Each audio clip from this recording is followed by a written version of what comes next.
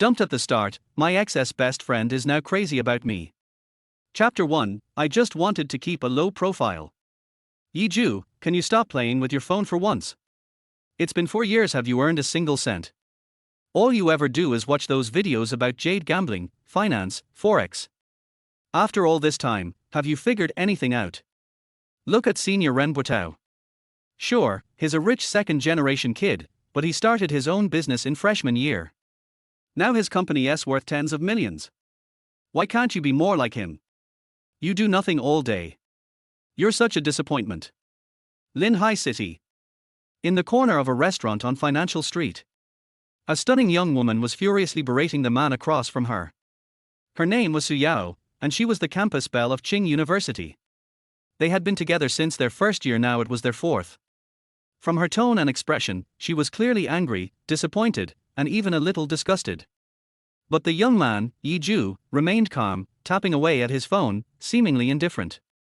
Yet, if any professional in the field saw what he was doing, their jaw would drop. Who would ve thought? This man being scolded for being a good-for-nothing boyfriend was actually a billionaire in disguise.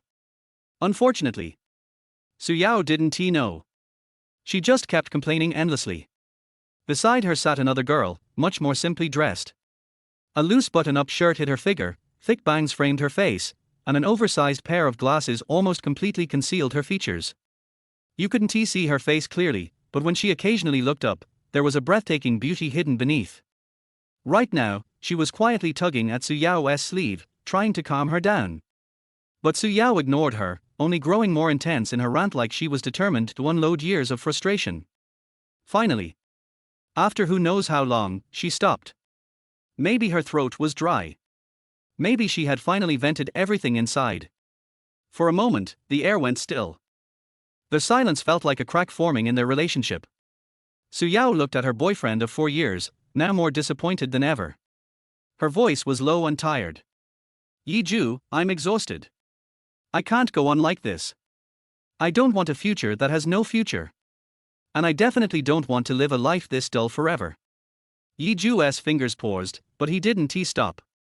He looked up slightly, a flicker of disappointment in his eyes. You're breaking up with me. Zhou took a deep breath, like she had made up her mind. Yes. Let us break up. Zhou, is it because of Ren Botao? The question hit a nerve. Zhou flinched. Don't overthink. I just think we're not right for each other. Despite trying to stay composed, the panic in her eyes betrayed her. She lowered her head and took a sip of water, forcing herself to calm down. Heh. Zhou chuckled softly. A bitter laugh at himself, and at her. If that is the case, then let us break up. But let me give you one piece of advice, knowing the kind of man Ren Botao is, you won't end well with him. Phut. Zhou sneered, her eyes filled with scorn and mockery. Oh? Like I have a good ending with you. With the way you are, what right do you have to talk about Senior Ren Botao? Zhou's expression darkened.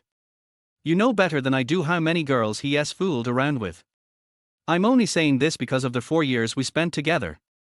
He can afford to mess around. Can you? Zhou shook his head in disappointment. Don't say I didn't warn you. Without another word, Zhou got up, walked to the counter, paid the bill, and left the restaurant without hesitation. Zhou frowned as she watched him walk away so decisively. A strange, unwilling feeling surfaced in her chest. Shouldn't he have hesitated, or tried to beg her to stay? He's just pretending to be cool. She consoled herself. No money, no power, no influence, so what if he's good looking? It's your own fault for being useless. Don't blame me. If anyone regrets this, it'll be you. Right, you. Zhou turned to the girl beside her.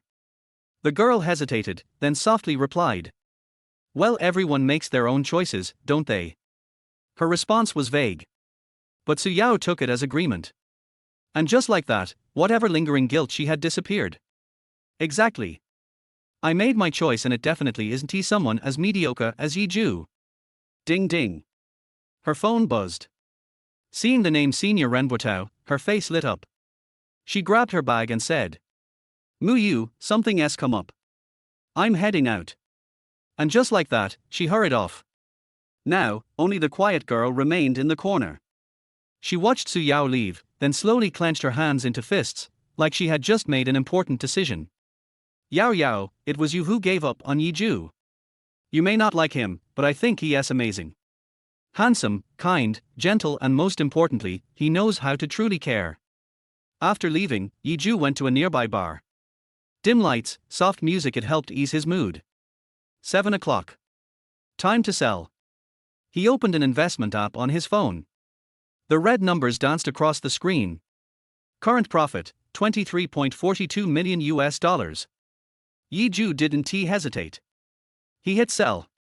In an instant, the profit turned into personal assets. He then converted the dollars into RMB. 165 million yuan, received instantly. He looked at the text notification from the bank and smiled in satisfaction. Finally, after a whole year, a dream of overnight riches came true. It wasn't easy. Because truth be told, Yi Ju had a secret. Ever since a year ago, every dream he had would come true, foretelling the future. Chapter 2, My ex-girlfriend's best friend came to find me. 1 year ago. News reports announced the arrival of a once-in-a-millennium meteor shower from the Draco constellation. Yi Ju and his girlfriend, Lin Yuyu, decided to head to the outskirts of Shidu Mountain to watch the meteor shower. But unexpectedly, before they even saw a single meteor, Yi Ju was hit squarely on the head by a falling rock, leaving him covered in blood. Strangely, once at the hospital, the doctors couldn't find a single injury. Yi Ju was dumbfounded. The pain had nearly knocked him unconscious. How could he suddenly be fine? Was it a hallucination? Then what was with all their blood? Confused and disoriented, Yi Ju went home from a hospital. Maybe it was the fatigue, but he fell asleep early that night. That night, he dreamed of buying a lottery ticket. In the dream, a man next to him won 100,000 yuan from a scratch-off. The next day, Yi Ju didn't think much of it. Until he passed by the lottery store downstairs and overheard that someone had just won 100,000 yuan. Curious, he went in to ask about it. And to his shock, the winner looked exactly like the man in his dream. Though he found it unbelievable. He chalked it up to coincidence at first. Then, the next night, he dreamed of a restaurant owner near the school. A man who turned out to be a fugitive wanted for murder. In the dream, the police showed up and arrested him. And when Yi Ju woke up, the exact same event happened, at the exact same time, at the exact same place. At that point, Yi Ju couldn't stay calm. Could his dreams really predict the future? To confirm his suspicion, he began verifying his dreams every day upon waking. Day 6. He rescued a girl from being kidnapped, just like in his dream. Day 36. The restaurant downstairs caught fire. He called the fire department early. Month 4. He won 50,000 yuan from a lottery ticket. Month 9. Every single event from his dreams happened in reality, without fail. Until last week. He finally dreamed the kind of dream he'd been waiting for his whole life. A chance to become rich overnight. In the dream, he was watching the news. A major coffee exporting nation, Bagua, was struck by extreme weather, destroying over 70% of their coffee crops. Global coffee prices surged, more than doubling. For Yi Ju, a finance major, his thoughts immediately turned to the futures market. After a full year of dream validation, he had zero doubts. So without hesitation, he borrowed some money from his parents and scraped together 1 million yuan. All in on coffee futures. With 50x leverage, and a price surge of 2.32x over 7 days. That 1 million investment turned into a massive fortune. Today, he had planned to reveal everything to Su Yao during their date. To let her witness his 160 million yuan balance in real time. But instead, her cold attitude and her mention of Ren Botao left him completely disillusioned. Once, he believed she'd be the one to spend his life with. But even the deepest love can't compete with money. Was he hurt? Was he sad? Yi Ju wasn't sure. But one thing he was certain of. He was grateful. Grateful to finally see her true colors. You're right, Su Yao, Yi Ju murmured to himself, a glint of ambition flashing in his eyes. No one wants to live a plain life forever. And that includes me. Ding ling ling. His phone rang. It was his roommate and closest friend. Yi Ju answered. A flustered voice came through the line. Yi Ju. You need to come to school. Su Yao and Ren Botao are together now. She is cheating on you. We broke up. Yi Ju's tone was calm. As if none of this had anything to do with him. Huh? What happened? It's like this. But before Yi Ju could explain, a soft voice called his name from the bar entrance. Yi Ju. Yi Ju froze slightly. He turned toward the voice. In the hazy lighting, a girl around 20, dressed in a flowing white dress, her chestnut hair fluttering in the breeze, milky skin glowing beneath a serene and elegant face, walked toward him. Even other bar patrons turned to look, stunned by her beauty. Everyone stared, glasses in hand, as if entranced. Yi Ju found her familiar, but couldn't he recall her name? The girl walked toward him with graceful steps, a faint, pleasant fragrance drifting through the air. His heart began to stir. You are? Yi Ju asked with confusion. It's me. She stood beside him, fingers nervously twisting at the hem of her dress. Not daring to meet his eyes, yet sneaking glances with blushing cheeks. Yi Ju studied her again. And then it hit him. In his mind, the shy, soft-spoken face of a certain girl slowly overlapped with the one before him. His eyes widened in disbelief. You're Ningmuyu? Hearing him say her name, Ningmuyu's cheeks flushed even deeper. Her eyes, bright and clear like spring water, shimmered with an almost magical glow. She was breathtaking. But clearly lacking confidence, she whispered nervously. Why, yeah, it's me. I didn't know how to dress up. I learned from the internet. In truth, Ningmuyu came from a wealthy family, but had always lived modestly, perhaps due to her parents' teachings. They told her, pretty girls should learn to keep a low profile, or others will bully them. That belief had taken root. Until a year ago, when Yi Ju saved her. And for the first time in her life, she wanted to let that belief die. Now that Yi Ju and Su Yao had broken up, she wanted to show him her best self. But having never dressed up before, she was understandably nervous. Is it not good? Yi Ju stared at her. A face that could topple nations. Skin like porcelain. Long silky hair flowing past her shoulders, carrying that same intoxicating scent. And those long, pale legs. She had the perfect figure.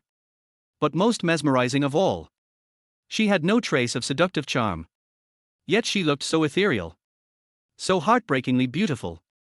As if untouched by the world. Yi Ju was dumbstruck. Even the most beautiful women in poems don't compare. After a long silence, he finally took a deep breath and said seriously. No, you're beautiful. The most beautiful person I've ever seen. The words were cliché. But from the heart. Then that's good. Hearing Yi Ju's praise, a shy smile lit up Ningmuyu's face. A sweet warmth blooming in her chest. Can I sit with you? Of course. Thank you. She gently held her dress and sat quietly beside him. Yi Ju looked at her shy, obedient, gentle. And couldn't he help but feel a wave of emotion. Ningmuyu, Su Yao's roommate and best friend. Back when he and Su Yao first started dating, he hadn't paid much attention to her. But over the past year, every time he met Su Yao, Ningmuyu was always nearby. In the eyes of classmates and teachers, Ningmuyu came from a struggling background. Quiet, modest, and introverted. She rarely spoke and was known as a model student. With her face often hidden behind long hair. No one had ever really seen what she looked like. People assumed she was self-conscious, maybe even insecure. Who would have guessed that behind that facade was a stunning beauty? Looks like the campus belle title might have to change hands. Yi Ju thought to himself. Then, politely, he asked. Would you like something to drink? Chapter 3. Let us start by being friends, okay? Kindness. Ningmuyu was silent for a moment. She glanced around. His eyes finally fell on the beer next to Yi Ju. After a long time, she pursed her lips, feeling anxious. With a buzzing sound as small as a mosquito, he whispered, drink, have some beer. After saying this, her heart beat faster. Kindness. Yi Ju was stunned. I couldn't help but feel surprised. This girl, who is called a good girl by everyone, actually drinks? But he didn't think much about it. Just a bottle of beer. Soon, he called the waiter and ordered a bottle of low-alcohol fruit beer for Ning Muyu. So the two of them started chatting and laughing. Half the round of drinking has passed. The two gradually became familiar with each other. I don't know if it was because of the hot weather or the alcohol. Ning Muyu's pretty face was even rosier than before, like a ripe red apple. By the way, aren't you with Suyao? Why did you come to me?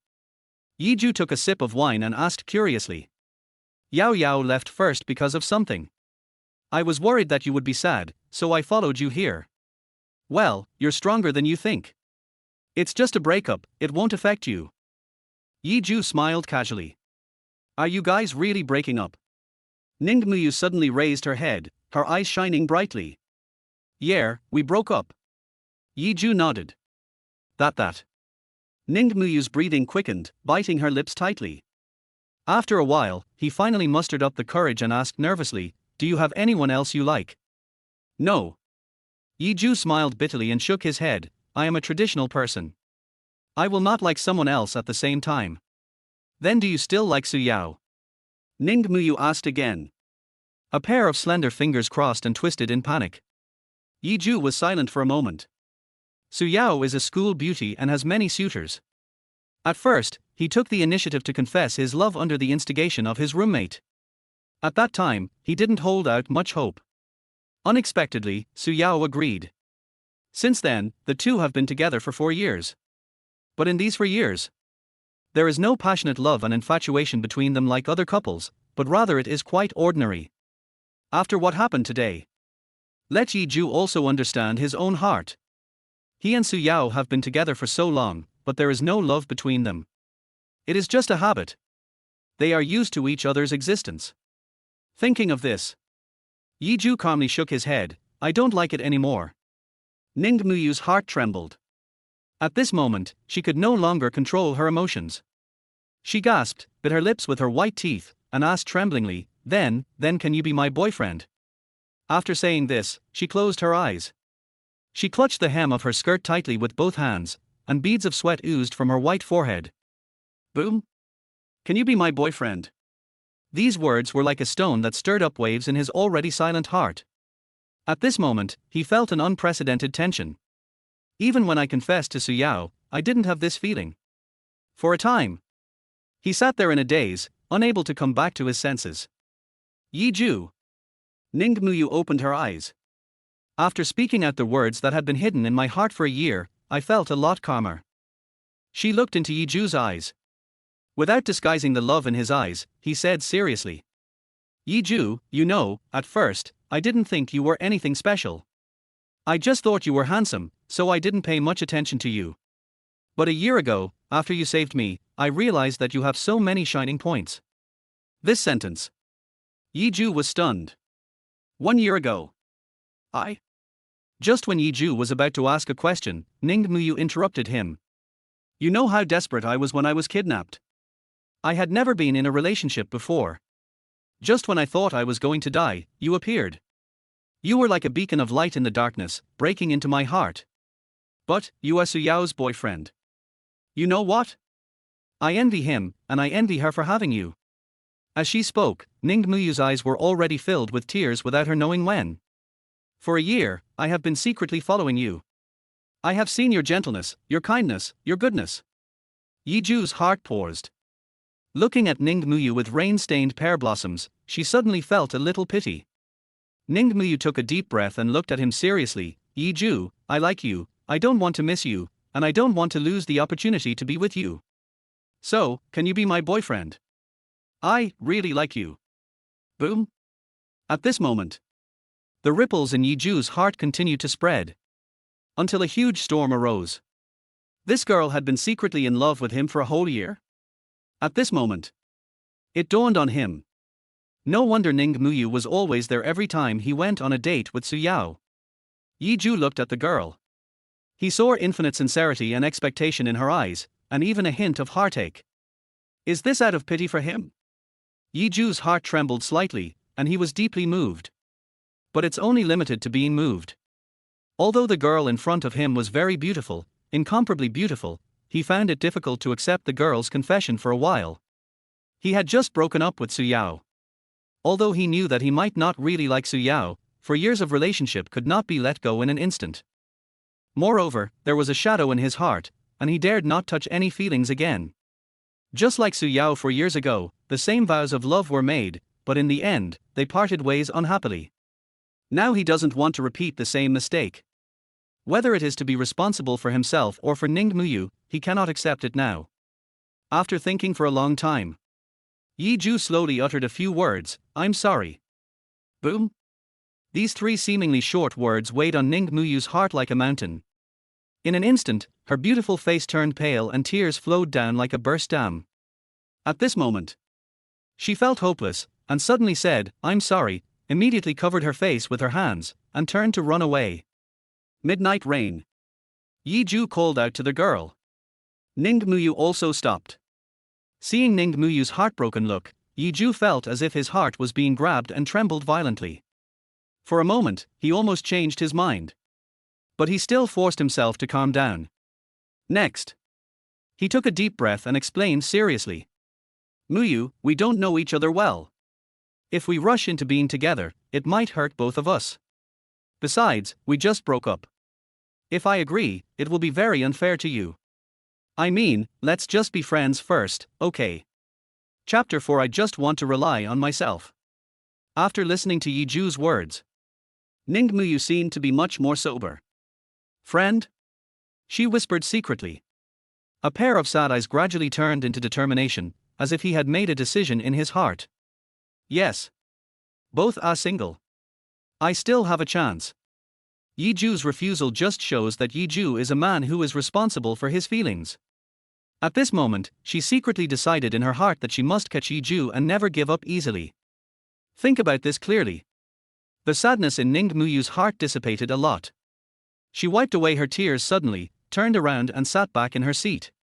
Then he puffed up his little face, looked at Yi Ju with a very serious expression, and said firmly, "I won't give up." Forehead. Yi Ju was stunned. He seemed to have underestimated the girl's determination. However, time will tell, so he smiled and said, "Okay." Got a reply from Yi Ju. That intoxicating smile appeared on Ningmuyu's face again. Then, she shook the empty bottle on the table and said in a coquettish tone, "It's gone. I want more. Although I was rejected, I still have a chance, but I can't help feeling a little disappointed." Hearing this, Yi Ju laughed in silence. He knew how Ningmuyu felt at the moment. He simply didn't refuse and ordered another bottle of fruit beer for the girl. Anyway, with him around, there's no need to worry about the girl getting drunk and getting into danger. Then, the two chatted and drank. From the philosophy of life to poetry and songs.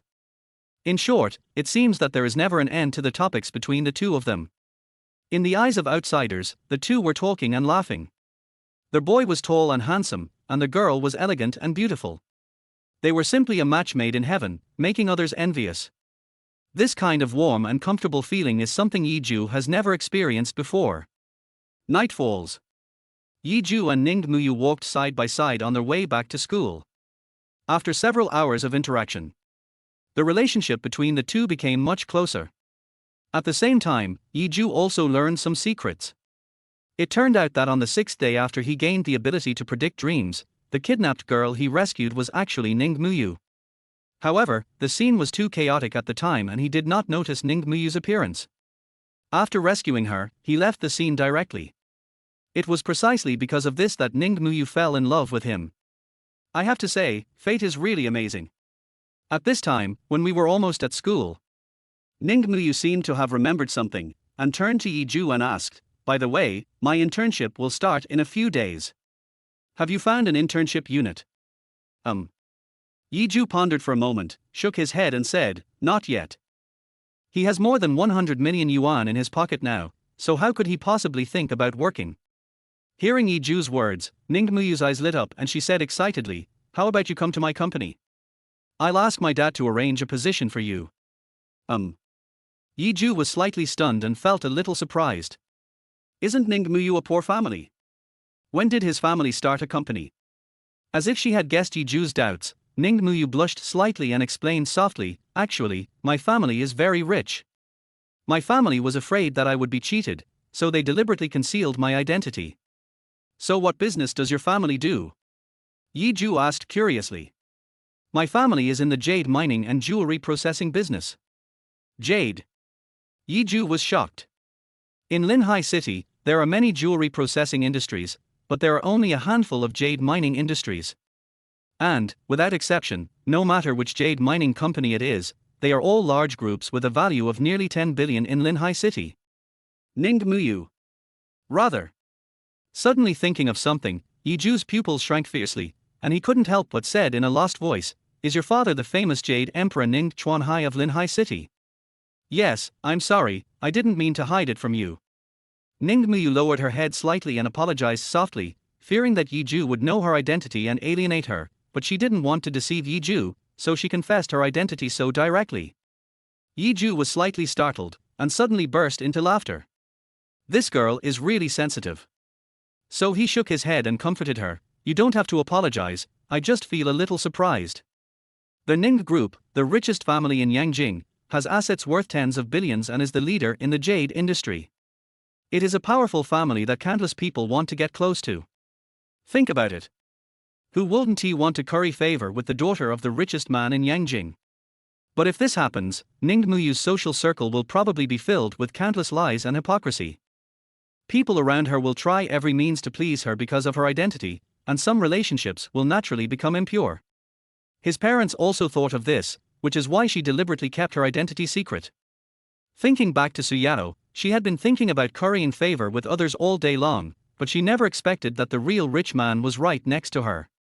On the surface, their relationship was that of close friends who could talk about anything, but in reality, Suyao did not take Ningmuyu seriously at all and often secretly told Yiju about Ningmuyu's faults. Although Ningmuyu is simple, she is not stupid. It can be said that Ningmuyu, who shares the same dormitory with Suyao, knows her best. This is why Ningmuyu didn't tell Suyao her identity. And now, Ningmuyu actually confessed her identity to him. What a trust this requires. Aren't you worried that I'll use you for money after I find out who you are? Why do you agree to be with me?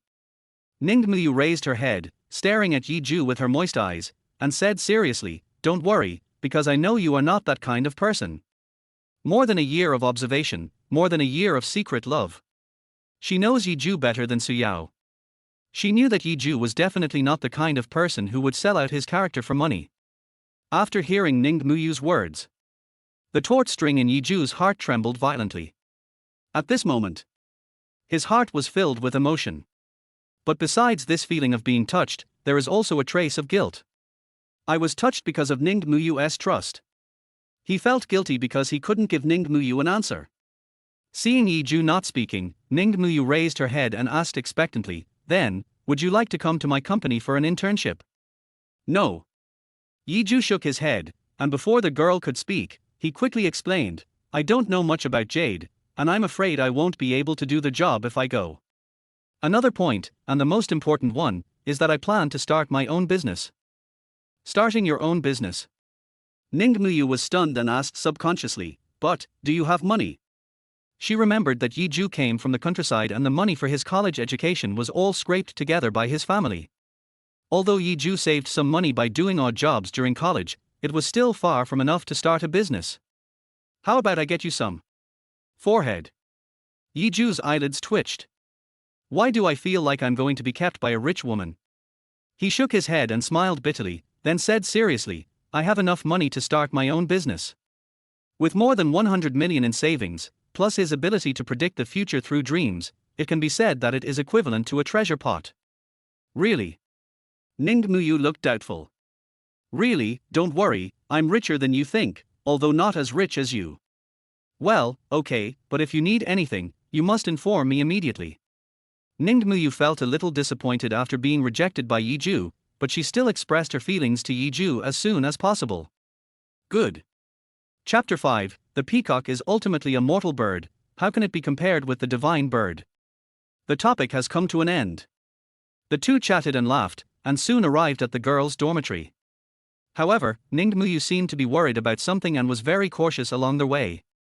Yiju saw this scene. He suddenly burst into laughter. He knew that Ningmuyu was worried only about seeing Suyao. Ningmuyu and Suyao are best friends, and Suyao is his ex-girlfriend. Now Ningmuyu, who is his ex-girlfriend's best friend, comes to pursue him. This complex triangular relationship will indeed cause people a lot of unnecessary trouble. But Yiju didn't mind. He and Suyao have broken up, and who he is with has nothing to do with Su. Seeing Ningmuyu's cautious look, Yiju comforted her. Okay, don't worry. What if you meet Suyao? Will you stop being friends with me after seeing him? Or will you hide like this for the rest of your life? Hearing this, Ningmuyu panicked and quickly explained, No, I'm just afraid of what others will say about you. What is there to say? We are friends. There is no need to be so secretive. It's not like I did anything to let her down. Yiju said this calmly, and then gestured to Ningmuyu. Besides, you can't hide it even if you want to. Look, so many people are watching. Ningmuyu blinked and looked around. Only then did I realize that at some point, almost all the windows of the surrounding dormitory buildings were open. Among them, there were not only girls, but also many boys, who were looking at them straight at this time. There were even many people taking pictures, and there were some whispers of discussions. Wow, who is that beautiful girl? How come I've never seen her before? I heard that Yiju and Suyao broke up today. Could this girl be Yiju's new girlfriend? Hey, he's dating another girl right after breaking up. It seems like Yiju isn't that great. What a scumbag. Is there something wrong with your ears?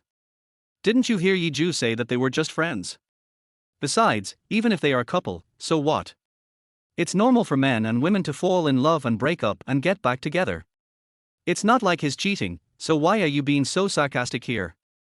That's right. I think you're just jealous. But, speaking of which, Yiju and the girl are really a good match. Yes, a talented man and a beautiful woman, a match made in heaven. Listening to the discussions around her, Ningmuyu couldn't help but blush. It was the first time that I was surrounded and discussed by so many people, and I couldn't help feeling a little shy.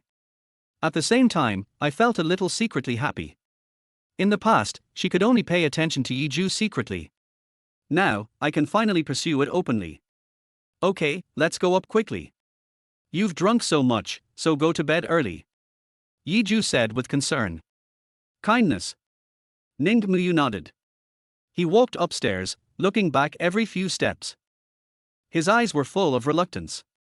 But just when Yiju was about to turn around and leave, suddenly, a familiar intoxicating fragrance, accompanied by the sound of high heels, rushed directly in front of Yiju. Then, before Yiju could react, a soft body threw itself into his arms and hugged him tightly. Wow! In an instant, there were sounds of surprise all around. Yiju, I will never give up on you. After saying this, Ningmuyu was like a frightened rabbit, covering her red face and running away. Forehead. Yiju, who was suddenly attacked, was stunned for a moment. He didn't come to his senses until the girl disappeared from his sight. It's the hardest to accept the kindness of a beautiful woman. Yiju smiled bitterly and shook his head. Never mind. Just let it be. After thinking about it, Yiju was about to turn around and leave. At the same time, at the entrance of the dormitory building, a luxurious car stopped at the intersection. Then, Suyao, wearing a luxury brand, walked out of the car. Botao, thank you. I am very happy today. And also, very happy. When saying this, Suyao seemed to remember something, and a blush appeared on her face. When Ren Botao in the car saw this scene, the fire in his body that had just been extinguished began to burn again. Especially those eyes, which scanned Suyao unscrupulously, without concealing the greed in the depths of his pupils. And Suyao not only did not dodge, but straightened her body, her expression full of joy and pride. How about, not going back today? Ren Botao licked his dry lips and spoke in a hoarse voice. Suyao blushed, and naturally knew what the other party was thinking. However, when I thought about the fact that I had just broken up with Yiju today, I was afraid that others would gossip about me if I did not return home at night. So, I had to decline politely, not yet, just hold on a little longer, the school will arrange an internship in a few days, then you don't have to worry about anything. Hearing this, Ren Botao's eyes flashed with disappointment, and he could only say, okay, reluctantly. Thanks. Suyao kissed Ren Botao on the face. Then I'll go back first. Please drive slowly on the road. After a tender farewell, Suyao watched Ren Botao drive away, and then happily prepared to walk towards the dormitory building. At this time, just as she turned around, just happened to meet Yi Zhu head on. Yi Zhu. Suyao was stunned for a moment, then showed a look of contempt. And Yi Zhu naturally noticed Suyao. For years of love is not worth a piece of money. Now, the love is over, the heart is cold. Yi Zhu no longer had any good feelings towards Suyao, and didn't want to have any relationship with her. So he just ignored her and walked around her calmly. But Suyao was not as calm as him. She was seen wearing an expensive bag, tilting her neck, and walking up to Yi Zhu with a condescending look, and asked in a questioning tone. Yi Zhu, what are you doing here? This scene immediately attracted the attention of people around. He and Suyao were the school belle and hunk, respectively. They were handsome and pretty, the golden boy and jade girl of the entire Tsinghua University. When they were together, they broke countless hearts of men and women. And now, I am about to start my graduation internship. But then came the news that they broke up. On the same day, a handsome man picked her up in a luxury car and a beautiful woman threw herself into his arms. Now that the exes have met again, everyone is eager to watch the fun. Seeing Suyao standing in front of him, Yi Zhu couldn't help but feel disgusted. However, before Yi Zhu could speak, Suyao, however, looked at Yi Zhu with disdain and arrogance. Are you here to get back together with me? Yi Zhu, I told you, we are not the same kind of people. Besides, didn't you agree readily during the day? Why? Are you thinking of redeeming it now? What were you doing before? Speaking of this, Suyao couldn't help feeling a little angry. When they broke up today, Yi Zhu's calm and indifferent attitude dealt a serious blow to her self-esteem. After all, they had been a couple for 4 years, but Yi Zhu didn't even try to persuade him to stay. And now she saw Yi Zhu coming to the girls' dormitory. For a moment, she understood that Yi Zhu regretted his decision and came to beg her to get back together with her. When she thought about Yi Zhu begging for her forgiveness in a humble manner, she felt much better. In Suyao's opinion, she was the most beautiful girl in Tsinghua University. Not only does he look outstanding, he is also a top financial genius. It can be said that she is a goddess among goddesses, and those who want to pursue her line up for dozens of kilometers. So, in her eyes, it was natural for Yi Zhu to come here and want to return to her. Yi Zhu saw all of Suyao's expressions. At this moment, he even cursed himself in his heart, wondering how he could be so blind to fall in love with such a woman. They are both women and best friends. Look at Ning Muyu, he comes from a wealthy family, but he is a low-key and humble person. She is as beautiful as a fairy, but she never shows off her beauty and always keeps herself clean. Whether in terms of character or appearance, Suyao is completely different from Ning Muyu. For a time, Yi Zhu was somewhat relieved about the breakup. Then, he glanced at Suyao with disgust, sneered and said, "Oh, Suyao, I think you misunderstood, I'm not here to see you." Suyao was stunned. Yi Zhu's attitude was completely beyond her expectations. However, after thinking about it carefully, Yi Zhu has been dating her since college and has never had contact with other girls. And today, right after they broke up, Yi Zhu suddenly appeared downstairs of the girls' dormitory and came out to find her. There couldn't be anyone else. For a moment, she thought that Yi Zhu was deliberately speaking out of anger. So, she couldn't help but sneered, "You're not looking for me. Har, in these 4 years, have you known other girls besides me?" At this point, she seemed to have thought of something and said sarcastically, "You are talking about Muyu, right?" "That's right. You and Muyu are a good match. You're both poor." Hee hee. Yi Zhu couldn't help laughing, and then looked at Suyao as if she was an idiot and said, "Poor? Do you know Ning Muyu well?" "What else? She's my best friend, and we've been rooming in the same dormitory for 4 years. Suyao raised her eyebrows and said in a mocking tone, "She looks like a country girl and a pheasant. She can't even afford a piece of clothing. If she's not poor, what is she? Pheasant?" Looking at Suyao, Yi Zhu couldn't help but show pity in his eyes. If Ning Muyu is a pheasant, then it is also a disguise after the phoenix's rebirth. When she takes off this disguise, she becomes the elegant and noble phoenix bird flying in the sky. And you, Su Yao, call yourself a peacock, noble, proud, and arrogant. But, the peacock is ultimately a mortal bird, how can it be compared with the divine bird? Poor thing. For years passed and you didn't even realize it. Seeing Yi Ju didn't say anything. Su Yao chased after Chen Xing again, and said provocatively, "Don't pretend, don't use Mu Yu as an excuse, you are here to find me. But even if you want to make amends, it's too late. I have already agreed to Senior Ren Botao's pursuit. Moreover, the senior has also signed an in-depth cooperation agreement with the Ning Group. I was also invited to attend the Ning Group's daughter's birthday dinner 1 month later. Do you know the Ning Group? It's a behemoth that you will never be able to touch in this lifetime." Chapter 6, Just a Scumbag. Su Yao became more and more excited as she talked, and she couldn't stop at all. If you had been as motivated as Senior Botao earlier, you might have had a chance. It's a pity that you are a hopeless case of useless people. You will never achieve anything in your life. Su Yao had a smug look on her face. She was now extremely glad that she had left Yi Ju. If I don't leave, I might never be able to get these luxuries in my lifetime. Yi Ju didn't want to get involved in these things, so he asked out loud. Birthday dinner for the daughter of Ning's group. Isn't the daughter of the Ning Group Ning Muyu? Is it such a coincidence? What? Have you realized the gap between you two? I'm telling you. Don't say it. I don't want to hear it. Yi Ju turned and left without stopping.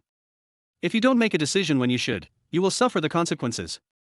Looking at Yi Ju's receding back, Su Yao laughed mockingly. Har har, you are so ashamed that you don't even have room to hide. You are such a loser, you still want to win me back. You are just daydreaming. On the other side, Ning Muyu changed back into his usual clothes and returned to the dormitory. At this time, the dormitory was in an uproar, and everyone was eating melons. After all, which female college student doesn't like to watch the fun? Muyu, you're back. Yeah, I'm back. Oops, you came back a little late and missed a good show. Good show. Ning Muyu frowned. Just as the roommate was about to say something, Su Yao pushed the door open and walked in, carrying a lot of bags in her hands. I'm back. This is the gift that Senior Botao asked me to bring to everyone. You must keep it. Su Yao deliberately emphasized the words that Senior Botao said, fearing that everyone would not know that she had climbed up the social ladder. Wow. This is the most popular lipstick right now. This color is a limited edition. Wow, this makeup set too. Senior Botao is so nice to you. I'm so jealous. Su Yao raised her chin proudly, enjoying this feeling of admiration very much. The other roommates were also very happy, except Ning Muyu, who didn't look very happy. Oh, Xiao Yao, there's something I should tell you. Hey, come on, is there anything I shouldn't say?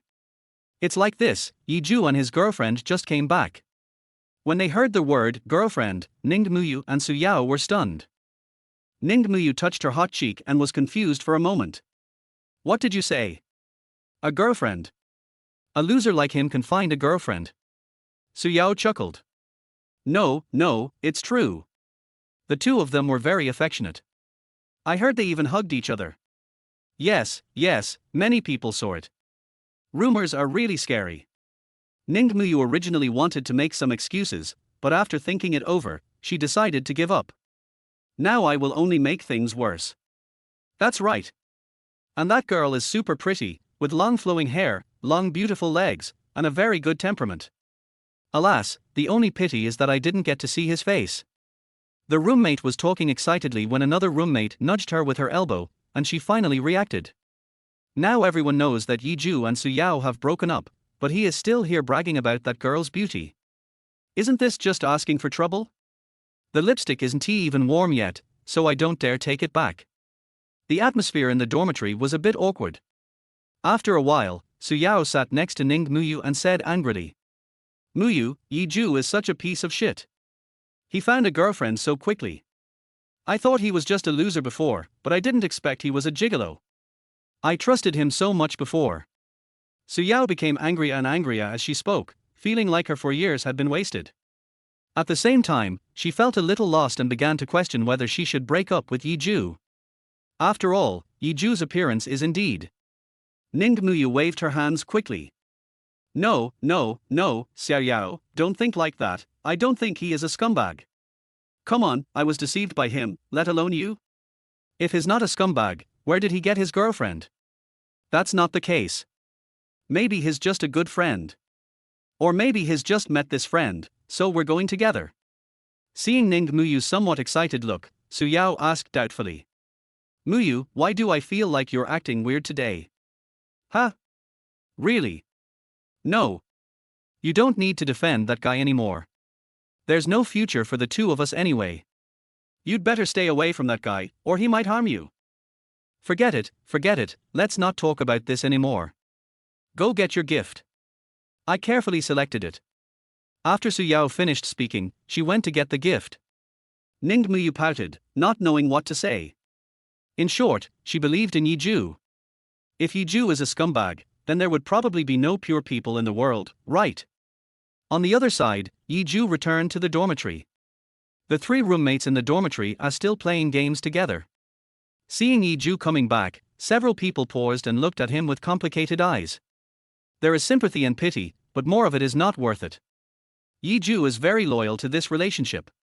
Apart from Su Yao, he hardly interacts with other opposite sexes.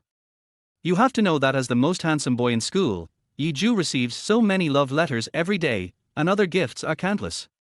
But even so, Yi Zhu didn't even look at it. But I didn't expect that such a dedicated person would end up being hurt like this. A tall and handsome man spoke first. This man's name is Zhang Hao, and he was the one who made the call just now. It's okay bro, don't think too much about it. Some people are not worthy of you. It's better for them to leave. It's a good thing for you. At least you can live a more relaxed life. The fat Wang Defu also spoke. Yes, I don't talk much, but I also think she is not worthy of you. Don't feel bad. Even though you were dumped, you are still the school hunk, the dream lover of thousands of girls. Hey, what are you talking about? What do you mean by being dumped? We were the ones who took the initiative to dump them, okay? Fatty Wang, if you can speak, then speak more. If you can't speak, then shut up. A roommate wearing a vest and with muscular body pushed Wang Defu. This is Zhang Lai, the fitness expert in their dormitory, who is also Yi Zhu's childhood friend and best friend. Wang Defu smiled innocently. You're right, I took the initiative to dump it. Zhang Lai put his hand on Yi Zhu's shoulder. Brother, don't be sad. With your looks, you can have any kind of woman you want. If you are really upset, let's beat up Ren Botao and vent our anger. What do you think? Zhang Lai showed a naughty expression. Yi Zhu smiled slightly. It was indeed his blessing to have these good brothers. Chapter 7, A Step to Heaven. Thank you guys, but it's okay, we broke up peacefully. As the saying goes, it's better to part ways amicably, there's no need to do this. Besides, who she's dating is none of my business. I had already reminded Su Yao at the beginning. If she insisted on jumping into the fire pit, there was nothing I could do. Brother, are you really okay? Of course I'm fine. My mental state isn't that bad. I'm going to sleep. Yi Zhu simply washed up, went to bed, and fell asleep. He now loves sleeping. After all, for him, sleeping is no longer a simple rest. If he wants to reach the peak of his life, he needs more prophetic things. Seeing that Yi Zhu was fine, the others started their journey of conquest again. Come on, keep going. I'm going to blow their heads off this time. Zhang Lai is the loudest person in the entire dormitory, and he wants the whole building to hear him. Entering the dream, Yi Zhu came to an auction site. But no one can see him here, he is like an invisible man. For normal people, everything in dreams is very unreal and basically virtual. But for Yi Zhu, all of this is real. Yi Zhu glanced at the subtitles on the LED screen. Tianshan Mining Rights Auction Site. Tianshan is a mountain range in the suburbs of Linhai City. Although the name is very domineering, its actual utilization value is not very high. The area is not large and the value of the resources therein is also average. Just then, their host on the stage spoke. 50 million once. 50 million twice. 50 million 3 times. Make a deal. Let us congratulate Mr. Ren for successfully winning the mining rights at Tianshan Mountain. After he finished speaking, Ren Botao dragged his heavy body and slowly walked onto the stage. My goodness, the buttons of that suit are almost unbuttonable, and his appearance is also hard to describe. Yi Ju sighed. I really don't know what Su Yao sees in him. Although he has some money, she wouldn't be so picky just because of money. I give up. Thank you very much. This is just a stroke of luck for me. I hope you guys don't mind. We will continue to work together in the future. Ren Botao was so happy that he could hardly close his mouth. It's just that the other people in the audience looked at him as if he was an idiot. What's there to be ashamed of? This piece of shabby land in Tianshan is not even worth a dog. Who says it's not? Only he would regard that place as a treasure. Hey, who cares? It's not us who are at a disadvantage anyway. These big guys have already determined in their hearts that Ren Botao will definitely lose everything this time. Yi Ju, who was not far away, narrowed his eyes. Even if Ren Botao is really a loser, his father is an old fox. It's not that he can't see such a simple loss. But why would you let him do it? There is only one answer: there is something fishy. The next moment, the dream changed again. This time, Ren Botao made it directly to the front page of Linhai City. The copywriter is also extremely powerful. He is the pinnacle of the younger generation in Linhai City.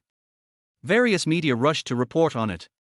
Just because during the excavation and mining of Tianshan Mountains, the largest single piece of Heqian mutton fat jade in history was discovered.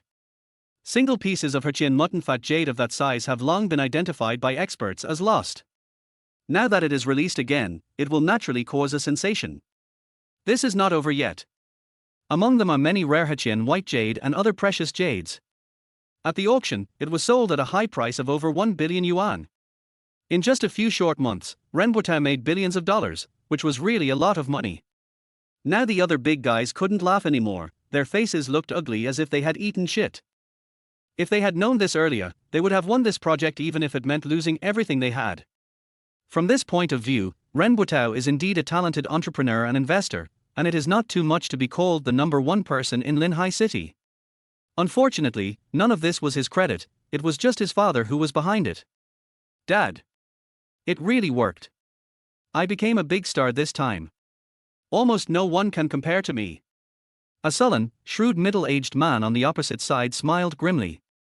Of course, I have been planning this project for so many years, so of course it is correct. You have become famous in Linhai City this time. Together, we, father and son, will surely take over the entire Linhai City business as quickly as possible. For those companies that are willing to submit to us, we will give them a chance to live. If they dare to resist, we will make them fall completely. Ren Botao's fat face trembled with laughter. By that time, won't Linhai City be ours? Har har har. When he woke up from the dream, it was already early morning. Yi Ju looked gloomy. He didn't expect that Ren Botao and his son had set up such a big scheme.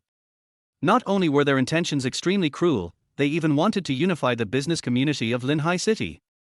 Considering how vicious these two are, will other companies still have a chance to survive? Luckily I have superpowers, otherwise your plan would have succeeded. Ren family. Har har, just a bunch of clowns.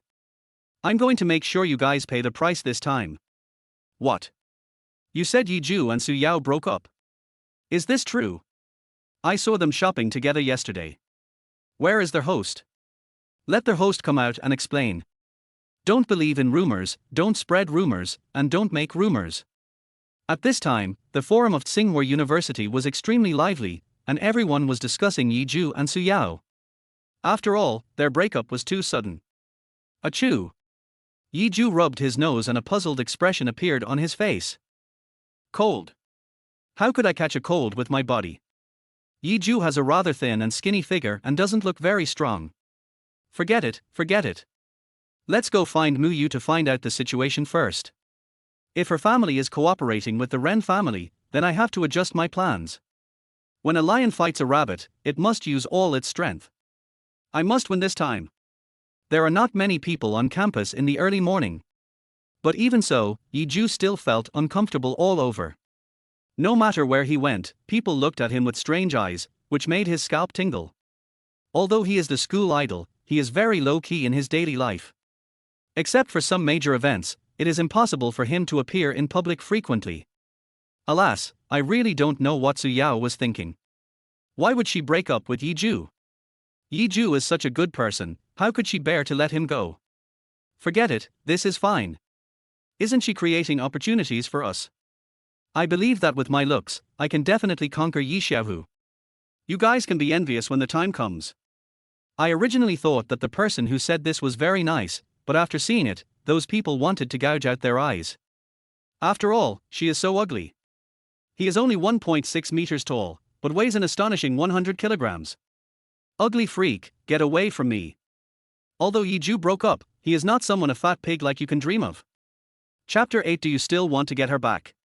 Everyone was arguing endlessly, but fortunately Zhou didn't take these remarks seriously, as he was thinking about other things at the moment.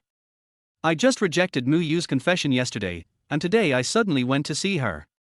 If she thinks I'm a scumbag, then it would be a misunderstanding. Zhou was very conflicted and didn't know what to do for a moment. He walked back and forth in the school 3 or 4 times. Little did he know that he got up too early and his good brothers in the dormitory were looking for him like crazy, thinking that he was going to jump off the building after a breakup. But after a long period of thinking, he finally decided to meet Ningmu because he still had some questions to ask her. After a simple phone call, the two met at the Q Lake in the school. The scenery here is pleasant and it is a good place to talk about things, and of course it is even more suitable for a date. However, not long after arriving at the destination, a sweet voice came into Zhou's ears. Zhou, I'm here. Hearing the sound, Zhou immediately looked back. Ningmu was wearing a light yellow dress, with long flowing hair and an extraordinary temperament. She was so beautiful that she looked like a fairy who was not of this world. Zhou was stunned for a moment. What? Don't you recognize me? Ningmu chuckled, her cheeks slightly red. Zhou smiled shyly. Muyu, you are so beautiful. The title of school beauty should really be changed. When Ningmu heard her lover praising her like that, her cheeks turned even redder, with that shyness that only girls have, which was very adorable. That's great. It's worth it that she spent half a day dressing up before going out. It's not as nice as you say. What do you want to talk to me about? Zhou nodded. Regarding last night, I think I should still. Okay Zhou, there's no need to say anything more. I understand what you mean. We can start as friends. I believe that one day, you will fall in love with me. Without waiting for Zhou to finish his words, Ningmu straightened his chest and spoke with a bright smile. One day, she will let Zhou see her shining points and make him realize that she is worthy of him. They will be very happy. Zhou felt relieved and took a long breath. Thank you, Mu, but I still have something I want to ask you. Do you know the Ren family? I know, Ren Botao's home. Why are you asking this suddenly? Do you still want to get Su Yao back? Ningmu frowned and said, feeling uncomfortable. Unexpectedly, at this time, Zhou still had fantasies about Su Yao. Her tears were welling up in her eyes and might burst out in the next second. Seeing the change in Ningmu's expression, he realized that he had said the wrong thing. Muyu, don't think too much. I don't mean what you think. Don't worry, I don't have any thoughts about her anymore. After saying this, Zhou stole a glance at Ningmu, observing the expression on her face. At this moment, Zhou was very panicked, fearing that Ningmu would be angry and choose not to forgive him. Muyu, please speak up, but don't ignore me. If you don't believe what I say, I swear to heaven. If this doesn't work, then I really don't know what to do. After Zhou finished speaking, he immediately raised his left hand, ready to put into practice what he had just said. At this moment, Ningmu suddenly spoke. Zhou, are you sure you didn't lie to me? Of course. What if you lie to me? If I lie to you, I will be struck by lightning and nothing will happen to me. Before Zhou could utter the word die, his mouth was covered by a hand. Zhou, what are you doing? Why are you swearing such a poisonous oath? I didn't say I don't believe you. You are such a blockhead. You are so infuriating. Don't do this next time, you hear me? Looking at her cute and adorable appearance, Zhou smiled bitterly, not knowing how to say good things about her for a moment. After all, he just wanted to make a joke to tease Ningmu, but he didn't expect that she would take it seriously. Har har, idiot, you're not angry anymore, are you? If I had known this method could quickly coax people, I should have taken it out earlier. It was not until now that Ningmu realized that she had been deceived by Zhou's behavior. The worry on her face immediately disappeared, replaced by anger. Yiju! If you continue like this, I will ignore you. After saying this, Ningmuyu was about to turn around and leave, but Yiju immediately stopped him. Okay, I won't tease you anymore. It's getting late, it's time to get down to business. From what I understand, your family seems to have cooperated with the Ren family. Did you know that? Cooperation? How come I don't know about this? I've never heard my father mention it. Wait a moment, I'll call and ask, and then I'll tell you the result. Not long after the call was made, a deep male voice came from the other end. My dear daughter, why did you suddenly think of calling me? Are you out of living expenses? I'll put another 100,000 yuan on your card. When you are alone outside, you can dress modestly, but you must eat well and never let yourself go hungry. As expected of him being the richest man, he is very generous. Ningmuyu was very embarrassed when he heard these words. She is not the only one here, there is also Yiju. Hello? Daughter, can you hear me? Why aren't you talking? Is it because my cell phone signal is bad? This shouldn't be the case. How can a phone worth hundreds of thousands of dollars be so shabby? Damn it, is it possible that I have encountered a dishonest businessman? Hey, daughter, are you still there? Hearing his father's anxious tone, Ningmuyu felt embarrassed to remain silent. Dad, stop shouting, I can hear you. Har, that's good. Dad, I'm calling you this time to ask you a question. I wonder if you can tell me. Daughter, have you gone mad from studying? You are my biological daughter, is there anything I cannot ask? After all, you will have to inherit our huge family business in the future. If there were someone else here, they would definitely be shocked. On TV, Ningmuyu's father was intimidating without even getting angry and rarely smiled. He was completely different from his amiable image at this moment. Has our company cooperated with the Ren family? There was laughter on the phone originally, but when Ningmuyu finished speaking, the laughter stopped immediately. After a long while, someone finally spoke. My dear daughter, where did you hear this news? Can you tell me? Dad, don't worry about it. Just answer yes or no. If you don't want to tell me, I'll hang up the phone. Ningmuyu's father was originally hesitant, but after hearing this, he quickly admitted it. Yes, we are cooperating with the Ren family. Chapter 9, The Buds in My Heart. It turns out to be cooperation. Yiju murmured, the luster in his eyes dimmed a little. Ningmuyu's voice came from the phone, Daughter, where did you get this news? This. Ningmuyu choked and immediately looked at Yiju, not knowing how to face the father on the other end of the phone. However, Ningmuyu's father did not blame her at all. This clever little girl has her own little thoughts. Well, it doesn't matter whether you say it or not, but you asked about the cooperation between our family and the Ren family. Do you have any news to tell Dad? Ningmuyu's father's tone suddenly became serious. This sentence stumped Ningmuyu, because she didn't know why Yiju wanted to know all this. Yiju had verified the facts, but for a moment he didn't know how to face Ningmuyu's father. Ningmuyu stretched out her slender jade fingers and pressed the mute button. Hello? Muyu? Can you hear me? The middle-aged man on the other end of the phone shouted anxiously. Yiju, what do you want me to do for you? Ningmuyu bit her red lips lightly with her pearly teeth, and said nervously while clutching her skirt with her right hand. Ningmuyu felt a little nervous. If Yiju proposed to stop the cooperation between the two families, it would indeed be a bit difficult. After a series of ideological struggles, Ningmuyu decided that he could do anything for Yiju.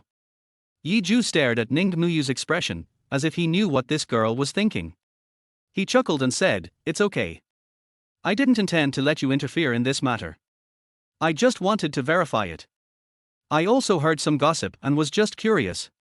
Ningmuyu nodded and said nothing. She knew everything in her heart. If Yiju didn't want to talk, then she shouldn't force him.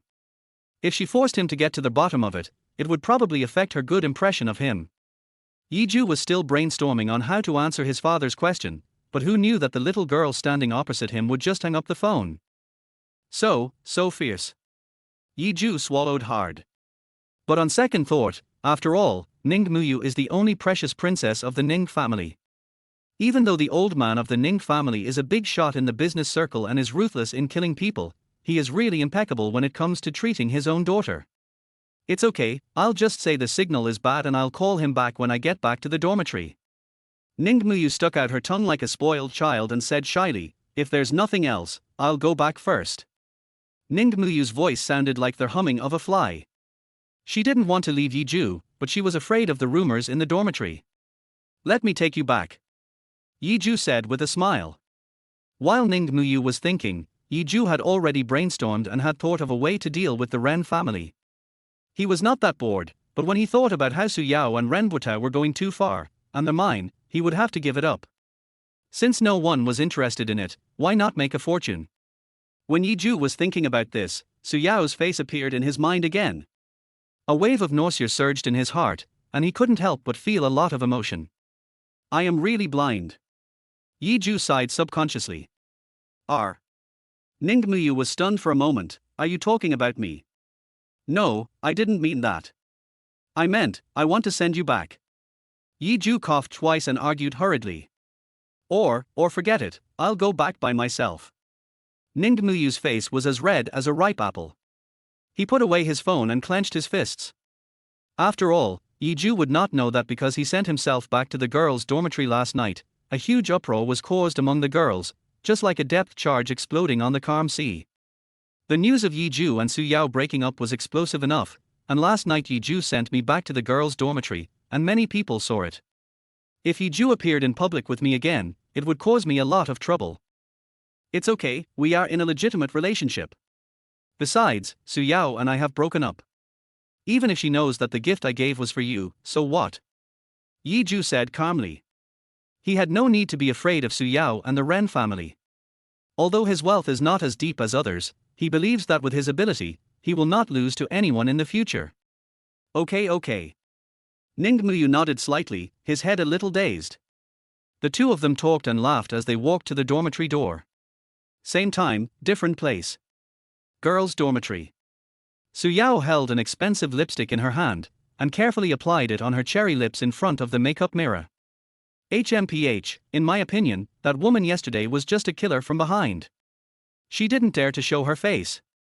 She just had a good figure. What's the use of having a good figure without a face? That's it, isn't it ugly? Next to Su Yao, two roommates were talking about what happened last night. After all, Su Yao's family background is better than most girls, and she is also dating a rich senior. Resources like these will make her very popular both in school and after graduation. Su Yao listened to the flattery of the two people, as if they really regarded herself as a dish. Yeah, that's right. If there really is a girl like this in the whole school, it would have spread a long time ago. Su Yao muttered to comfort herself. Crack. The door opened and Ningmuyu came back quietly. Ningmuyu usually doesn't wear makeup or dress up. She just applied makeup remover on a cotton pad outside the dormitory, but in the end she didn't remove the makeup, and her face turned into a little cat's. Su Yao looked at Ningmuyu and laughed out loud. Oh my, you drew a person who is neither human nor ghost so early in the morning, where are you going? The two roommates next to him also echoed, do you know how to put on makeup? If you don't know how to put on makeup, don't put it on. Just let Sister Yao Yao teach you how to put on makeup. Ningmuyu smiled awkwardly and didn't pay much attention to them. He rushed to the bathroom. Downstairs in the dormitory, Yiju left quietly. That is to say, if it was in the morning and in a crowded place, he would probably have been surrounded by girls by now. Who makes him the most handsome boy in the school? He didn't think too much about it, but picked up a handful of dogtail grass. We must get the development rights of the jade mine. We must not let them take advantage. Yiju murmured. An idea in Yiju's heart suddenly erupted like a flood. That's right, start a company and go it alone. While thinking, Yiju returned to the dormitory. The roommate looked at Yiju and wanted to rush up and punch him twice. Why are you all looking at me like that? Yiju swallowed. Why do I feel like these old sisters-in-law have ulterior motives? Chapter 10, Handsome but not smart. Can you please inform us brothers in advance when you go out next time? If someone doesn't know, they might think you are so depressed that you want to jump off the building. Zhou was both amused and annoyed, and smiled bitterly. Yiju was embarrassed. Not really, she's just a woman, don't think too much about it. Do you think I look like I'm in trouble? Everyone looked at Yiju with suspicion, obviously not believing what he said. But then again, Yi Ju didn't seem to be too sad, and looked no different from a normal person. Looking at Yi Ju, the roommates finally felt relieved. He asked several roommates to help him call out the roll call when the class started, and then he crawled into bed. The roommates seemed to have already gotten used to it, and this was not the first time Yi Ju had done this. If I want the development rights of the jade mine, I must open a jade company. Yi Ju murmured. Isn't it easy to start a jade company and obtain mining rights? The biggest problem he was facing now was that in his dream, the Ren family had to go to the auction to get the mine. Now, the biggest problem he was facing was how to enter the auction. After all, not everyone can enter that auction. Yi Ju found out that if he wanted to get in, he either had to be invited by the auctioneer or be a well-known figure in the city.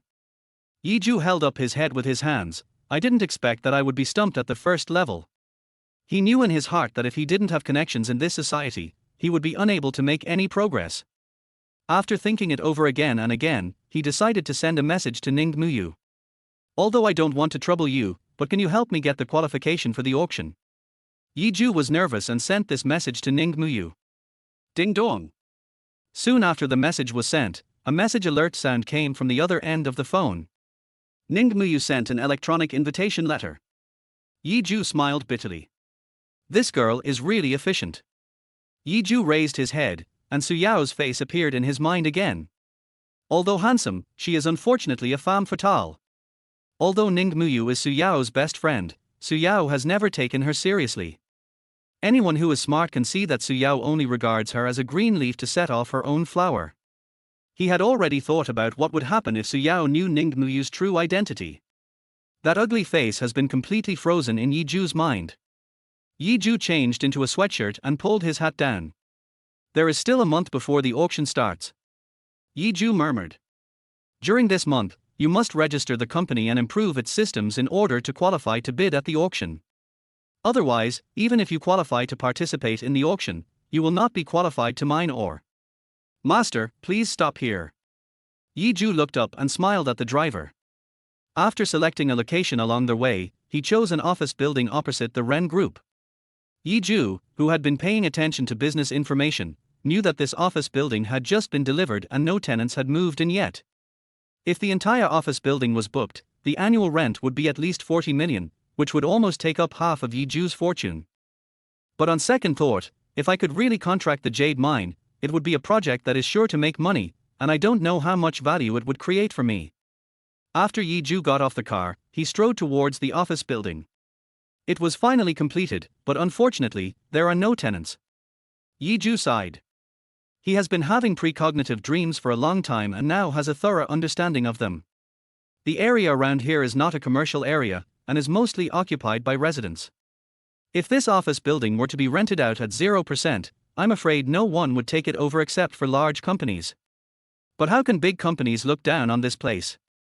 The opportunity has come. Yi Ju raised the corner of his mouth, revealing an evil yet confident smile.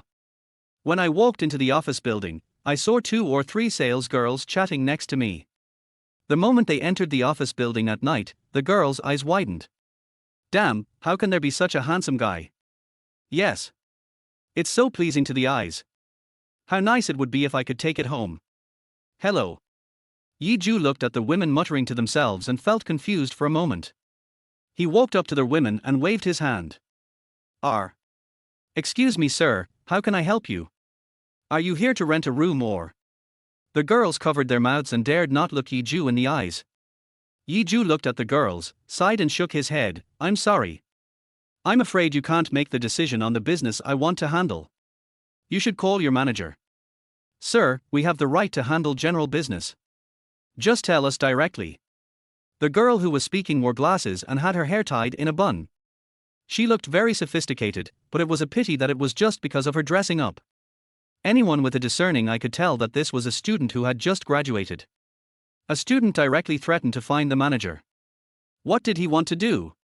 Yi Ju raised his brows slightly. He knew that if he said he wanted to rent the entire office building, the other party would think he was a psychopath. After thinking it over again and again, Yi Ju gently touched his ear with one hand and said indifferently, I want to rent out the entire office building. Upon hearing this, everyone at the scene was shocked and in uproar. This handsome guy is indeed good looking, but it seems like his brain isn't very useful. If you want to rent this entire place, it goes without saying how much it would cost. As far as I know, this office building has just been built and your company has been given the right to manage it. I checked the information and found that there are no tenants here yet. It is obviously not a right choice for the developer to build an office building here. The sales girls nearby felt embarrassed for a moment. Call the manager. What if this guy is a psychopath? If they don't call him, it might seem disrespectful to the customers. For a moment, the sales girls were in a dilemma. Zhou looked around and saw the situation. There were 2 security guards at the door holding rubber sticks, and they only needed these girls to give an order to drive him away. Sir, I'm sorry, I'm afraid you can't rent it. At this moment, the elevator door opened and a fat woman wearing black glasses and about 1.5 meters tall strode out. What does this fat woman want to do? Zhou looked the woman up and down, but judging from her wealthy appearance, she should be the manager here. We have rented out all the rooms here. I'm afraid there is no place for you. The fat manager laughed, looking like a smug villain. Chapter 11, Assessing the Situation. Zhou suddenly stared at the fat manager. Although he has not studied the psychology of micro-expressions, he believes that he can tell whether a person is lying by looking at his facial expressions. Unless, of course, she's an actress. Hello. The fat lady manager smiled and said, besides renting a room, are there any other services? You can call me Manager Zhang. You can contact me for any business you have. What a shitty business. Zhou complained in his heart. For me, what other business can I do besides renting houses? It's obvious that this rich woman wants to drive me away. Zhou sneered and said, Manager Zhang, isn't that right? If I'm not mistaken, this place has only been completed for less than 3 days. In addition, the opposite side of this office building is Ren's group, which makes it even harder to rent out. Even if there are tenants, I can understand it, but you directly said that all the places here are rented out. I'm afraid you have ulterior motives. After hearing Zhou's words, Manager Zhang stopped hiding anything and snorted coldly, not everyone can rent this place. There are 20 floors in total, rented to 2 big shots. You look like a student, right? Manager Zhang looked Zhou up and down, getting angrier as he spoke. Besides, do you have so much money? I didn't call the mental hospital, but it's good enough that I took you in. Who rented it? Zhou said coldly. Zhou's aura shocked everyone around him. Judging from Zhou's age, he should just be a student. How could a student have such an aura? Who rented it? I can't tell you, I have to protect the client's privacy. Manager Zhang looked arrogant. As soon as she finished speaking, she changed her tone. Forget it, you don't look like you can afford the rent, so what if I tell you? The upper 10 floors belong to the Ren group, and the lower 10 floors belong to the Lan family. These 2 families are both well known and influential in Linhai City. You wouldn't be stupid enough to compete with them, right? Manager Zhang said jokingly with a smile. She thought that Zhou must be just a student with nothing to do. Even if he is a rich second generation, no matter how wealthy his family is, it is impossible for them to let a child squander like this. Squeak. Behind Zhou, several bodyguards in black suits pushed open the door, and a man in a suit and leather shoes walked in from the middle. This man is probably around 30 years old and looks like a business elite at first glance, but appearance reflects their heart, and this guy is definitely not a good person. Oh my goodness. Speak of the devil, here he comes. President Lan, welcome you warmly, warmly. When Manager Zhang saw the man in a suit, his expression changed instantly. He looked fat and big-eared, like a courteous pig. Well, I came here today to sign the contract. Mr. Lan smiled. Lan family. Zhou's brain was working fast. He had heard of the Lan family before. Although it was not as powerful as the Ren family and the Ning family, it also had a certain level of strength in Linhai City. At this moment, a blue light flashed in Zhou's mind, and he suddenly realized. The guy named Lan looks more and more familiar. He has been on magazines. He is a lawyer and an expert in crisis public relations. They're invincible, Lan Xianliang. The reason why he is said to be invincible is that this man has never lost a lawsuit. As long as you hire him as a lawyer, he can turn black into white. Of course, in addition to this, he is also an expert at crisis public relations. No matter what devastating danger a company faces, he can always make a big deal out of it, or a small matter out of it. He is a very powerful person. Hello. Yi Zhu gritted his teeth and walked up to talk to Lan Xianliang. Who are you? Lan Xianliang frowned and glanced at Yi Zhu. He was handsome, but a stranger. Mr. Lan, I want to talk to you. Yi Zhu said in a casual manner. He knew that renting this office building was his only chance. Just now I heard Lan Xinliang say that he wanted to sign a contract, which means that neither he nor the Lan family has signed a lease contract with this office building. If we can deal with the Lan family, it will be easy to go to the 10th floor. You rented the lower 10 floors with the deposit you paid, right? If possible, can you let me have the lower 10 floors? Get lost, who the hell are you crazy? Look at you, if you don't leave, I'm going to call the mental hospital. The two bodyguards standing in the front said disdainfully.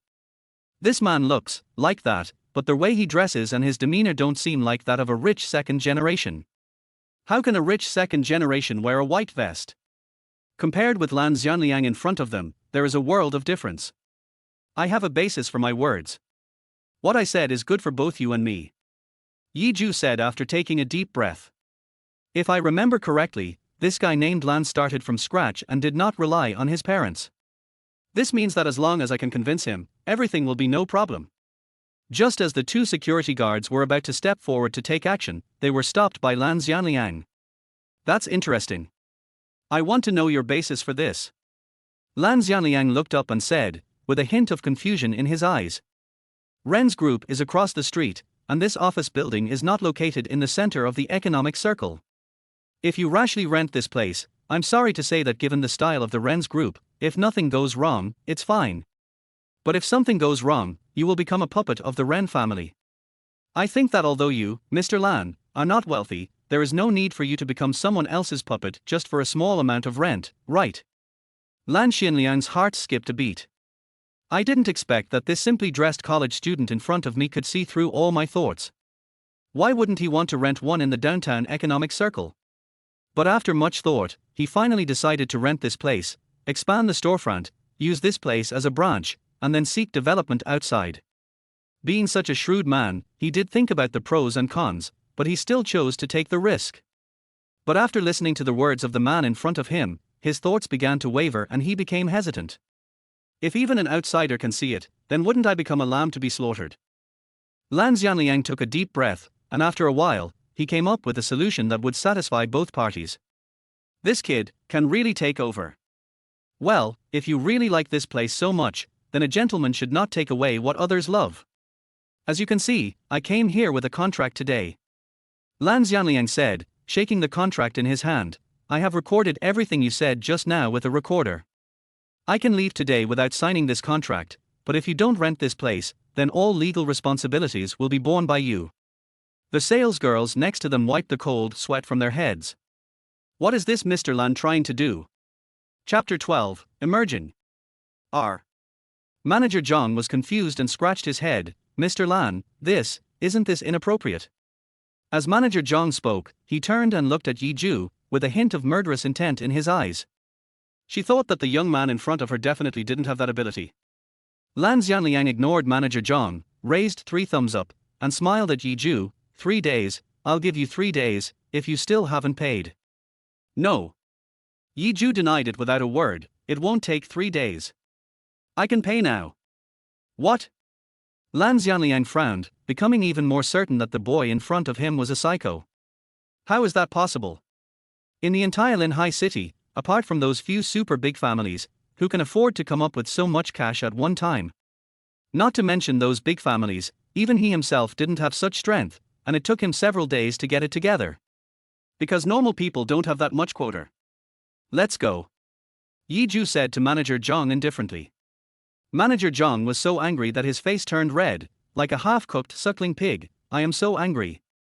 If you can pay the rent, today I will eat your shoes. Manager Zhang was so angry that he felt dizzy. Although he was a manager, he was also a member of the sales team, and he had negotiated this order himself. If the Lan family could sign a contract with him, then even if it was just a 2% share, it would be enough for him to live on for the rest of his life. Unexpectedly, a Cheng Yao Jin suddenly appeared halfway through. That's what you said. Yi Ju squinted his eyes and smiled. Where does he get his confidence from? Even if he's a rich second generation, it's impossible for him to take out so much money at once, right? The sales girls next to him looked at Yi Ju as if he were unlucky guy. Lan Xianliang is a man of swift and decisive actions. If anyone dares to provoke him or cheat him, they will be in big trouble. His kick really hit a tough guy. Even though he was a handsome guy, they were helpless. Manager Zhang took out the POS machine with an impatient look on his face and placed it in front of Yi Ju. There is also a contract that comes with the POS machine. It lists the rental price and a list of terms and conditions. Yi Ju didn't even take a look, because he knew that the houses here were much cheaper than those in the downtown business district. Yi Ju took out a card and hung it in the air, but he didn't put it down for a long time. This card is. Lan Xianliang looked at the card in the man's hand and his face instantly darkened. He was now even more certain that the man in front of him was a psychopath. This card is the most valuable membership card of Phoenix Financial Management. It can also be used as a bank card. In addition to both fund bonds, stocks and many financial products, as long as the money deposited is used, it can be spent endlessly. In other words, the most abnormal thing about this card is that it has no credit limit. Phoenix Financial Management is the first choice for most people's financial management. It is extremely difficult to get a silver card from Phoenix Financial Management. But the young man in front of me actually has a black gold card. It seems impossible even with my toes. Hey, did you buy this card from Binksixi? Manager Zhang teased with a smile. Even the sales girls next to him looked at him as if he were a madman. This poor guy, either he is crazy and is deceiving others, or he is crazy and is being deceived. Hey, you still have the Phoenix Financial Black Gold card, just swipe it if you can. Manager Zhang had a mocking look on his face and had already thought about how to humiliate this handsome guy later. You should brush it. Manager Zhang raised his head and looked straight at Yi Ju with his almost invisible chin. I want all of the above. Yi Ju said calmly, you can rest assured about this. I have the ability to pay your penalty. When Manager Zhang heard this, he was so angry that he changed the amount collected on the POS machine. Yi Ju swiped the lower volume of the black gold card through the groove of the POS machine with a calm expression. Everyone stared at the POS machine with wide eyes, with unspeakable disappointment in their eyes. It seems to have been predestined. Why? Lan Xianliang sighed, I thought he was quite capable, but I didn't expect him to be a fool. He muttered, turning away. That's right, looking at the way that young man is dressed, how could he be a rich man? That's weird, why can't I refresh it? Yi Ju said curiously. Oh yeah. He opened a canvas wallet in his trouser pocket and took out another black gold card. No wonder I can't swipe it. There's no money in this account. Yi Ju said coldly. That's enough. How long do you want to make trouble? Manager Zhang suppressed his anger and took out his cell phone to call the police. Just as Manager Zhang was dialing the number, the POS machine suddenly vibrated and made a crisp sound. Ding dong, payment successful. What? Manager Zhang didn't hold the phone firmly for a moment, and it dropped to the ground with a bang, and his lips turned pale. Adding the penalty for breach of contract and the deposit, the total amount is nearly 45 million. I didn't expect that this kid actually took it out. Lan Xianliang, who was walking at the door, also stopped in front of the main entrance of the office building, stunned for a moment, and after a while, he left with several bodyguards. This kid. I didn't expect that he's so rich even though he's dressed so shabbily. Yeah, maybe he's a young master from some family. Lan Xianliang made a stop gesture, signaling them to shut up. You two, find out the identity of this guy for me. Lan Xianliang swallowed his saliva as he spoke. At this moment, the feeling of fear spread from his toes to the top of his head like lightning. My scalp is tingling. I almost offended a big shot. In fact, he was not dressed shabbily and did not look like a rich man, but he knew clearly in his mind that there were only 10 people in this city who owned black gold cards. That is to say, there are a total of 10 black gold cards in Linhai City, and all of them are already taken. Could it be that this kid is an outside force? Lan Xianliang murmured. It's even more impossible. If he was really an outsider with a black gold card, how could he come to Linhai City? He should go to Kyoto. Lan Xianliang walked into the car, but even if he racked his brains, he couldn't figure out the relationship. Same time, different place. Opposite the office building rented by Zhou. Ren Group. The Ren Group still has a certain level of strength in Linhai City. It can be said that it can squeeze into the top 10 and has greatly boosted the GDP of Linhai City, but it is at the bottom among several families. A fat man was sitting in the president's office on the top floor, smoking a cigar and looking at the documents in his hands. Chapter 13 Top Headhunters. Boom boom boom. There was a knock on the door. Enter. The middle-aged fat man put out the cigar in his hand, exhaled white smoke rings, and looked at the door hesitantly. The person who came in was the female secretary with bangs. Although this female secretary's face is not stunningly beautiful, she is still quite pretty with her figure. What's the rush? The middle-aged man coughed twice, obviously not satisfied. All the buildings across the street have been bought, and even the developer has acquiesced and returned all the deposits to our account. Before he could finish his words, the middle-aged man suddenly stood up and slammed the table. Assholes, do they really want to break the contract like this? No, they also put the penalty on the card, and it's double the penalty. The female secretary swallowed and said. The additional penalty is paid by the developer himself. That's right, the developer doesn't want to miss the opportunity to get close to Zhou, but if he wants to please Zhou without offending Ren Group, then this is the only way. Who is the other party? After the middle-aged man calmed down, he lit up the unfinished cigar again and took a deep puff. I don't know, but he looks like a student. Student? The middle-aged man frowned. He originally wanted to use this incident to trick Lan Xianliang, but now it seems that there is no such opportunity. Such a good opportunity. I didn't expect it to be snatched by a middle school student. The middle-aged man muttered to himself, find out the identity of that student for me.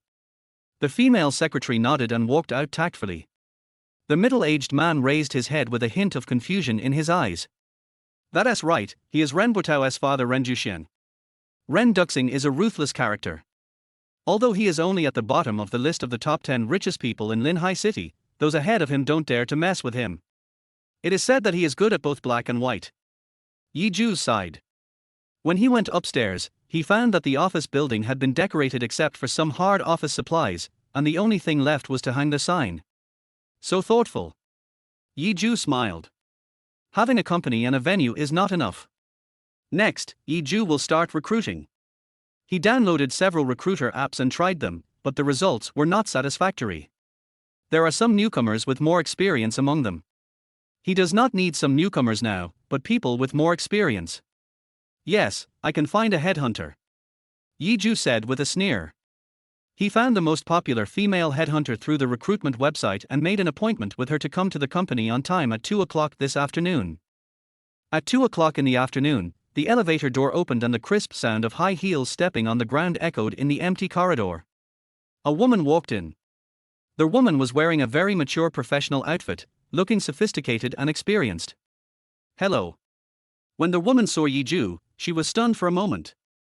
Of course, if a girl is a female student or a young girl who is not very worldly wise, she might be impressed by Zhou's appearance the moment she sees him. But for these business elites, appearance is just a shell.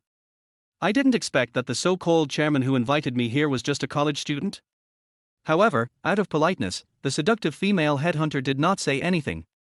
Zhou narrowed his eyes. He seemed to have seen through everything a long time ago. Let's get straight to the point. He took out the relevant qualifications and placed them on the table, then extended his hand to the female headhunter. I urgently need a group of talents for human resources, emergency public relations, administration, sales and other departments. This. The female headhunter seemed very confident at first, but she was dumbfounded when she saw this company. Is the boy a lunatic? It turned out to be a jade company. Anyone who is from Linhai City must know that the jade market in Linhai at this moment has long been saturated. Even if a new jade company is established and wants to get a piece of the pie, it will definitely be suppressed endlessly by those old companies. For example, the Ning family. The female headhunter's brain buzzed at first, and she looked at Zhou as if he were a fool. Do you have any questions? Zhou was a little confused. The female headhunter relaxed her strength and then smiled. It's okay. But from what I heard from your request, it seems that you need a little more people, right? Yeah. Zhou nodded. As you can see, this office building has been booked by me. The company is starting from scratch. The female headhunter took a deep breath. This kid is either a rich second generation or a complete psychopath. I know the general situation. The female headhunter looked up and said, if there is no one in the company for the time being, I don't recommend you to look for a headhunter directly at the beginning. Huh. Yi Zhu was stunned. What's the meaning? Don't you want any door-to-door business? Mr. Yi, I hope you don't misunderstand me. The female headhunter said seriously, I am doing this for your own good. If you have strong financial strength, you can definitely acquire the existing Jade company. After saying that, she took out a piece of paper and a pen, and based on her memory, she wrote on the paper in a flamboyant style, then handed the paper to Yi Zhu. These are all the Jade companies in Linhai City. Hearing this, Yi Zhu picked up the paper and looked at it carefully. These top 3 Jade companies are still worth acquiring. But this is a bit of a gamble. The total value of the 3 Jade companies is approximately more than 50 million. Once it is really acquired, it means that he will be bankrupt and only have more than 10 million management funds left. This made Yi Zhu feel embarrassed. After a moment, Yi Zhu's eyes gradually changed from confusion to determination. You can't catch a wolf without sacrificing a lamb. Even if you lose all your money, you can just go and earn it when the time comes. Yi Zhu took a deep breath and took the paper. As expected of Cao Wanting, the #1 headhunter in Linhai City. You're welcome. Feel free to contact me if you need anything. Cao Wanting smiled, took out a business card from her bag, handed it to Yi Zhu, then turned around and left in big strides. When she turned her head, Cao Wanting's facial expression gradually became playful.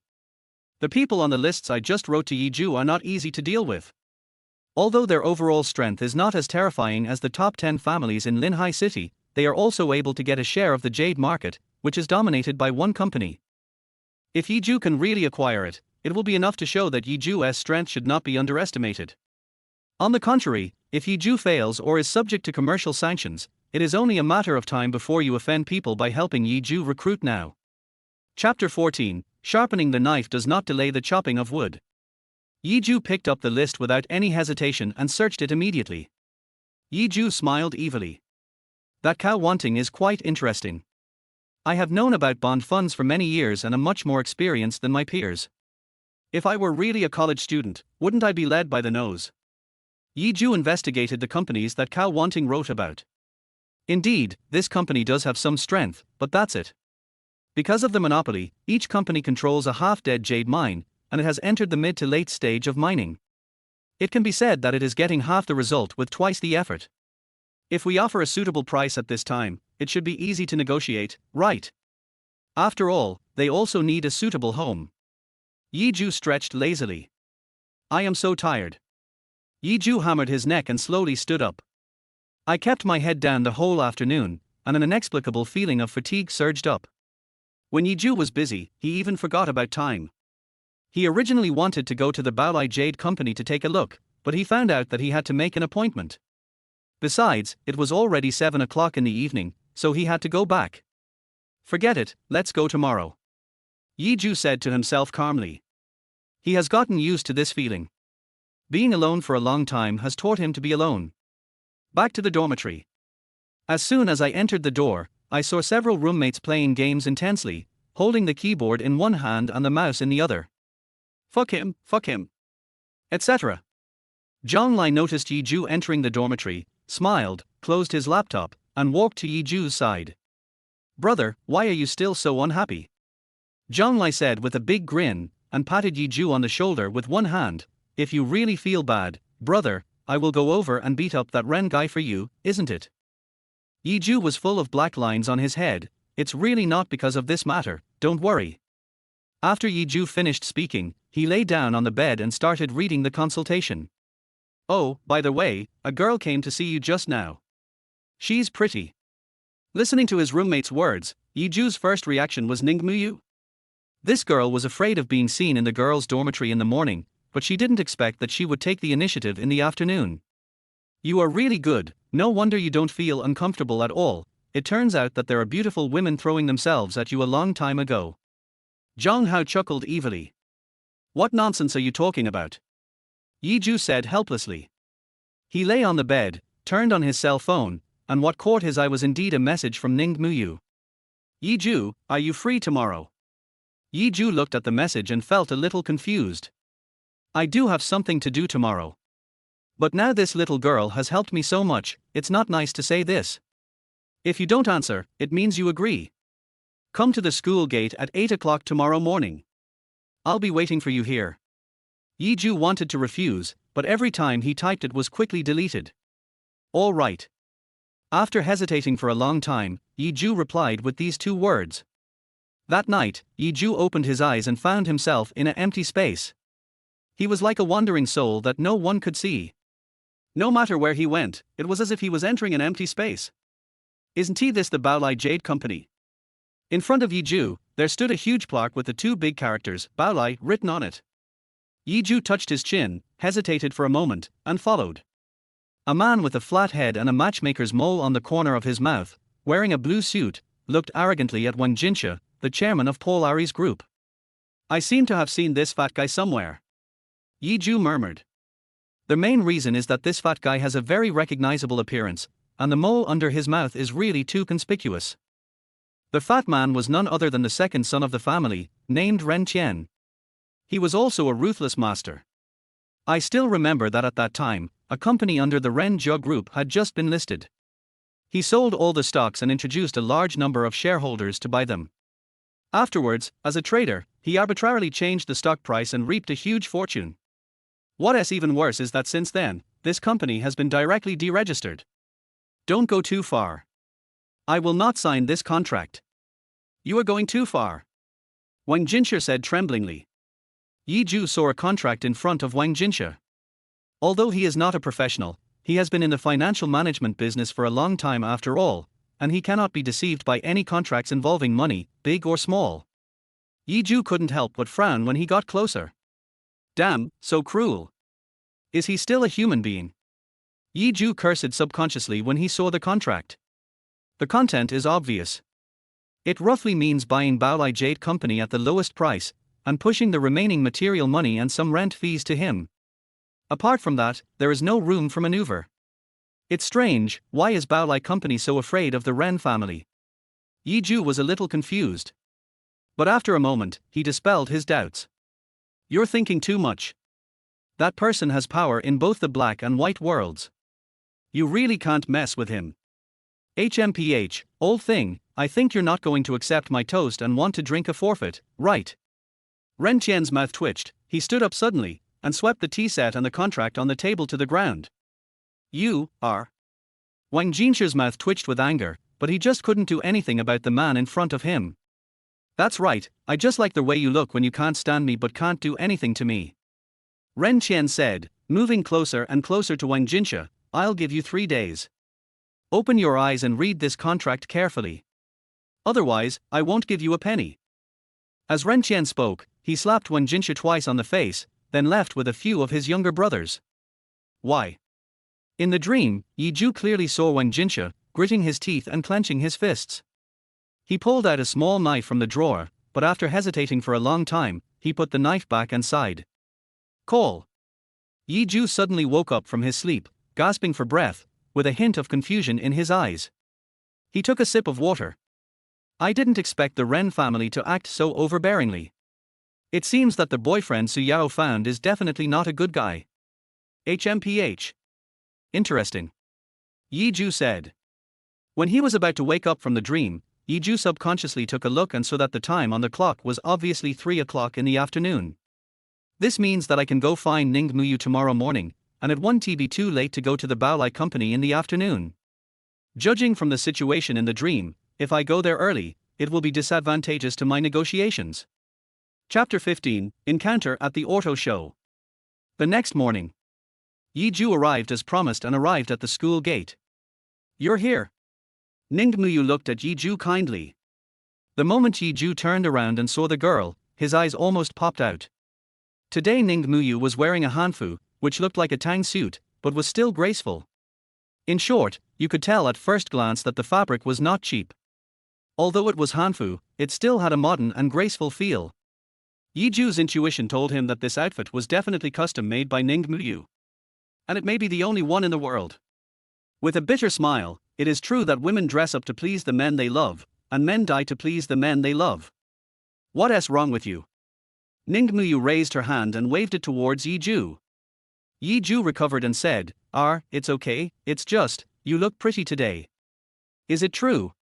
Ningmuyu's heart suddenly blossomed with joy when he heard these words, and he felt his heart beating like a deer in his chest. Of course. Yi Ju smiled and said, When have you ever seen me lie to you?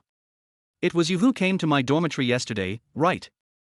Yi Ju asked directly without any hesitation. Well, who else could it be except me? Ningmuyu raised her little chest proudly. Yi Ju coughed, feeling a little guilty. It's just that I'm not interested in women. If I met a pervert, Ningmuyu would be in real danger today. Tell me what you want from me. I've already helped you get the qualification to participate in the auction that you asked me to get a few days ago, but I thought, I can't just let you take the bus, right? Well, I want to buy you a car. Otherwise, it would be embarrassing to go to the auction site. Yi Ju nodded. He did not agree with this point of view, but there was nothing he could do about it. The general environment of society was like this. Sometimes, among wealthy people, the quality of a car also reflected one's status. Here comes the problem. He had just started his business and was in the initial stage. He needed too much money, so if he had any brains, he would not waste most of his money on a means of transportation. Yi Ju, just tell me, what kind of car do you want to buy? Ningmuyu became more and more anxious as Yi Ju ignored her.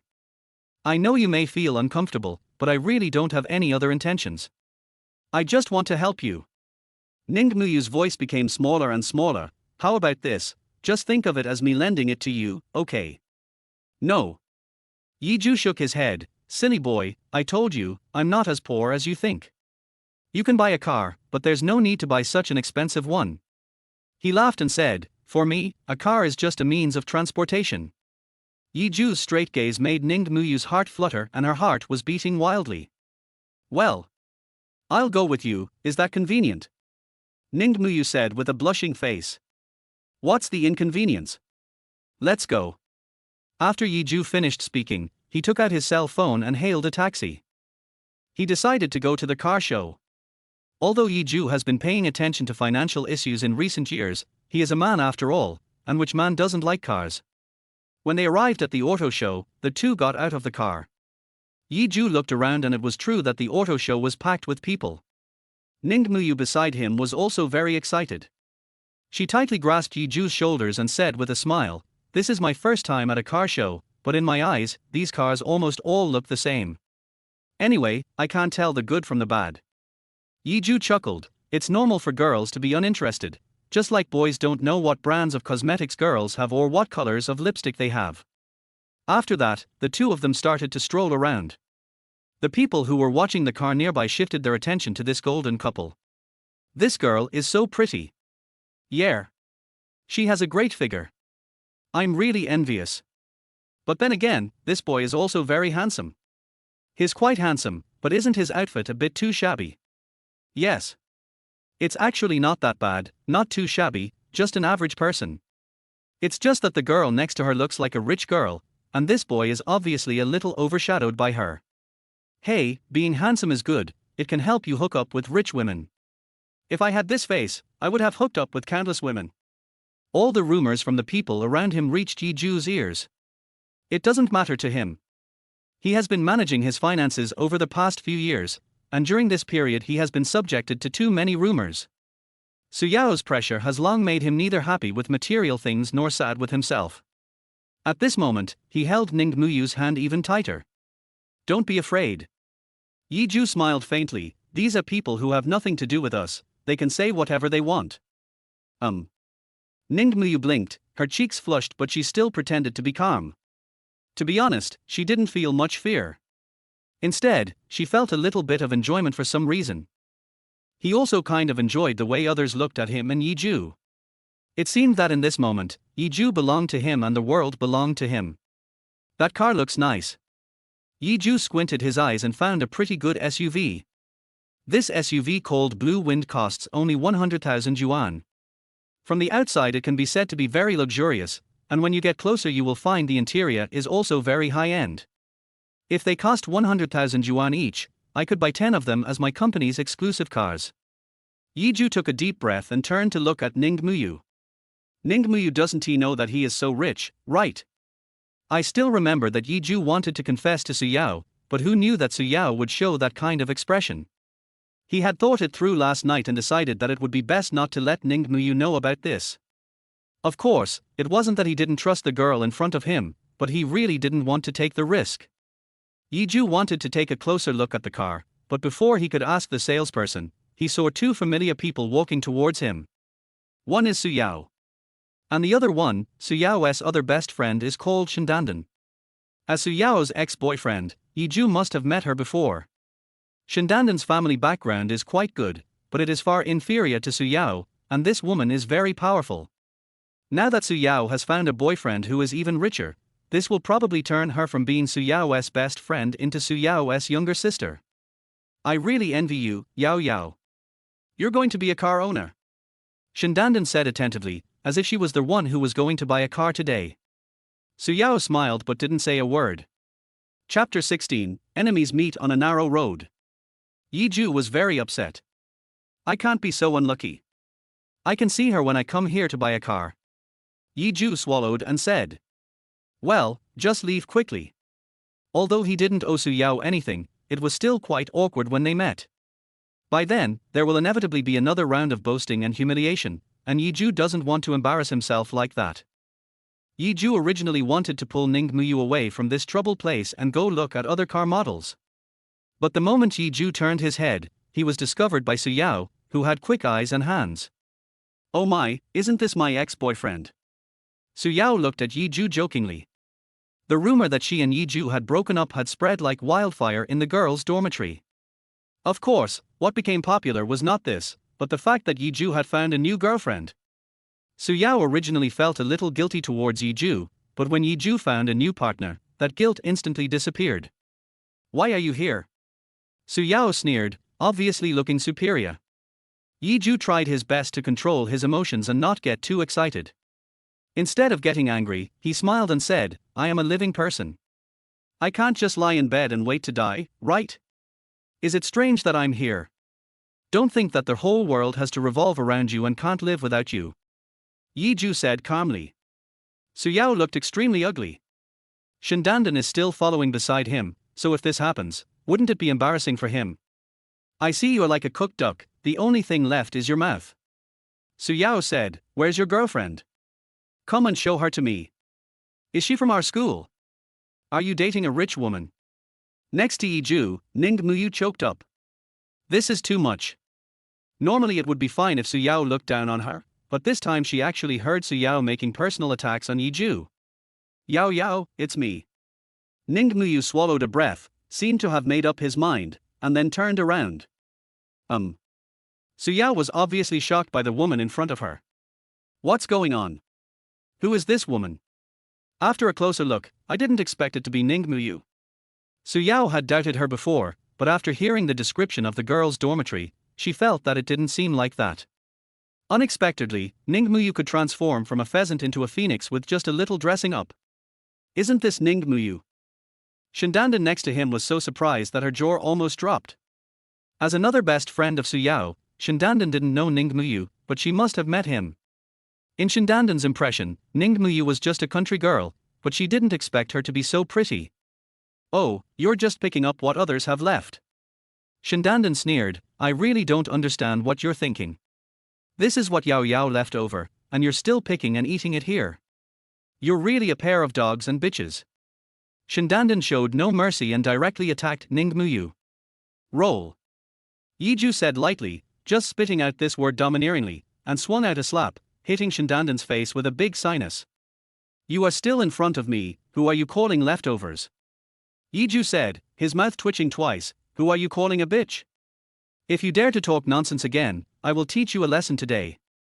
Yiju thought that he didn't need to waste his breath on this woman at all, as she would rather take action than talk. Shindandan covered her red and swollen face and subconsciously took 2 steps back. When I met Yiju before, I thought this man was gentle and polite. I didn't expect that he would be so violent when doing things. Su Yao's face looked extremely ugly. There is a saying that goes, when you beat a dog, you have to look at its owner. After all, Shindandan has always been following her best friend. Yi Ju, I've been with you for so many years, but I never thought you would be such a bastard. You reach out and hit a woman, but look at Ren Botao, how is he any better than you? Su Yao pointed at Yi Ju's nose and cursed. Yi Ju didn't get angry but laughed. You Chen Yuan female boxer, why don't you say anything? He said, shrugging helplessly, since you and I have been together, I will not hit you today. My coming to the auto show is my business, and who I hang out with is none of your business. Whether I can afford a car or not is none of your business. Please leave right now. Su Yao swallowed and stared straight at Yi Ju. At this moment, Yi Ju acted confident, as if he was a completely different person from before, and his aura had become so powerful at some point. You? Su Yao stomped her feet in anger at Yi Ju's actions. There was nothing he could do about Yi Ju, so he had to make fun of Ning Muyu. Muyu, I'm really surprised that you're with him. But, to be honest, you don't have much money to begin with. It will be even more difficult for you to be with him. So I recommend you to find a rich man. Su Yao said, her smile gradually becoming more unbridled. Just like Senior Ren Botao, he is willing to spend more than 500,000 to buy me a car. If I want, I can even spend 50 million to buy one for Yi Ju. Although Ning Muyu was timid, she still gritted her teeth and spoke out when she heard Su Yao slandering the two of them. Har ha har har, what a joke. What are you going to buy it with? With your mouth. Su Yao sneered, smiling on the outside but not on the inside. I see your clothes and cosmetics are all branded, right? You probably spent a lot of money on yourself to pick up the man I don't want, right? To be honest, when I was playing with you before, I didn't expect you to be so beautiful after putting on makeup. But people are just destined to be rich. If you don't have money, even if you have an angelic face, you will end up being a shrew. Su Yao said proudly. At the beginning, he was trying to show off how high his status was, but unexpectedly, he became more and more excited. Roll. Yi Ju interrupted Su Yao and said, if you don't leave, I'll show you my true colors. You dare. The unbridled smile on Su Yao's face gradually disappeared, and was replaced by fear. If you dare to touch me, just wait, Senior Ren Botao will not let you go. Although Su Yao's words were tough, wasn't he afraid that Yi Ju would suddenly rush over and slap him? The look in Yi Ju's eyes seemed to have no feelings towards him anymore. A slap in the face is a small matter, but this happened in public, and she is a girl after all, so she has to maintain some dignity. Roll. Yi Ju spoke coldly again. Su Yao and Shindandan couldn't stand it anymore and had to leave in disgrace. Don't worry about it. You and Su Yao have been playing together for such a long time, you should have known that he is this kind of person. Yi Ju said awkwardly. Ning Muyu nodded, well. Although I am usually naive, I am not stupid. I know how others treat me. Chapter 17 Gold Card Black Gold. I'm simple-minded, not stupid. Su Yao has always used me to set off herself. I know this in my heart. Ning Muyu lowered his head and said. After hearing what Ning Muyu said, Yi Ju nodded. Yi Ju also wanted to suggest that Ning Muyu should stay away from women like Su Yao, but after thinking about it, he felt that it was a bit of provocation. Ning Muyu and I don't have any relationship yet, so it's not very nice to say this about her best friend. Just so you know. Yi Ju said with a smile. Okay, don't ruin your mood for Su Yao, let's go look at the car. Ning Muyu nodded. She suddenly remembered her father's teachings. In this society, not showing off your wealth is the best protection for yourself. Just like Su Yao. Why does she want to be bestie with me? It's very simple. She wanted to highlight how beautiful she is, so she looked for a rustic version of herself. This would create a visual bias. After looking at herself, Su Yao would be amazed. But Su Yao never considered herself as a good friend. Now think about it, if I directly say that I am Ning Haichuan's daughter, wouldn't he be following me around all day? This is called human heart. Yi Ju looked at the car and nodded with satisfaction. The total cost is about 120,000 yuan. If you buy 10 of them, it would only cost 1 million. Low-key yet luxurious, this car is great. Yi Ju walked over, and the handsome sales guy quickly ran up to Yi Ju and started introducing the car in a torrent of words. This car has a 2.0T engine. Although it is an SUV commercial vehicle, as you can see, it is very powerful. The salesperson said with a smile. Yi Ju, do you like it? Ningmuyu took out a black card and prepared to pay as he spoke. This. Yi Ju smiled awkwardly. This girl is easy to get along with. She really helps when there is something going on. No, I can buy it myself. Yi Ju quickly laughed. No need to buy, all Lan Feng's cars belong to me. Behind Yi Ju, a man walked slowly. The man was wearing a purple suit and a pair of Chelsea shoes, and he looked very uncomfortable with dozens of his followers following him. Yi Ju was stunned for a moment. How could such a coincidence happen? You want to buy a car, but a stumbling block appears at this time. Although everyone wants good things, you can't be so unlucky every time and have others go against you, right? Yi Ju subconsciously turned his head and looked in the direction where Su Yao left. Sure enough, Su Yao was holding her cell phone and talking on the phone, and no one knew what she was talking about. As she spoke, Su Yao held the phone in one hand, held Shindandan's arm with the other, and looked back at herself. There was something indescribably strange about that look. Seeing Su Yao's eyes, Yi Ju understood instantly. It seems like she is making fun of herself. You are. Yi Ju frowned. You don't have to go against me, right? The man raised his lips and said, how ridiculous. What qualifications do you have to go against me? I'm just buying a car. Did you hear that? Our manager asked you to wrap up all the cars. Ningmuyu looked at those people in horror and grabbed Yi Ju's arm. Forget it, or else we can go buy another car. Yi Ju did not answer Ningmuyu immediately. These guys in suits look like respectable people, but I don't know who they are exactly. Yi Ju looked down. He discovered that on this guy's badge were the words Phoenix Capital. Phoenix Capital. Phoenix Financial Management is the most popular product under Phoenix Capital. This will be fun. Yi Ju murmured. What are you talking about? The leading manager said with a smile, get out of here as far as you can. Don't blame me for not reminding you. This manager was actually called by Ren Botao. After all, Ren Botao has a gold card at Phoenix Capital. There are not many people who have Phoenix Capital gold card. Naturally, Phoenix Capital card does not fall into the category of bank cards, but to a certain extent, it is more convenient to use than bank cards. In the business world, it represents a symbol of status. I happened to be at the auto show looking at cars, and Ren Botao called them over after receiving a message. No way. The highest level of Phoenix Capital's corporate values is to help customers solve all problems. And this kid named Yi Ju was the biggest thorn in their side. They didn't pay attention to Yi Ju's expression. Yi Ju sneered. If it is Phoenix Capital, then can't they just build it casually? Bang! Yi Ju slapped the manager in the face. Phoenix Capital does ask you to help customers solve all problems, but can an ordinary membership cost you so much money? Yi Ju said with a frown. In Yi Ju's eyes, the gold card is just a little pocket money and can only be regarded as an ordinary membership. Although Yi Ju didn't know what level of membership Ren Botao was, one thing was certain, he definitely didn't have a black gold card. Damn it, brothers, beat him up. How dare you hit our manager Gao? You even dare to mess with Phoenix Capital. Are you tired of living? The lackeys beside manager Gao started cursing and rolled up their sleeves, ready to educate Yi Ju. This scene frightened Ningmuyu greatly. Yi Ju is probably going to get beaten. Just when they were about to punch and kick Yi Ju took out a black gold card with one hand and waved it in front of them. Where are you from, kid? Manager Gao quickly stopped the guys nearby, his eyes almost popped out of his head. Is this a genuine card or a fake one? Yi Ju swallowed. He turned around and glanced at Ningmuyu. Although Ningmuyu was born into a noble family, he didn't know the ins and outs of this, nor did he know what this card was.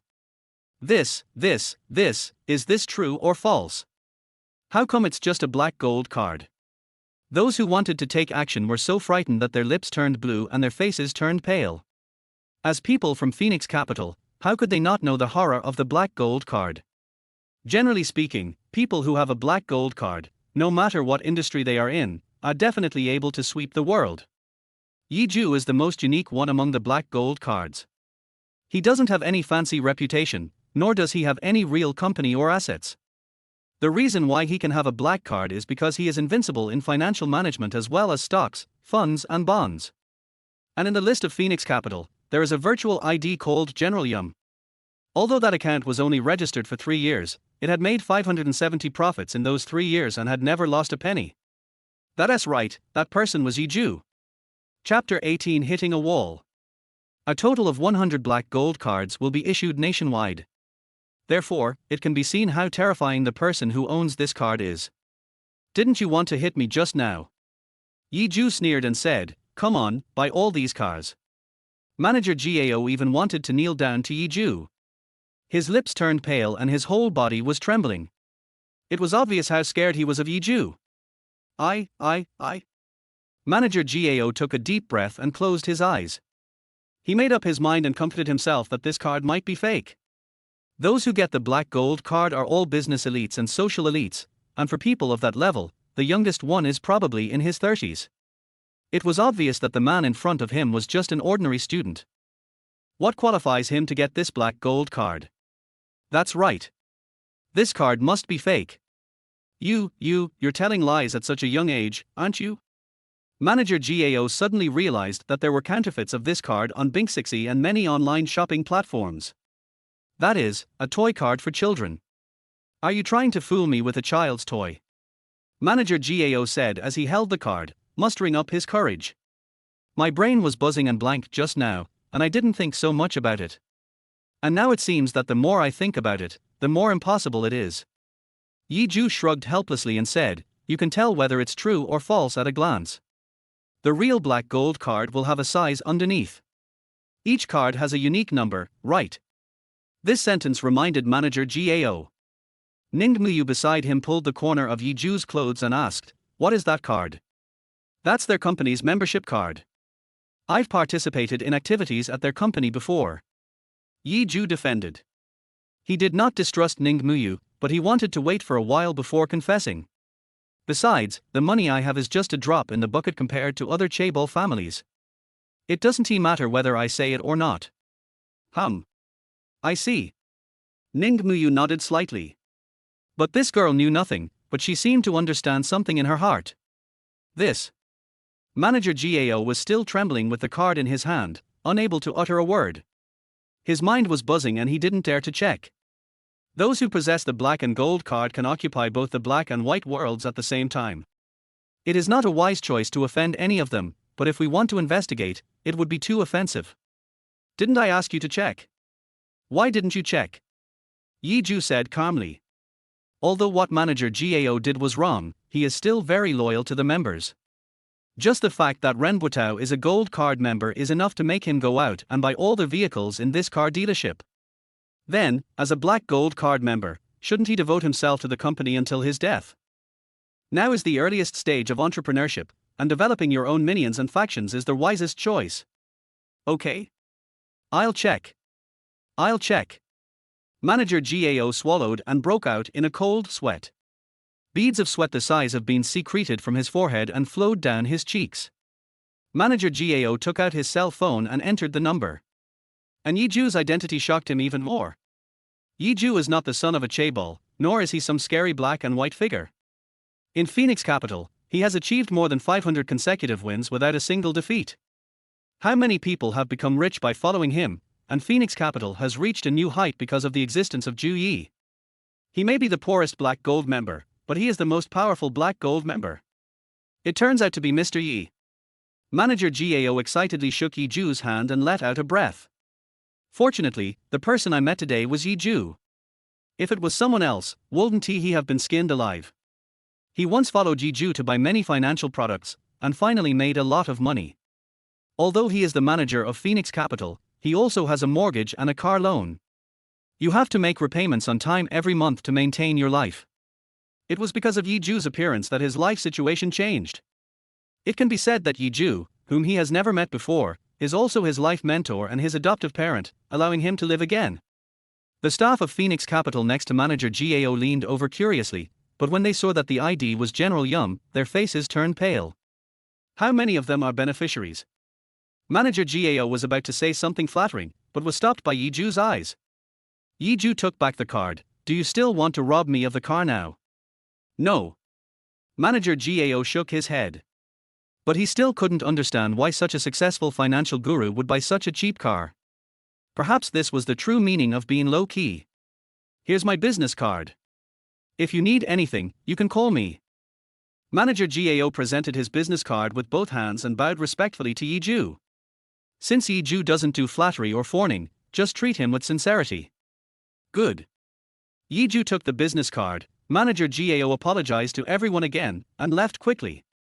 Zhou walked up and ordered 10 blue wins. After paying the money, Zhou took Ningmuyu away. You? Ningmuyu was a little curious, where did you get so much money? I've told you everything. I'm not as poor as you think. Zhou said with a wry smile. Okay then. Ningmuyu nodded forcefully, I don't know what your family is like, but you must promise me that you won't do anything illegal. Okay, I promise you. Zhou said with a wry smile. No matter what, the girl in front of me has a very positive outlook on life. Zhou sent the girl to school and found an excuse to leave. It's already 2 p.m. According to the scene in my dream last night, the incident at the Baolai Jade Company happened at around 2 p.m. and ended around 2:30 p.m. If you take a taxi now, you can arrive on time around 2 p.m. In the car, Zhou looked at a fund he had bought from Phoenix Financial Management. It has now reached its peak. He does have the ability to predict dreams, and predictive dreams bring him endless financial knowledge. He now knew the peak original price per share. Zhou sold all his existing funds and got more than 20 million. Cool. Zhou's mouth corners raised. He also has many financial products, funds, bonds and stocks in his hands. If all were counted, his current assets would probably be in 7 figures. But unfortunately, he didn't have much cash on hand, so he had to sell the fund. Chapter 19 Collaborative Acquisition. At this moment, the scene in Zhou's dream is being shown at the Baolai Company. I'll give you 3 days to think about it. The obese Ren Qian was furious and pushed everything on the table to the ground. Why? Wang Jinshe had no choice but to loosen his clenched fist. It's so frustrating. When Ren Qian went out whistling, he bumped into Zhou. Ren Qian had never met Zhou, but Zhou had already witnessed Ren Qian's unreasonable behavior in his dreams. However, it was precisely because of his existence that he had the opportunity to acquire Bora. Along the way, Zhou had already thought of the cooperation model. And just like that, the two passed each other. Zhou walked to the door of Wang Jinshe's office.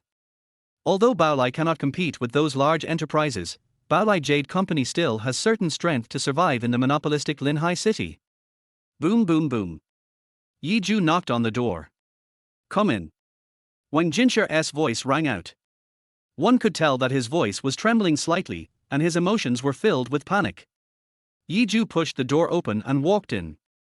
The moment he saw Zhou, Wang Jinshe's heart, which had been hanging in his throat, instantly sank to the bottom of the valley. I thought it was Ren Qian causing trouble again. After all, I can't afford to offend Ren Qian, so anyone will do as long as it's not Ren Qian. Who are you?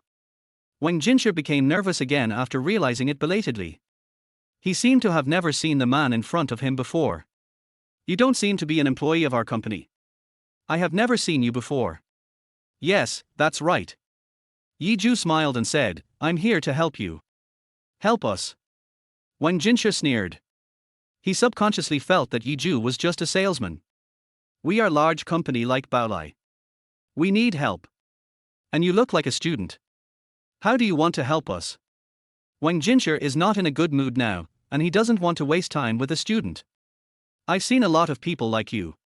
You just want to get a job for yourself by attracting attention. I still have some business here. Please leave.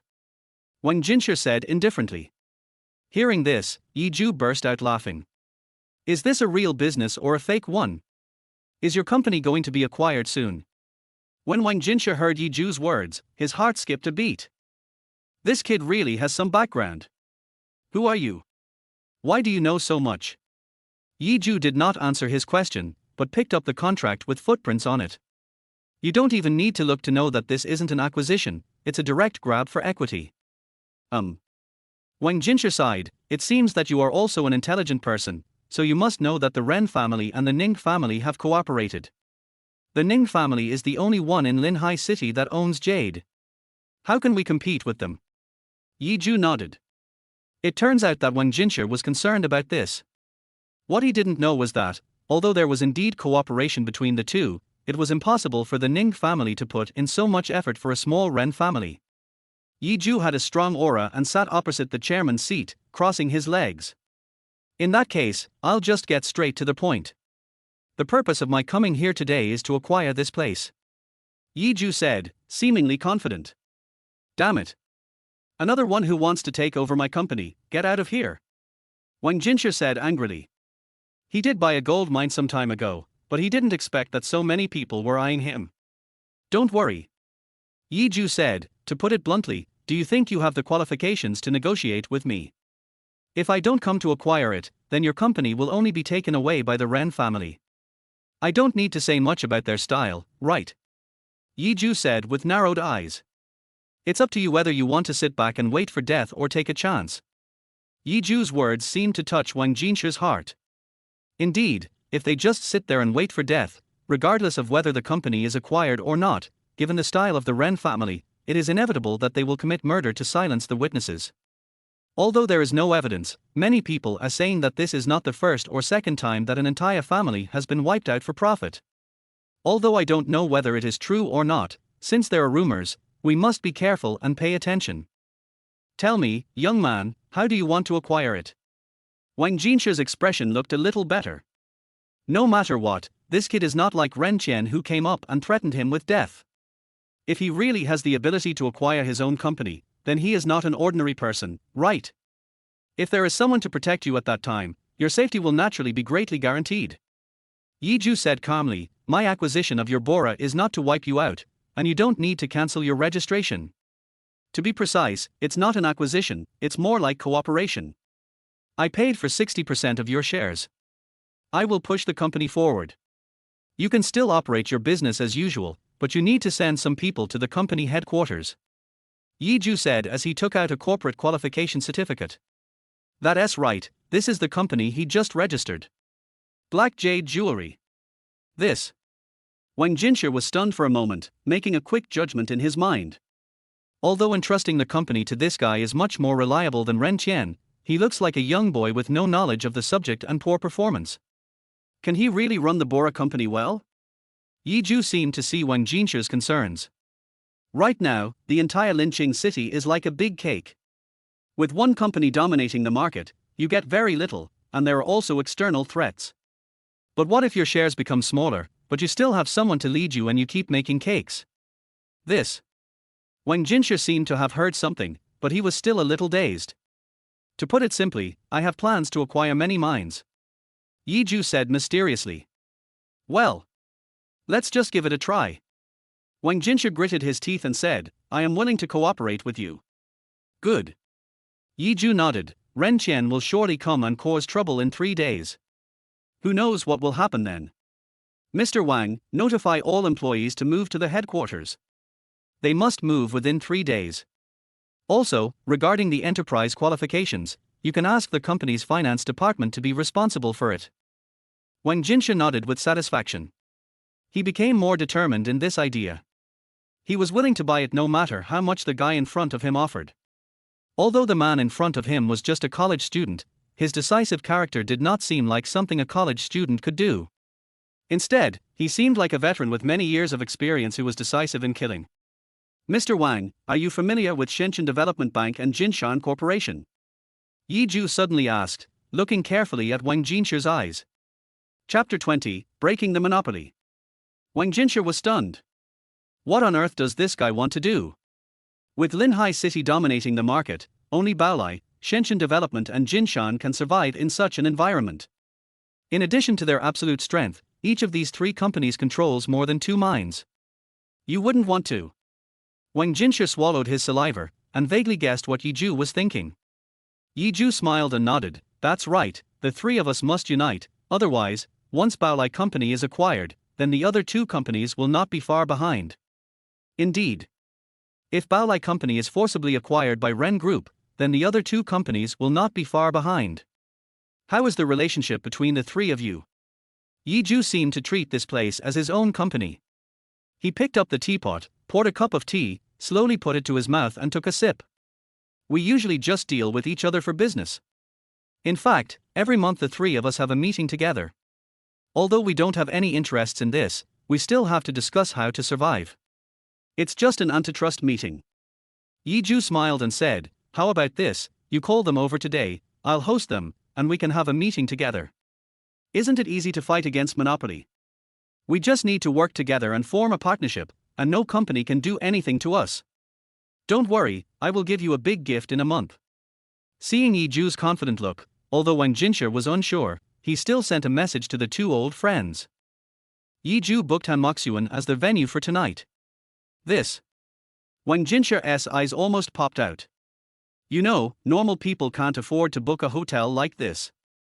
Their previous dining locations were all chosen at hot pot restaurants or ordinary barbecue restaurants, but Hanmoxuan was the #1 hotel in Linhai City, which was not accessible to ordinary people. You and I will go directly. Yiju looked at his watch. It's getting late, and in 2 hours it will be time for dinner. Yiju sat in Wang Jinsha's car, preparing to go to Hanmoxuan. Yiju discovered that it was a shabby van, probably 7 or 8 years old. Wang Jinsha smiled awkwardly. "Boss Yi, don't think this car is rotten. You also know that we in the mines can't drive good cars. We feel bad when we bump into them. This kind of car is the most cost-effective." "I understand without you saying anything." Yiju nodded without thinking much. Although he had previously played with funds, bonds, stocks, and some financial products, he had not read much information about mining. Ever since he had that predictive dream, Yiju has also read a lot of related information. Although he is not an expert now, outsiders should not try to deceive him. After a while, the two arrived at Hanmoxuan. Walk. Yiju walked in and asked for a small private room after thinking about it. The two entered the room, and Wang Jinsha glanced at his watch. "I'll go out for a while and pick them up." "Good." Yiju smiled and nodded. "This meal is really expensive, more than 20,000 yuan. This is just an ordinary meal, but for an ordinary family, they can host a wedding banquet with 10 tables. But there's nothing I can do. In order to demonstrate one's strength, this money should be spent. He, Brother Long, you are so awesome. Let's continue tonight." At this moment, an enchanting female voice came from outside the door. Okay, my baby, I'll make you feel comfortable tonight," the man said with a faint smile. Immediately afterwards, a man walked in hurriedly holding a girl. The moment the two people came in and saw Yiju, they screamed in fright. Yiju was also shaken by the two people shouting, as if he was sitting on pins and needles. "Fuck, you're crazy, what are you doing sitting here? Get out of here right now." The muscular man named Brother Long gasped heavily, patted his chest, and finally he calmed down. "You are a very strange person." Yiju scratched his head. "This is the private room I booked, why should I leave? Whose compartment is this?" The muscular man named Brother Long was obviously stunned for a moment. "Wait a minute." The woman next to Brother Long narrowed her eyes and looked at Yiju carefully, as if she was admiring a peerless work of art. "Aren't you Su Yao's ex-boyfriend?" Yiju looked at the woman. If you didn't look closely, you couldn't tell that she was wearing makeup. She was Su Yao's roommate, named Zhang Jing. I still remember that when I went out to play with Su Yao before, Zhang Jing was also following us. She was very quiet and didn't say a word. But who knew she was such a girl? "What are you doing here?" Zhang Jing folded her arms and said, "Don't think you can do whatever you want just because you are handsome. Is Hanmoxuan a place you can afford? Didn't you find a rich woman to support you?" Brother Long frowned and looked at Zhang Jing. "Do you know this man?" "Of course, this is our school beauty's ex-boyfriend. Although he is handsome, his family is very poor. I don't know what he is doing here." "Oh." Brother Long replied calmly, turned to look at Yiju, and said fiercely, "Get lost." R. Brother Long's words, "get lost," completely confused Yiju. "Come on, big brother, this is my room. If you want to leave, it should be you too, right?" Yiju said with a wry smile, and handed the credentials directly to Brother Long. Who would have thought that Brother Long didn't even look at the receipt? When it came, he tore it into pieces. "Why would I look at this thing?" Brother Long said contemptuously, "If you don't get out of here, you'll have something to worry about." Since you and Jingjing are from the same school, I won't beat you today. Zhongjing felt even more proud when she heard Brother Long giving her face. She raised her thumb and pointed at the man next to her and said, "He is the godson of the boss of Hanmoxuan. Not everyone can afford to offend him. I advise you not to refuse a toast and drink a forfeit." Oh. Yi Ju smiled and nodded. "I thought this restaurant was pretty good, but after seeing you, I think this restaurant is not far from closing down." You? Brother Long pulled out a dagger from behind and approached Yi Ju step by step. How could Yi Ju not know that this man was a desperate criminal who was not afraid of death? "Hey, Brother Long, don't do it here. You're dirtying your hands. It's not too late for these scumbags at the bottom of society to do it outside. Why hurt our own restaurant? Don't you think so? Damn it, this guy is so shameless." And one tea leaf Brother Long was trembling all over. "Whoever issued the receipt to this bastard, please ask him to come over here, I want to talk to him in person," Brother Long said gloomily. Chapter 21, Did I Give You Face? It took a long time. A man in a black suit staggered over. "Long. Young Master Long." The man greeted Brother Long with a smile. But Brother Long didn't give him any face. Before he could react, a huge fist with muscle power hit him directly in the face. Boom. The man who was hit by the punch started bleeding from his nose. "Didn't I tell you? Keep this room for me.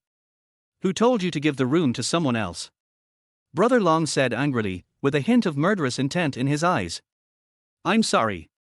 I was so busy today that I forgot." "How dare you forget such a thing?" Brother Long's expression became more and more ferocious, and he grabbed the man's neck. At the moment of suffocation, Brother Long finally released his hand. The man breathed in the air greedily, as if he felt for the first time how wonderful breathing was. Yi Ju narrowed his eyes. He has never fought since he was a child, but one thing is true. This Brother Long is definitely an expert.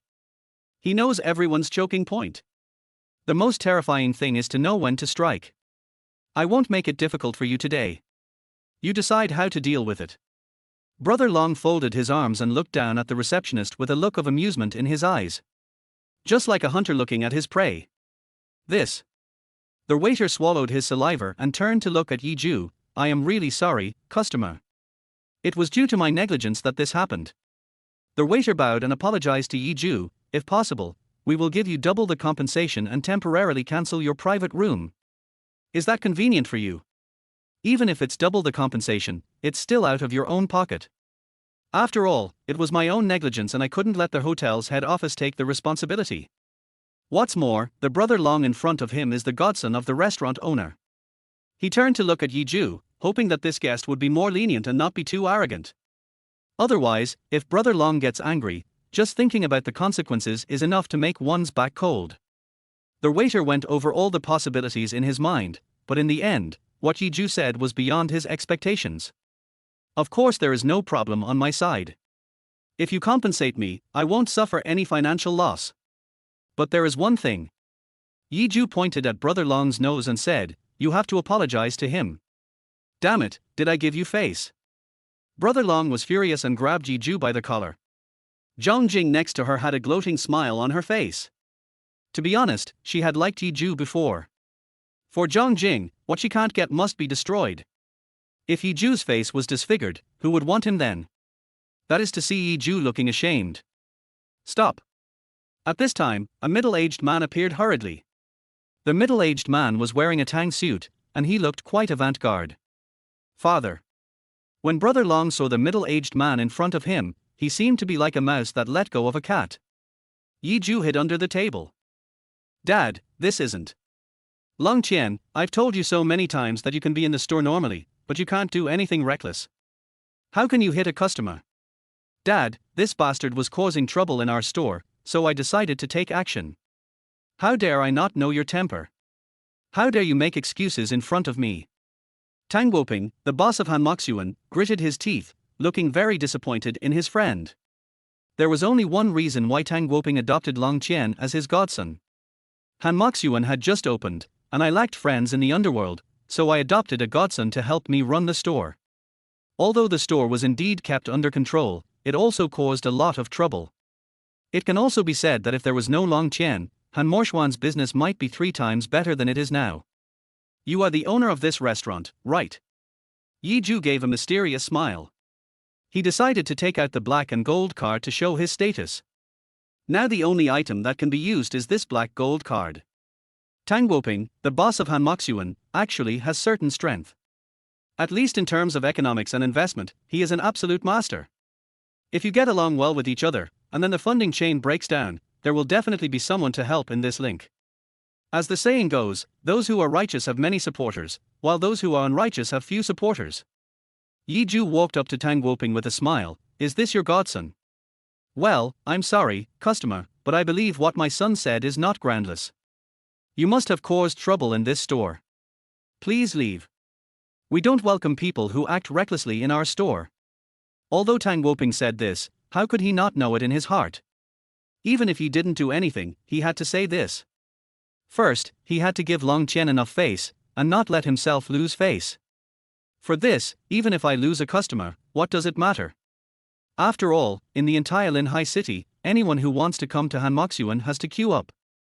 Yi Zhu sneered, are you sure, you want to chase me away?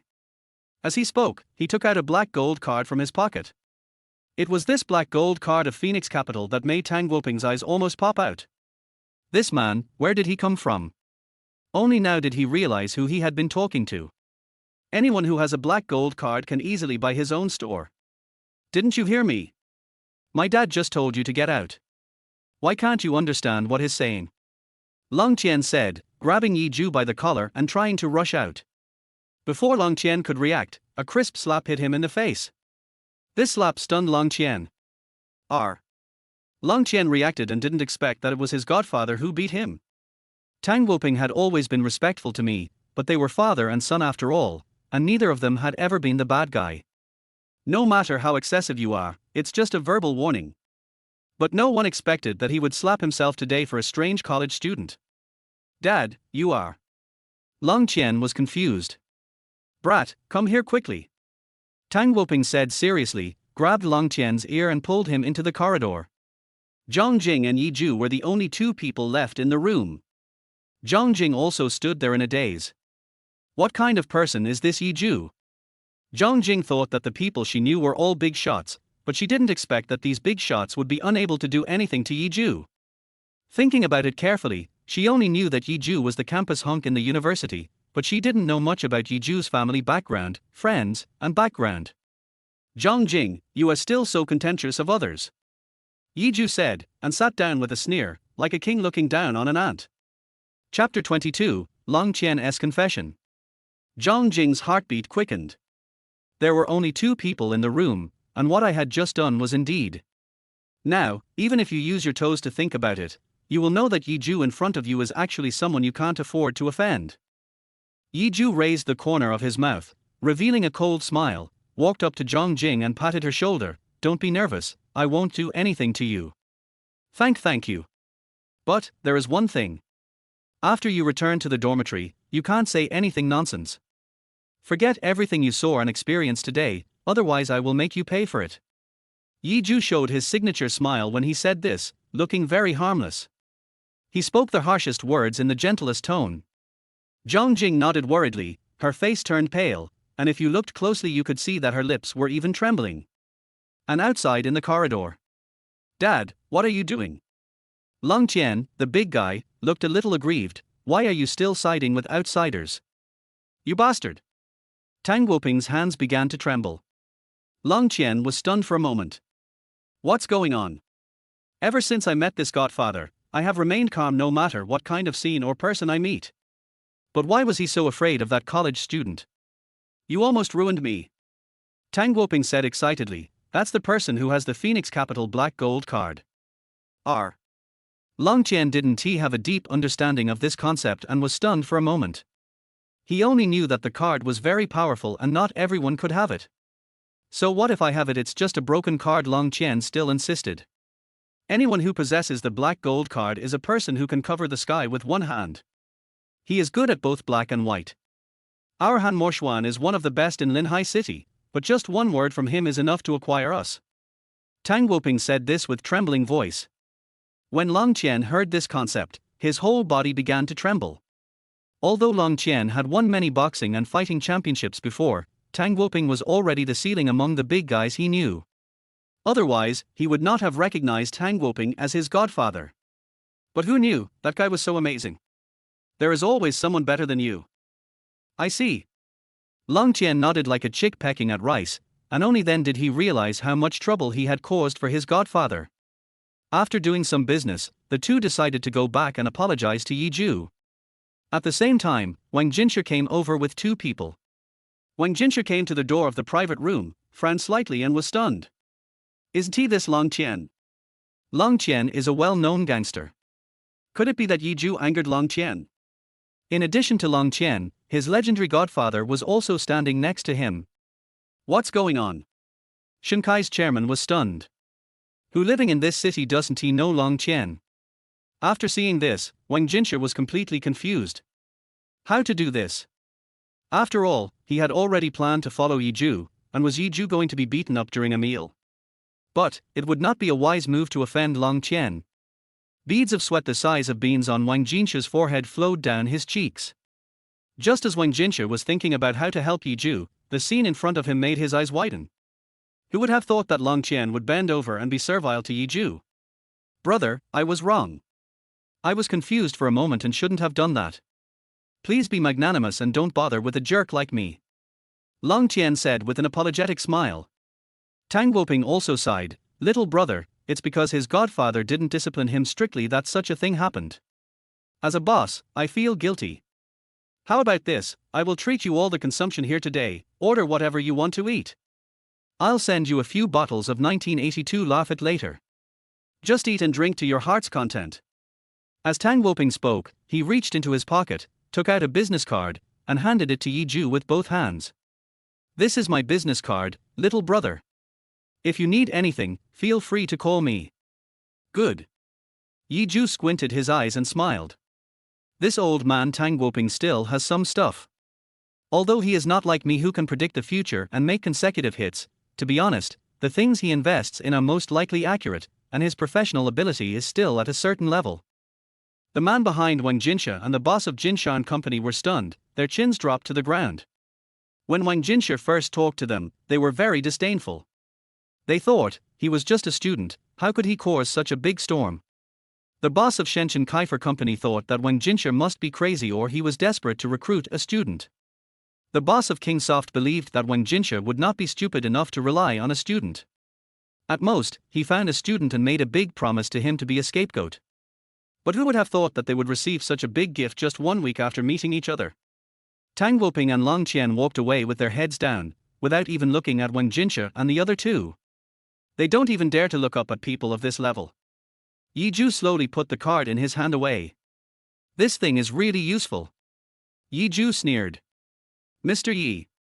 Wang Jinshe bowed to Yi Zhu respectfully. When he saw that scene, Yi Zhu's position in his heart rose to a higher level. It's okay, come and sit down. Yi Zhu waved his hand towards them. The bosses of Shenzhen Kaiser Company and Jinshan Company were like mice seeing a cat, unable to move at all. Only at the urging of Wang Jinshe did they take their seats. The two had originally planned to give Yi Zhu a warning after arriving, but now it seems, their ideas were too naive. Childish and dangerous. Please introduce yourself. Wang Jinshe took the initiative to introduce the two CEOs in front of him. Zhang Baokai, the boss of Shinkai Company, used to be in the antique business. But something unexpected happened after his family dug up some gold, silver, treasures and famous artifacts in the fields in his hometown. So he sold the antique business and decided to switch to their mining business. The owner of Jinshan Company is named Jin Chenzhen, and the history of Jinshan Jade Company is quite long. Before the Ning Group became the dominant force, Jinshan Company was the leader in deep-sea mining.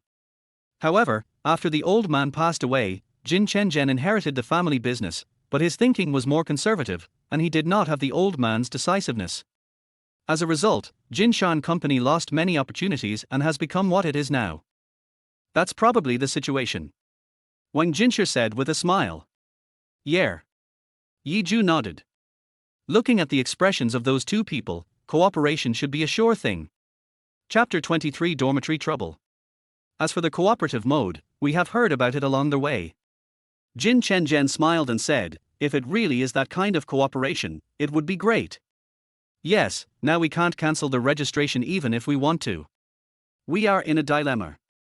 Zhang Baokai also nodded and said, okay. Seeing that they had no intention of resisting, Yi Zhu secretly sweated and handed the contract in his hand to them. Who would have thought that these three people would sign the contract without even looking at it? You three, don't you want to take a look at the contents of the contract? Yi Zhu said puzzledly. Even brothers have to settle accounts clearly. It is a big taboo not to read the contract in the business world. Well, I won't watch it anymore. Wang Jinsher said with a smile, a big shot like you wouldn't cheat the three of us, right? Yes, I believe you. The two men nodded. Good. Yi Zhu said, feeling a touch of pure emotion deep in his heart. Immediately afterwards, Yi Zhu was not idle either, and assigned the latest tasks to the three companies respectively.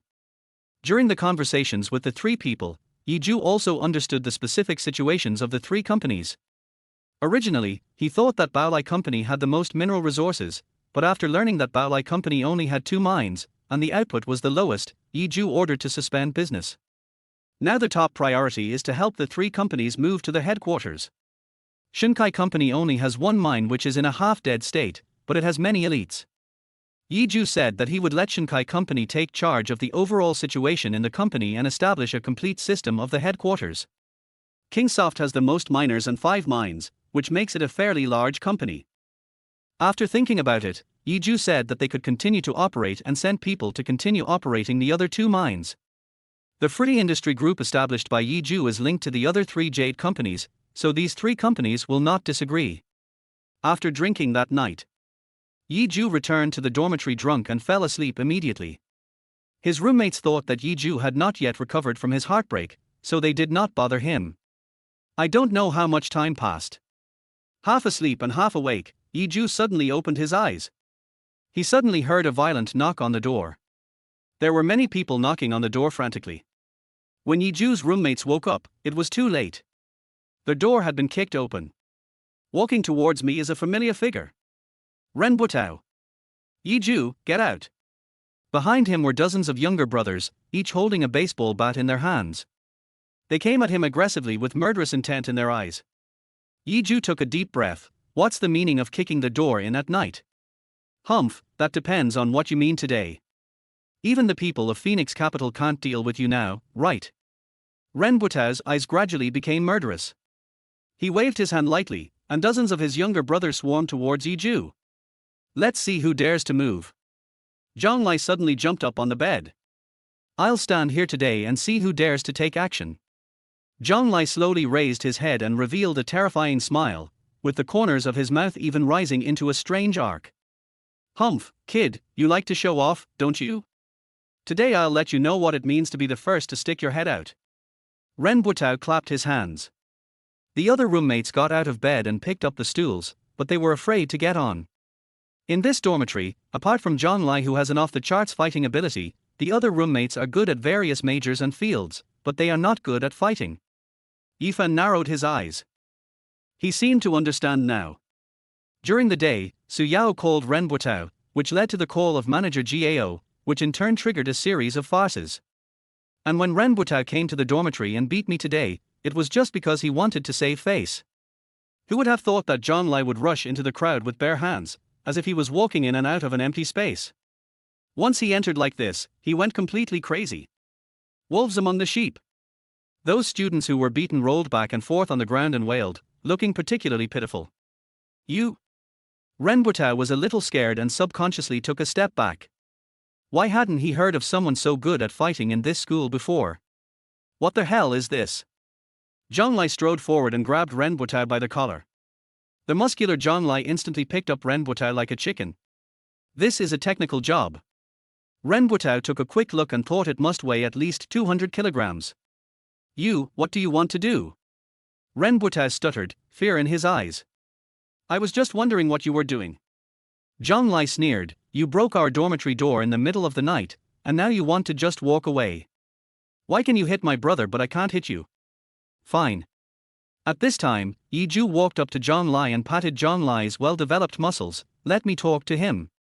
Zhang Lai nodded and let go of Ren Botao. Senior, now that Su Yao and I have broken up, I don't object to the two of you being together, and I have no right to object. What happened between you two after the breakup has nothing to do with me. But what does my business have to do with you? Yiju suddenly became angry when he said this. It's fine if you guys treated me like that during the day, but you came over and kicked my dormitory door at night. What's your intention? Yiju said, staring at Ren Botao fiercely. If I don't get angry, do you think I'm a fool? Ren Botao was so shocked by the aura of the man in front of him that he could not move. Yiju looks harmless and honest, but who would have known, beneath that honest face, Yiju actually hides the heart of a beast. Forget about what happened during the day. I won't bother with you. But this can't happen at night. As soon as he finished speaking, Yiju punched Ren Botao directly in the face. Ren Botao didn't have time to react. He covered his face and took 2 steps back, his nose bleeding. You bastard, don't think I won't beat you up just because you're the school hunk. Do you know who my father is? Who cares who your father is? Yiju said coldly, even if your ancestors were emperors for 18 generations, so what? Get out. Roll. Yiju's roommates got excited all of a sudden and started picking up the garbage around them and throwing it at Ren Botao. Ren Botao was a little scared and fled with his brothers. The dormitory floor was littered with baseball bats. Is it so cheap for them? Roommate Zhang Hao looked impatient. Even if you want to leave, you still have to fix our door. How can we sleep if the door is broken? Isn't this just compensation for all those baseball bats we have? Yiju said with a wry smile. Chapter 24, Insidious and Cunning. After cleaning up, Zhang Hao realized that something was wrong and asked Yiju, how did you get involved with that mad dog Ren Botao? Yeah, luckily I'm in the dormitory today, otherwise you would be in danger of losing your life. Zhang Lai smiled bitterly. Yiju looked at his innocent roommates and thought there was no need to hide anything, so he told them the whole story. Of course, he still retained some of it, and just brushed aside the part about starting a company and Ning Muyu. Zhang Hao's expression was extremely ugly, so, it was Ren Botao who was provoking all along. Yiju nodded, about the same. TSK. It's too dangerous. God knows what evil things Ren Botao can do. Zhang Lai sighed, well, I will protect you from now on. Yiju was stunned. Why does this sentence feel a bit disgusting? Are you thinking the wrong thing? Zhang Lai laughed. What I mean is that Ren Botao may be up to some bad things during this period of time. I will stay by your side to ensure your safety. This. Yiju didn't know how to answer. He still won't be able to go to class tomorrow as he has to prepare for the auction in a month. But seeing how enthusiastic Zhang Lai is, it's hard to say if I should reject him. Yiju closed his eyes and thought for a while. Zhang Lai is a good person. I had told him a lot of secrets before, but he kept them to himself and didn't tell anyone. Zhang Lai is different from other roommates. The other roommates were all people I met after college, but Zhang Lai was my childhood friend. It can be said that the two of us grew up wearing the same pants. The same kindergarten, the same junior high school, the same high school, the same university, the same dormitory. Good. Yiju nodded. Day 2. Yiju was awakened by a ringing bell. I took out my cell phone and saw it was a message from Zhang Baokai. Mr. Yi, all departments of the 3 companies have moved to the free production, but we found that there are not enough office supplies and desks and chairs. The finance department is also quite busy. If possible, could you go and purchase some? Yiju put down his phone and put on his clothes. In his heart, he did not blame Zhang Baokai for committing insubordination, but he could also understand his feelings. After all, they are now in charge of many things in the company, so it is normal that they cannot spare any manpower. And from last night's conversation, they already knew that he was just an ordinary college student. But this also makes them more respectful of themselves. During the conversation last night, Yiju did not reveal his background, and this alone made them feel uneasy. As soon as he went out, Zhang Lai hurriedly chased after him, following Yiju like a tick. Why, aren't you going to class today? No. Yiju shook his head, I have something to do today. If you want, you can come with me. Yiju said this as he acted mysteriously and hailed a taxi. Master, let's go to the furniture market. Zhang Lai was a little confused, why are you going there? Are you going to add some furniture to our dormitory? It's not that I need to buy more furniture. Yiju said with a smile, to tell you the truth, buddy, I have started a company and I need to buy some things. Come on. Zhonglai laughed bitterly, where did you get the money to start a company? Don't I know what your family background is like? If you can start a company, then the old sows will be able to go to heaven, right? Yiju smiled instead of being angry. He was thinking along the way that after purchasing the office supplies this time, there would be nothing else to do. He would just muddle through for now and meet the Ren family at the auction in more than 20 days. Bite. At this time, Yiju received a text message on his mobile phone. Dear car owner, Nanfeng Car Dealership has delivered the 10 Blue Wind SUVs you ordered to the downstairs of your company. I have signed for them. Same time, different place. On the other side. Ren Group. What? Ren Juxian stood up suddenly and looked at Ren Qian and the female secretary in front of him in disbelief. You mean, that stupid guy across from us bought all of Baolai, Jinshan, Shinkai and Sanjia? Yes. Ren Qian nodded. Now that I remember, when I left Baolai that day, I did see a young man walking in. Ren Juxian's eyes were filled with murderous intent. Who is this kid? The female secretary stammered, Mr. Ren, we have found out about it. After saying that, she handed the document to Ren Juxian with both hands. Ren Juxian took a closer look and threw the document directly to the ground. What the hell? You said he's just a student. Ren Juxian yelled, how is that possible? How could such a powerful opponent be just a student? Ren Qian swallowed his saliva and said boldly, well, indeed he is a student, it seems so. It seems he is the ex-boyfriend of my brother's girlfriend. I heard he is the most handsome boy in their school. HMPH. Ren Juxian snorted coldly, I don't care if he is the school hunk or not. If such a terrible opponent is really a student, then he must be eliminated. Father, is it that serious? The auction will be held in more than a month, and only we know the contents of the auction. You don't have to worry about him snatching it. As for jewelry and minerals, there is no market in Linhai City anymore. If we act rashly, it will only make the media suspicious of us.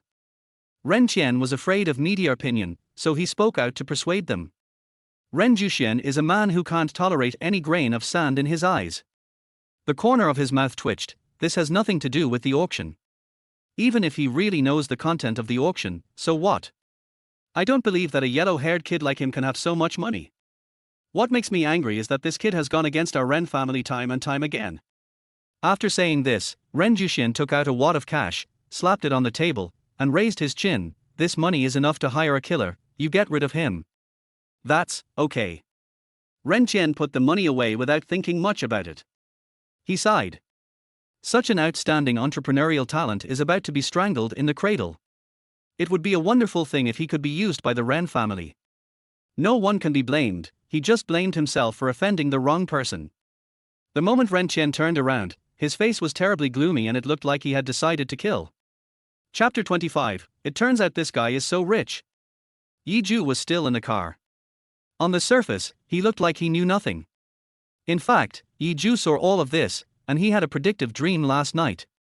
I will die today. He would die at the door of the furniture store. If I'm not mistaken, it should be the work of the Ren family, right? I have never made any enemies since I entered university, except for the Ren family. And it was not the Ren family that he wanted to provoke, but they were the ones who kept causing trouble for him.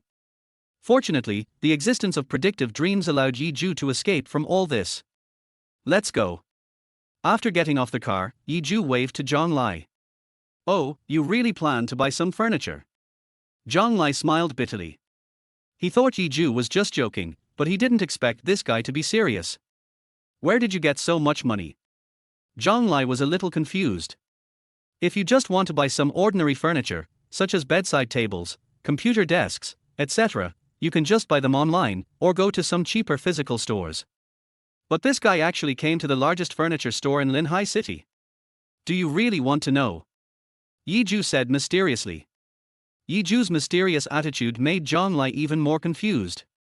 Of course. Now that you've said that, you have to reveal something to me. Zhonglai laughed. Call. Yiju thought about it carefully again before telling Zhonglai everything. including your own company and the assets you have. Of course, Zhou hid the part about his predictive dream.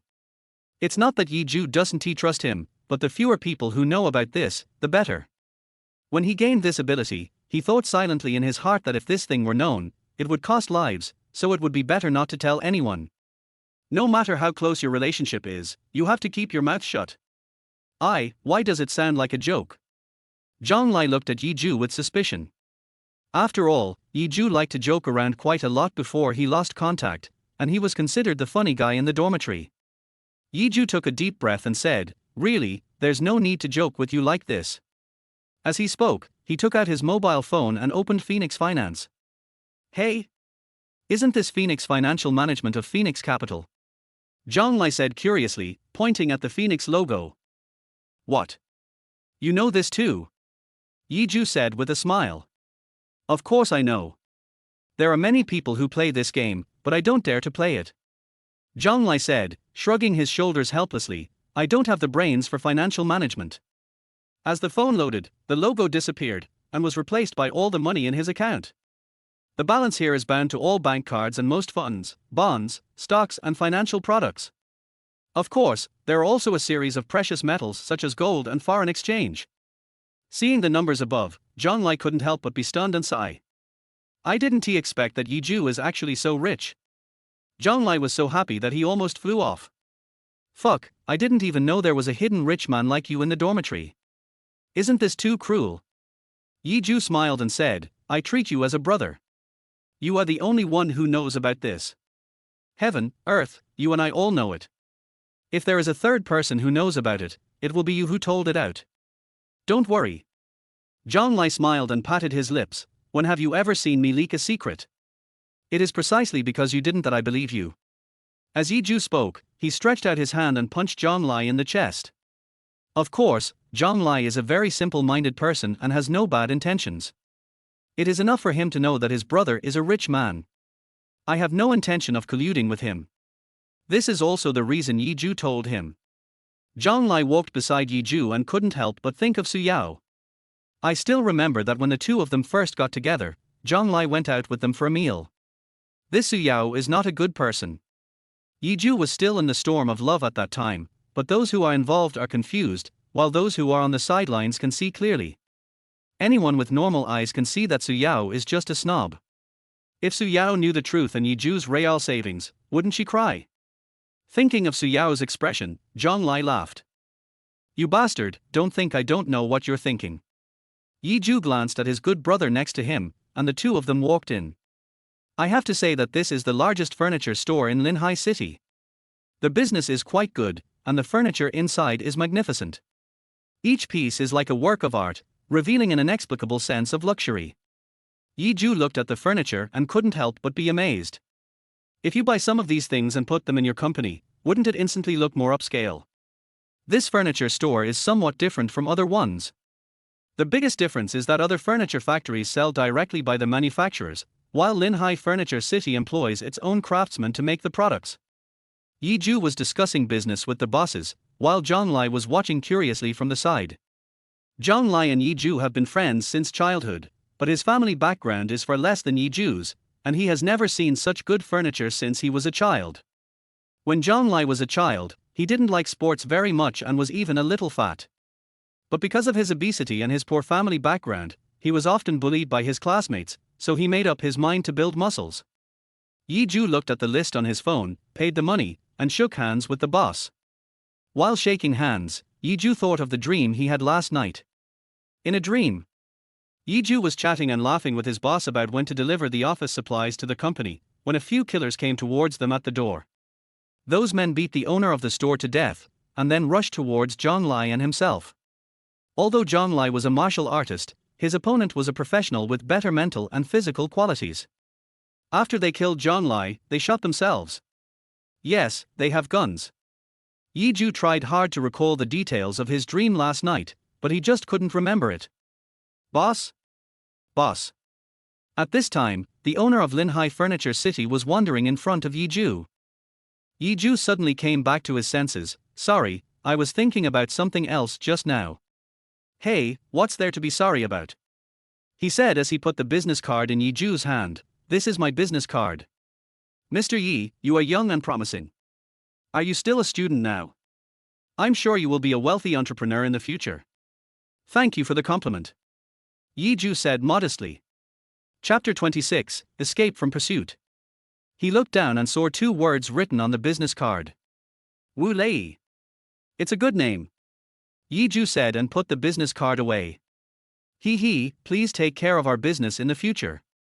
As you can see, our furniture is really good. Wu Lei talked about the origin of the furniture mall and some of his proudest pieces of art. After he said that, Yi Zhu just listened. When Zhang Lai saw Yi Zhou paying just now, his jaw almost dropped to the ground. He had never seen so much money. This also further confirmed that he would follow Yi Zhu in the future. Boss Yi, let me see you off. Wu Lei said, making a pleasing gesture and pointing to the door on the first floor. Yi Zhu squinted his eyes and found a window in front of him. Last night in my dream, I suffered a loss because I was not paying attention. He cautiously glanced toward the window, from which he could see the action below. As expected, Yi Zhu could see that there were many black Mercedes-Benz cars parked in front of the furniture factory. Several men came out of the cars, dressed in suits, wearing big black leather shoes and blue ties, looking like some public officials of the company. It's them. Yi Zhu picked up the disposable water cup, drank it all in one gulp, crumpled the cup into a ball and threw it into the trash can. Boss Wu, you don't need to see me off. Yi Zhu looked up and said, besides the main entrance, is there any other way to get out? Wu Lei looked at Yi Zhu with some confusion. What does this guy mean? Is he trying to take the back door? There is also a back door. But to be precise, it's not really a back door. There is a large French window over there, and after you go out, you will see a lawn leading to another exhibition hall. You should have walked down there, but for the sake of aesthetics, we designed the passage on the 2nd floor, so we planted flowers and plants down there. Wu Lei was a little confused. Very good, Boss Wu, can you take me there? I'll go out from there. Yi Zhu's actions also made Zhang Lai a little confused. What is this kid doing? Although Zhang Lai really wanted to ask the reason, seeing Yi Zhu's determined expression, as if he was dealing with something important and there was no joking at all, he swallowed the words that were about to come out of his throat. This. Wu Lei swallowed, not knowing how to ask. What's wrong? Is Boss Wu inconvenient? Yi Zhu said with his head tilted. No, it's not inconvenient. I'm just a little curious. Why do you have to go through the back door when there is a normal door? Wu Lei took a deep breath. He knew that saying this might offend the customer, but he asked anyway. If you ask, it will be disrespectful to others. If you don't ask, if such a big customer goes out, it will also be disrespectful to him to walk through the floor-to-ceiling windows. After all, in the customs of Yang Wang, it is all about seeking good luck. Using the back door sounds so ugly. No reason. Yi Zhu answered directly, Boss, just listen to me, I won't harm you, this will only benefit you. Okay. Wu Lei nodded and took the 2 people to the back door. The 2 walked around for a long time and saw the floor-to-ceiling window in front of them. Oh shit, Zhang Lai burst out with a mouthful of traditional Chinese medicine when he saw the huge floor-to-ceiling window. This is not a floor-to-ceiling window, the entire surface is made of glass. I'm sorry. Mr. Yi. It's okay. It was my request in the first place, so don't take it to heart. Yi Zhu regained his expression. Of course, as a boss, he can understand Wu Lei's concerns. It really doesn't look good for such a big client to use the back door. So Yi Zhu gave him an explanation. I have an urgent meeting here, so I went through the back door. I just observed that if I go through the front door, I have to go around a long way. Your Linhai Furniture City is too big. If I go through the French window at the back, it can save some time. So that's how it is. Wu Lei nodded slightly, feeling relieved. Okay, let's stop here. Mr. Yi is welcome to visit us next time. Wu Lei said and bowed deeply to Yi Zhu. Yi Zhu would smile and leave quickly. What? What kind of meeting do you have this afternoon? Zhang Lai said, no wonder you don't go to class every day, you're so busy. Bullshit. Yi Zhu's heart, which had risen to his throat, finally calmed down again. I just saw a row of black Mercedes-Benz cars under the main entrance from the window on the 2nd floor. They had guns in their hands.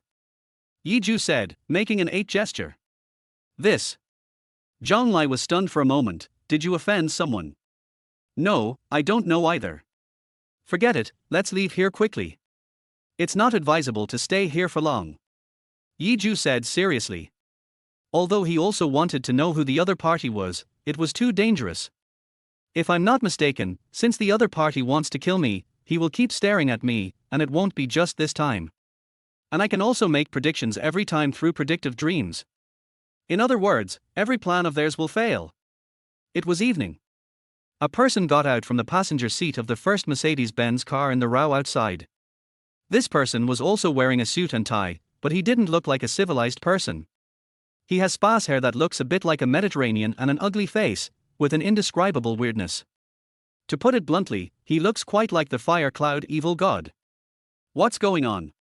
The furniture store is almost closing, why haven't you come out yet? He became more and more anxious as he spoke, and turned to look at the people around him. Did you see Yi Ju come out? No, we didn't even blink in the afternoon. We were staring at the door the whole time. Hearing this, the leader could no longer sit still and suddenly gave a flying kick to the younger brother who was speaking. Bang! I took 2 steps back and leaned against the Mercedes-Benz. Even the metal door of the Mercedes-Benz was deformed. He knelt on the ground, foaming at the mouth and vomiting. You useless bastards, what use do I have for you? If you can't kill that little bastard, how are you going to explain it to Mr. Ren when you go back? As he spoke, he strode towards the furniture store. Hello, boss. 2 security guards outside the door tried to stop him. After all, it's only 5 minutes before the end of get off work, so during these 5 minutes, the cleaning ladies will mop the floor, wipe the dust off the furniture, and then stop operating and just clear the place. Get lost. The man turned around and beat them both up. The 2 men were almost knocked unconscious and rolled down the stairs. He strode in and saw Wu Lei. That's right, this guy should be the store manager here. Chapter 27, Ning Muyu was beaten. You are the boss here, right? Excuse me, who are you? Wu Lei narrowed his eyes and looked carefully at the man in front of him. Why haven't I seen you before? It's not important. Where did Yi Ju who came in this afternoon go? The man who looked like the fire cloud evil god approached him step by step, his eyes seemed to want to kill him. This. Are you talking about Mr. Yi? Mr. Yi is out. Nonsense, why don't you go out so late? Are you going to stay here? I mean, how did he get out? Wu Lei pointed to the French window at the back and said, go through the back door. The man almost felt like vomiting blood. What's going on? How did this guy know that I was waiting for him at the door? This is too amazing. Normal people go through the front door, no one would intentionally go through the back door. If that's the case, then it proves that someone must have leaked the news. New. The corners of the man's mouth even twitched. He really wanted to slap the person in the room, but it was not the right time to do so. Yi Ju returned to the dormitory. As soon as I entered the dormitory, I heard my roommate Zhang Hao shouting, this is terrible. Do you know Su Yao's best friend? Huh. Yi Ju suddenly became nervous. Which best friend are you talking about? Chen Dandan, the good-looking one, is Su Yao's lackey. Zhang Hao said. Oh. Yi Ju nodded and didn't want to listen anymore. Even if that woman is dead, it has nothing to do with me. Let her do whatever she wants. And there's Ning Muyu. What's wrong? As Zhang Lai spoke, he even picked up a handful of melon seeds and started eating them. The guys in the dormitory obviously didn't know the relationship between Yi Ju and Ning Muyu. I heard that Chen Dandan hired someone to beat up Ning Muyu on the playground. When did it happen? Yi Ju suddenly jumped up on the bed, tightly clutching the phone in his hand. It was just now, the first 2 minutes after you came back. I'm not too clear. Anyway, someone recorded a video for me. As he said that, he took out the video and showed it to Yi Ju and Zhang Lai. Yi Ju didn't say anything and rushed out directly. This action confused the 2 guys named Zhang in the dormitory. What are you doing? Why is this guy so excited? Zhang Hao was a little curious. I don't know either. Zhang Lai scratched his head, feeling even more confused. Compared to others, what Yi Ju did today was quite abnormal. At this time, over there on the playground. Do you have any shame? Shindandan approached Ningmuyu step by step. At this time, the students around were all hiding far away and watching the fun, and no one dared to get close. They all knew that Shindandan was the big sister of this school. He seems to have a very powerful brother outside of school. Of course, he is not a biological brother, but a ruthless person in society, so no one dares to mess with him. I don't know what grudge I have against you. Ningmuyu, who was always shy and dared not speak, stepped back step by step. Yiju broke up with Suyao, so you went to pick up trash, right? As she spoke, she even grabbed Ningmuyu's hair. What do you mean? Today I will teach my good sister a lesson, you shameless bastard. Shindandan pointed at Jiao Qiang and said. What made her angry was that Ningmuyu was following Yiju at the auto show that day. Yiju made her lose face, so she naturally couldn't go to find fault with Yiju. Instead, she chose to vent all her anger on Ningmuyu. Sisters, beat her up. After saying this, Shindandan let go of her hand. Many girls slowly approached Ningmuyu. I didn't expect there is such a vicious woman like you in this world. At this moment, a man's voice sounded behind the girls. They looked back and saw it was Yiju. Hey, the flower protector is here. Shindandan teased Yiju, they are just a pair of dogs and bitches. Why are you here to protect your little hoof? Shut up, Ningmuyu and I have a legitimate relationship. Not everyone is as dirty as you. As Yiju spoke, the corner of his mouth twitched, and he was ready to take action. Shindandan also noticed that Yiju's actions were not right. She swallowed her saliva and continued to bluff. Why? It was just a lot of people that day. Do you think I'm really afraid of you? Whether inside or outside the school, do you think you are really my opponent? As Shindandan was talking. Before she could finish, a big spanking hit her in the face. Yiju turned his neck. I don't want to hit a woman, but are you worthy of being a human being? Seeing this scene, the girls around were stunned instantly. Yiju actually hit someone. You lunatic. Shindandan yelled like crazy, do you know who my brother is? No one dares to mess with my brother in both the black and white worlds. I don't care who your brother is. Even if the King of Heaven comes today, I will still beat you. Yiju pointed at Shindandan's nose and said. Forget it. It's okay, it's okay. Ningmuyu was afraid that things would get out of hand, and even more afraid of what would happen next. She held Yiju's hand tightly and didn't dare to let go. Why are you pretending to be a good person here? Try pretending to be one again. Shindandan said, but before she finished her words, Yiju grabbed Shindandan's hair. Tell me who your brother is. Shindandan was trembling all over, almost angry to death. In fact, Yiju had no idea, but he knew that if something really happened, he could call Phoenix Capital. Although it's not very nice to ask them to step in for such a small matter, there's a saying that goes. Strike the first blow to prevent 100 blows from coming. Ever since Suyao and I broke up, the public opinion and these people in the school have become more and more excessive. If I can really make them afraid of me, it would be worth it. Have you ever heard of Long Qian? Shindandan gasped and gritted her teeth. When they heard the name Long Qian, both the girls around and the students who were watching from afar, their hair stood on end instantly. Only Yiju did not get angry but laughed instead. Ha ha ha ha, your brother is Long Qian. Are you scared? Shindandan snorted coldly, are you scared now? I'll give you a chance. If you know what's best for you, kneel on the ground and call me aunt and I'll let you go today. Otherwise, be careful or I'll disfigure your face. There are many people who want to disfigure me. Who do you think you are? Yiju still looked calm and unhurried, he's just a small thug. If you have the guts, call him over here right now. Can you call him over? Yiju's expression became more and more rampant. Chapter 28 The Mouse Sees the Cat. Do you really want to die so much? Shindandan gasped for breath. Shindandan also knew that if she really beat Yiju to a disfigurement outside the school gate today, wouldn't she become the public enemy of this school? After all, how many people in the girls' dormitory like Yiju? But looking at Yiju's provocative eyes, Shindandan really couldn't bear it. You think I don't dare, do you? I tell you, even rabbits bite when they are angry. Just wait, I will call Brother Long right now. Yiju didn't get angry but laughed instead, looking at Shindandan as if she was a fool. Come on, let's get out of the school. I'll be responsible if I beat you up like this on campus. Shindandan said arrogantly. Okay. Yi Ju smiled and nodded. Don't go.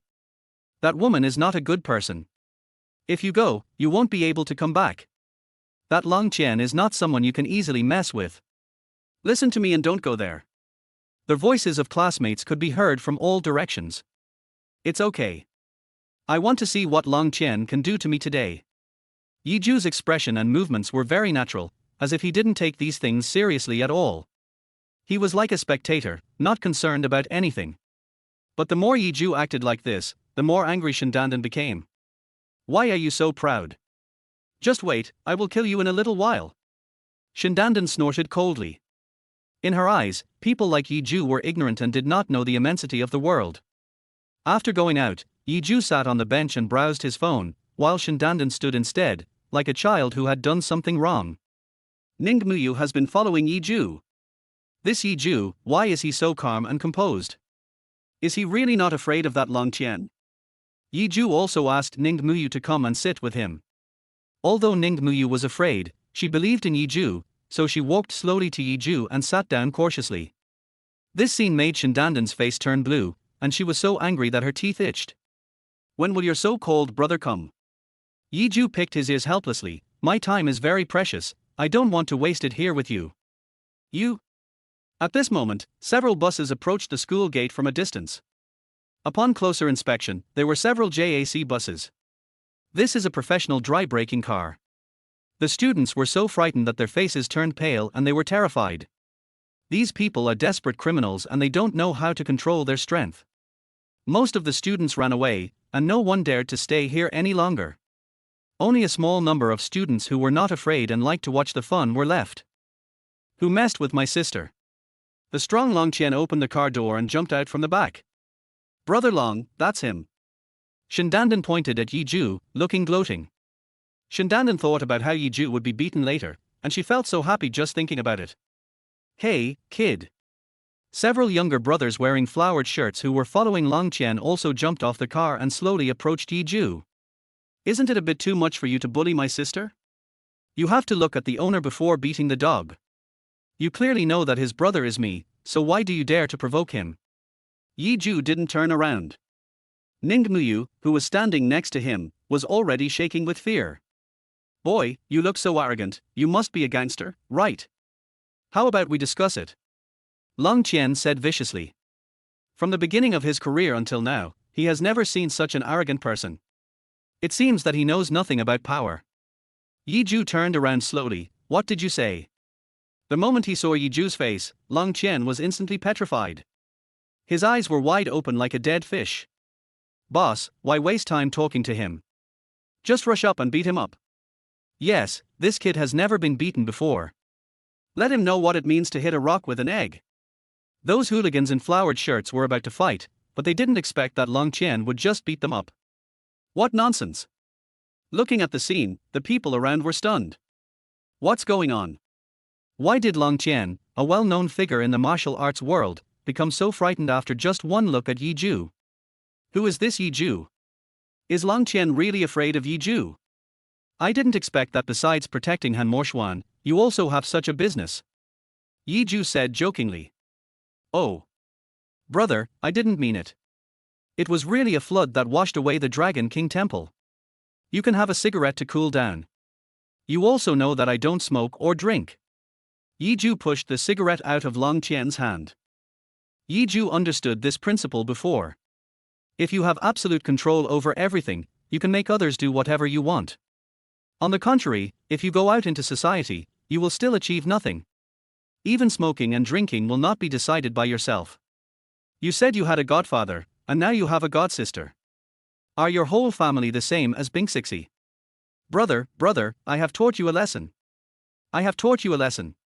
Faced with Yi Ju's teachings, Long Qian could only nod and agree, like a mouse seeing a cat, with a look of horror on his face. The younger brother following behind Long Qian was completely stunned. What's going on? The fearless big brother in front of him was now being held firmly by a college student. I won't say anything else. Yi Ju stood up and his expression gradually became serious. This is the second time you've offended me. I hope you'll remember this. Every word Yi Ju uttered seemed to pop out from between his teeth. The sense of majesty was incomparable. Yes, yes, yes. Also, your adopted sister is acting like a tyrant on campus. Tell me how to deal with her. Yi Ju said gloomily, think about it carefully and give me an answer. If you can't handle it well, I will throw you into the river to feed the fish. These words completely terrified Long Qian. Long Qian's head couldn't even move freely. He turned his head like a machine that was about to be scrapped, staring straight at Shendandan with a hint of murderous intent in his eyes. I believe every man who knows the reason why he recognized Shendandan is that she is not a real sister. Shendandan swallowed her saliva, too scared to speak. He thought he could suppress Yi Ju, but who would have thought that he would end up making things worse and end up backfiring on himself? Elder brother. Get lost. I don't have a sister like you. As Long Qian spoke, he punched Shendandan directly on the nose. What the hell, when I say I'll protect you, does that mean I'll let you run rampant in school? Long Qian grabbed Shendandan's collar and shouted loudly. Shendandan's face was covered in blood, and she looked extremely embarrassed. If you mess with my brother Yi again, be careful or I'll beat you to death with my belt. Chapter 29 shocked the whole school. Shendandan burst into tears. Unexpectedly, he had been able to rely on this sworn brother to bully others in school, but in the end, he was messed up like this by Yi Ju. Okay, you've done a lot of bad things. Yi Ju said coldly, just teach him a lesson, there's no need to beat him so badly. You too, if you dare to do something like this again in the future, you can't say for sure what will happen. When Long Qian heard this, he could only smile along. After saying goodbye to Yi Ju, he got into the car with everyone else. Several younger brothers looked at him in confusion. What's going on? Boss, why are you so afraid of this guy? Nonsense. Damn, I almost got tricked by this bitch. The brothers were confused. What is the identity of that kid, boss? Long Qian lit a cigarette and took a deep puff. I don't know the details, but I know that this guy has a black gold card. Black gold card. After hearing these three words, the younger brothers began to feel a little uneasy. Boss, you're not talking about Phoenix Capital's black gold card, are you? Yes, that's right. Long Qian nodded. I don't need to say much about the identity and status of those who have black gold cards. The younger brothers were terrified at the mention of tigers. Thinking about what they had just done, it was really too dangerous. As they watched the cars drive away and get farther and farther away from the school gate, everyone looked surprised. Of course, it's more of a refreshing feeling. No matter whether male or female, no one dared to mess with Shendandan in school. Now, Yi Ju finally vented his anger for his classmates. Yi Ju smiled and turned around, patting Shendandan on the shoulder. Now you know what it means that there are always people better than you, right?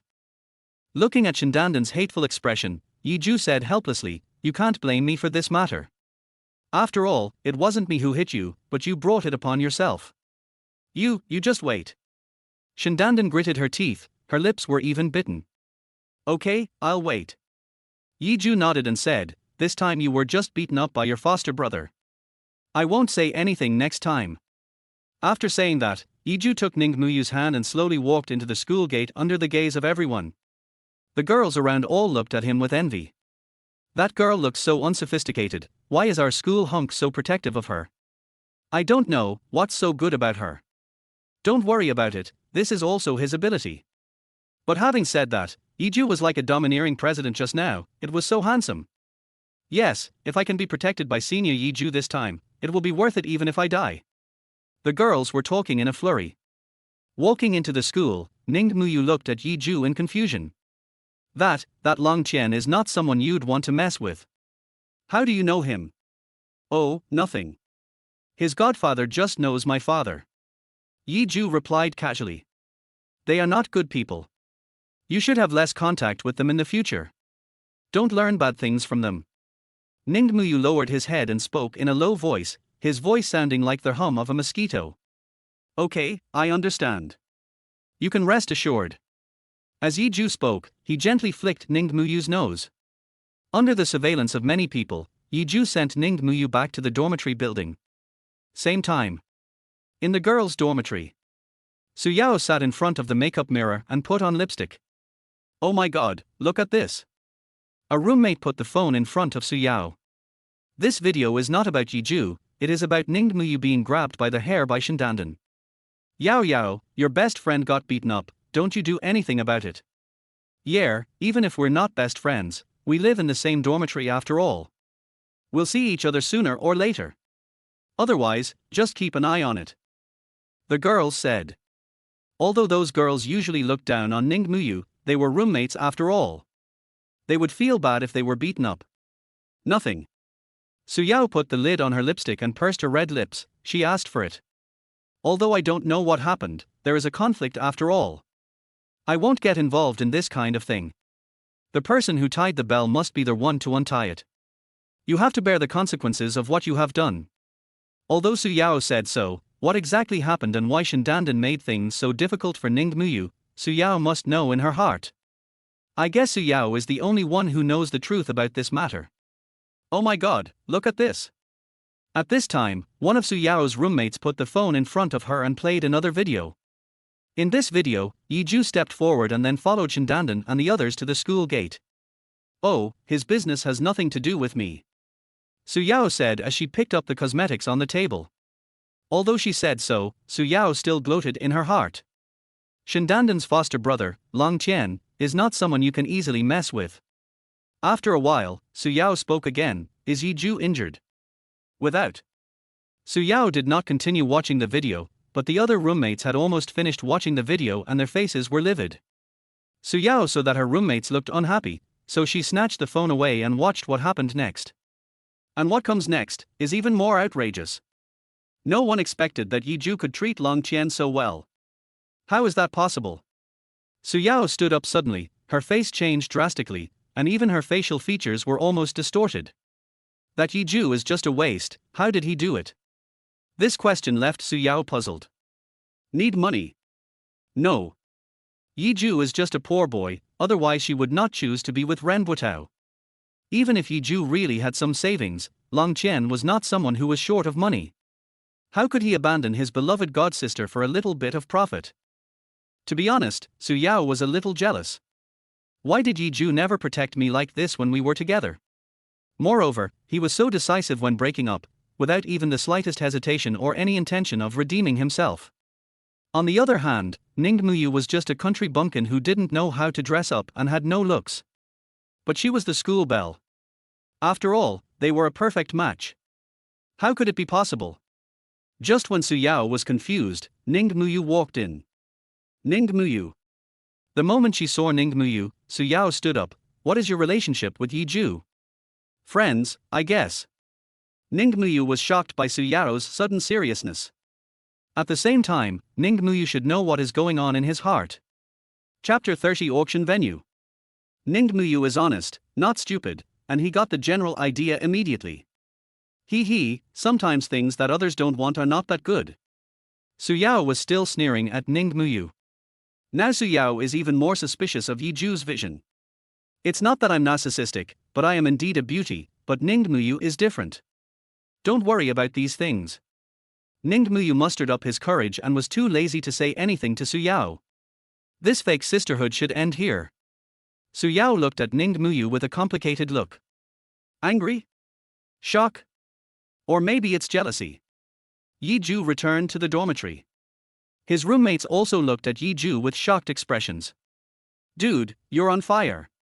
The fourth person in the dormitory, Zhang Hao, who was usually taciturn, also looked at Yiju with a surprised expression.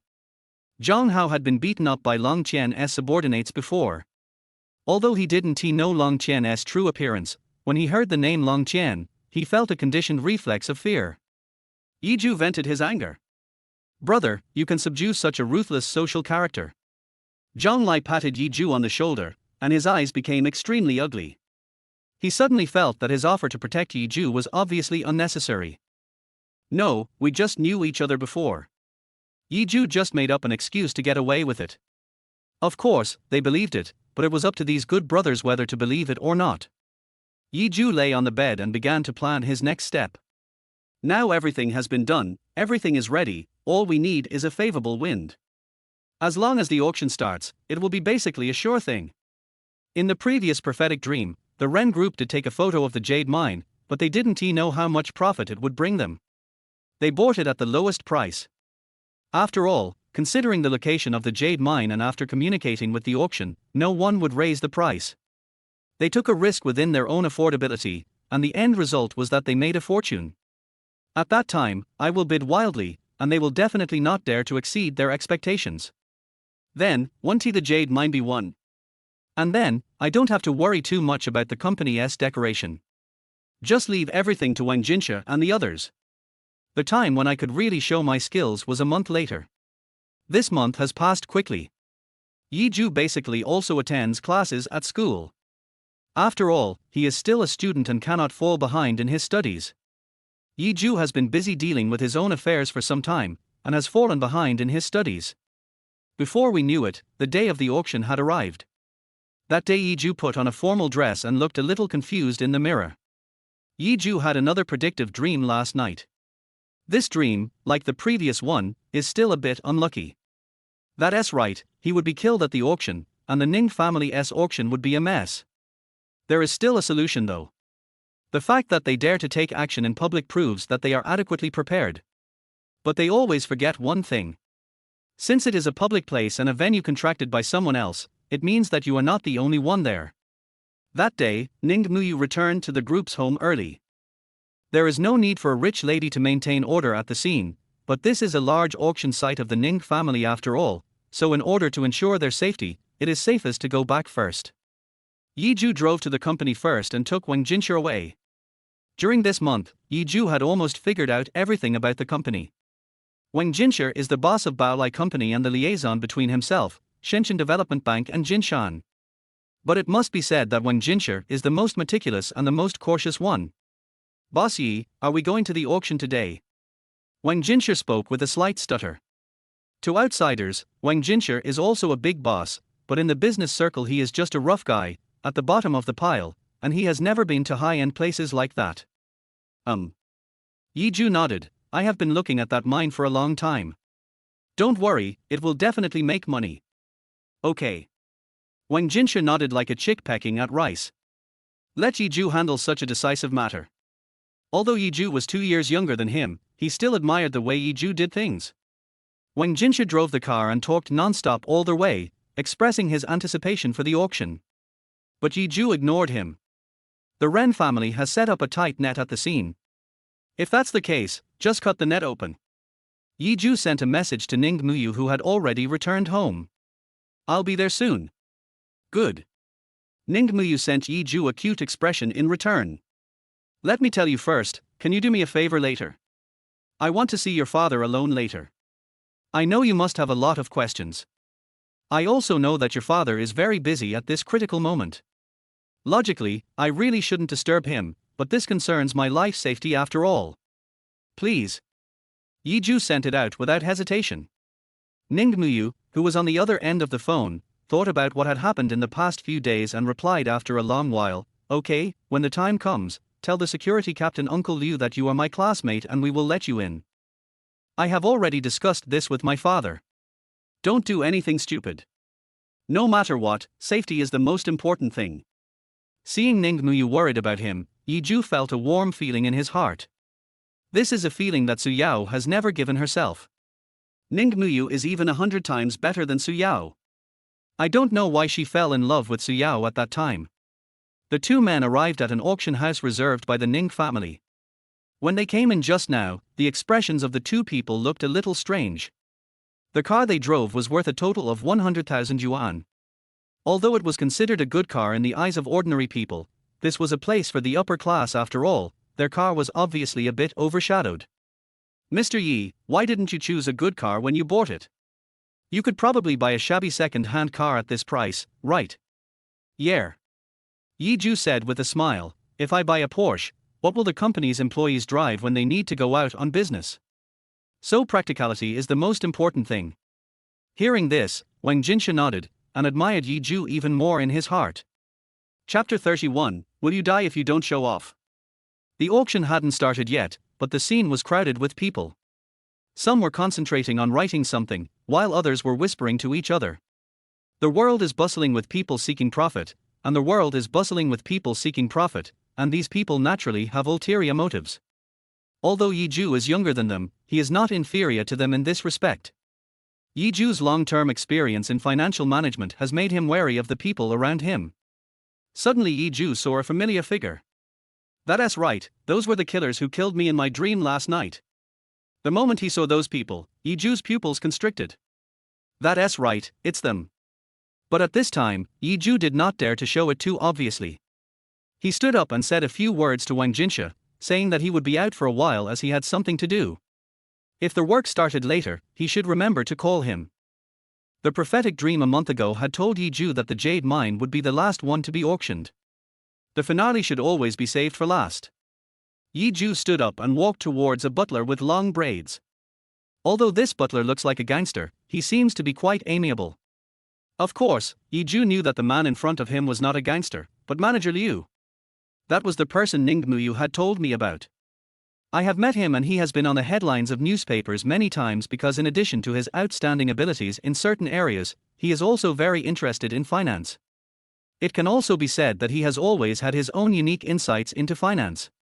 Yi Zhu smiled and nodded at him, hello. Instead, Manager Liu looked Yi Zhu up and down with a suspicious look, boy, how did you get in? Manager Liu looked at Yi Zhu and thought that he couldn't be considered a big boss at all. He could more like a college student. Yi Zhu took out his electronic invitation, of course you invited me here. Manager Liu was stunned for a moment, smiled slightly, and then realized that he had been rude. Those who can come here and accept the invitation are all famous figures. I'm sorry, sir, I'm a bit too superficial in judging people by their appearance. Excuse me, what can I do for you? Manager Liu looked up and asked. I'm going to see Mr. Ning. Yi Zhu said seriously, his face calm and his heart not beating. Excuse me, distinguished guest. Mr. Ning is not someone who can meet anyone unless you have a letter of introduction or have made an appointment in advance. Manager Liu still said this with a smile, but he had already started cursing in his heart.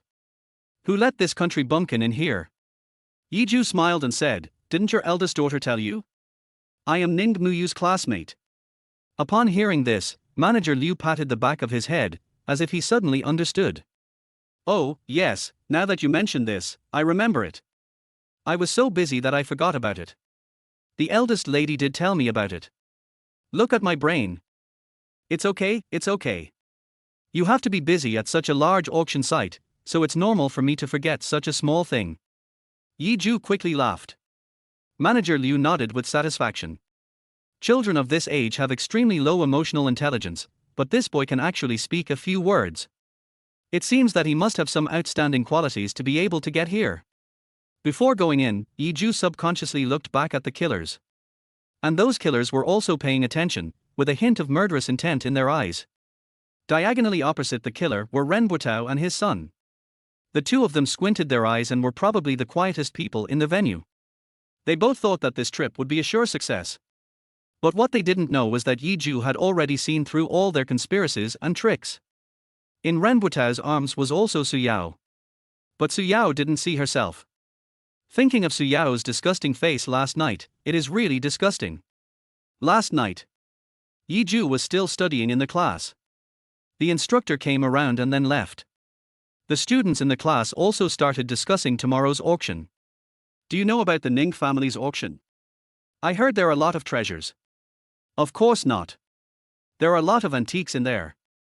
I heard there is also a grand finale, but I don't know what it is. If I have the chance, I would really like to go and see it. I want to go, too. Su Yao looked at those classmates who had never seen the world and laughed out loud for a moment. Hey, you guys. Su Yao smiled and said to them, sometimes, it's good to have a good boyfriend. You can go to places that most of your classmates have never been to. Hearing Su Yao's pretense, the students present couldn't help themselves. After all, Su Yao usually likes to pretend, and there are actually many men and women who dislike Su Yao. It's okay for boys, after all, boys are attracted by Su Yao's appearance. But it's different for girls. Oh my, no matter how good Senior Ren Botao is, he can't let you go to that auction, right? That's right. From what you said, it's just like you went to that auction. Stop pretending, stop pretending. Will you die if you don't show off? Su Yao was not angry with them. Instead, she proudly took out an admission ticket. Look, this is a premium ticket. I can sit in the front row. Do you know how many seats there are in the front row? At the same time, Su Yao took out the invitation letter for the auction with her other hand. All the students are terrified when talking about tigers. I never thought Su Yao actually had the capital to pretend to say these things. Looking at the two objects in Su Yao's hands, many classmates changed their minds instantly. Oh, don't bother with us. You know we haven't seen much. Yeah, can you take a couple of photos for me when you go to the auction? I want to see what the atmosphere is like there. Yao Yao, if you have any difficulties in the future, just tell me and I will do my best to satisfy you. When you become rich, don't forget me. Although Yiju was wearing headphones, he could still hear the noisy sounds outside. Yiju took off his headphones and sighed. How could he not know? Su Yao said this in class only to herself. The purpose is to stimulate oneself. What a cruel woman. If I didn't have those skills, I would be intimidated by her. Of course, apart from Su Yao, what made him feel even more pathetic were the classmates around him. They are so young and energetic, but they are so fence-sitters. To put it bluntly, they are all so snobbish. I'm still in school now, what will I do in the future? Yiju put away the book and ignored the students behind him as they walked out on their own. Yiju. At this time, Yiju heard Su Yao's voice. Chapter 32 Flowers Planted in Cow Dung. Yiju, wait a moment. Su Yao shouted hurriedly. When Yiju heard this voice, he felt a little headache. He didn't want to have anything to do with this woman. At this time, Yiju had already understood this woman's heart thoroughly. Either he wanted to show off to himself and say that he was not as good as Ren Botao, or he wanted to humiliate himself in public to comfort his young heart at the auto show that day. What's the matter? Yiju said impatiently. See. These two things are just two pieces of paper, but you will never be able to get these two pieces of paper in your lifetime. Su Yao's expression became more and more excited, and even more energetic. You know what? You are not as good as Senior Ren Botao. If I really find you, it would be like putting flowers in cow dung. Listening to Su Yao's words, the classmates around her talked a lot and felt that Su Yao was going a bit too far. After all, it was Su Yao who dumped him first. After that, she still spoke so confidently. I really don't know what Su Yao was thinking. Some people can still be friends after breaking up. Even if they can't be friends, it's better to part ways amicably. Even if there is hatred or grudge, it must be resolved privately. After all, if these scandals get out, it will not be good for both of them. But Su Yao didn't treat Yiju as a human being at all, and slandered him with a suicidal degree of madness. Yes, you are right. Yiju did not have any anger at all. He just smiled and nodded quickly, responding to Su Yao. The classmates around were confused. Su Yao was so excessive, why did Yiju have no expression at all, as if he was not even angry at all? It was as if Su Yao was complaining to Yiju about her ex-boyfriend. Looking at Yiju like this, Su Yao felt her head buzzing. When I provoked him just now, I had already thought about how Yiju would respond. You may yell at yourself, or become anxious or throw things in short, you will feel bad. But unexpectedly, Yiju's movements and expression were as if nothing had happened and his mind was as calm as water. Humph, I just can't stand the way you don't care about anything. Don't think I don't understand you. Su Yao said tremblingly. Su Yao felt particularly upset when she saw Yiju ignoring her and not even showing any emotion at all. What Yiju did might as well be arguing with himself. Yiju walked in the corridor thinking about what happened yesterday. This Su Yao is such a vain woman. It's hard to imagine how she would use me as a weapon if I exposed my true side to her. There are many kinds of men, but in Yiju's heart, there are only two kinds of women. One is a kind woman, and the other is a vicious woman. Besides the difference in nature, the two are also different in degree. Although good things have bad sides and bad things have good sides, there is one thing that both sides cannot put the cart before their horse. It is easy to change the country, but difficult to change one's nature. As he was thinking, Yiju walked to the president's office.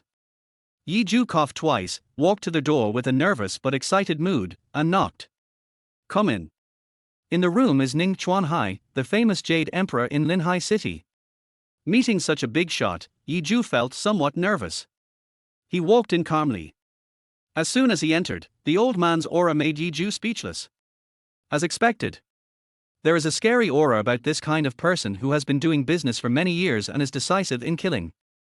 If I have to describe what kind of aura it is, I really can't put my finger on it. You are my daughter's classmate, right?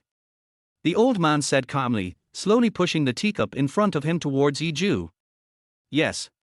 Zhou quickly said with a smile. Looking at the crystal clear tea and the teacup carved with many ancient patterns, Zhou squinted his eyes and looked at it carefully. He has not been idle during this period. In addition to studying professional knowledge, he has also reviewed some lessons about jade. This is mutton fat ice type. If it is Hachin jade, Lantian jade, or jadeite, ice type is very common. But mutton fat jade is different. I often hear my daughter talk about you. Ning Chuanhai stared straight into Zhou's eyes. Yeah. Zhou smiled awkwardly, picked up the teacup and sipped the tea.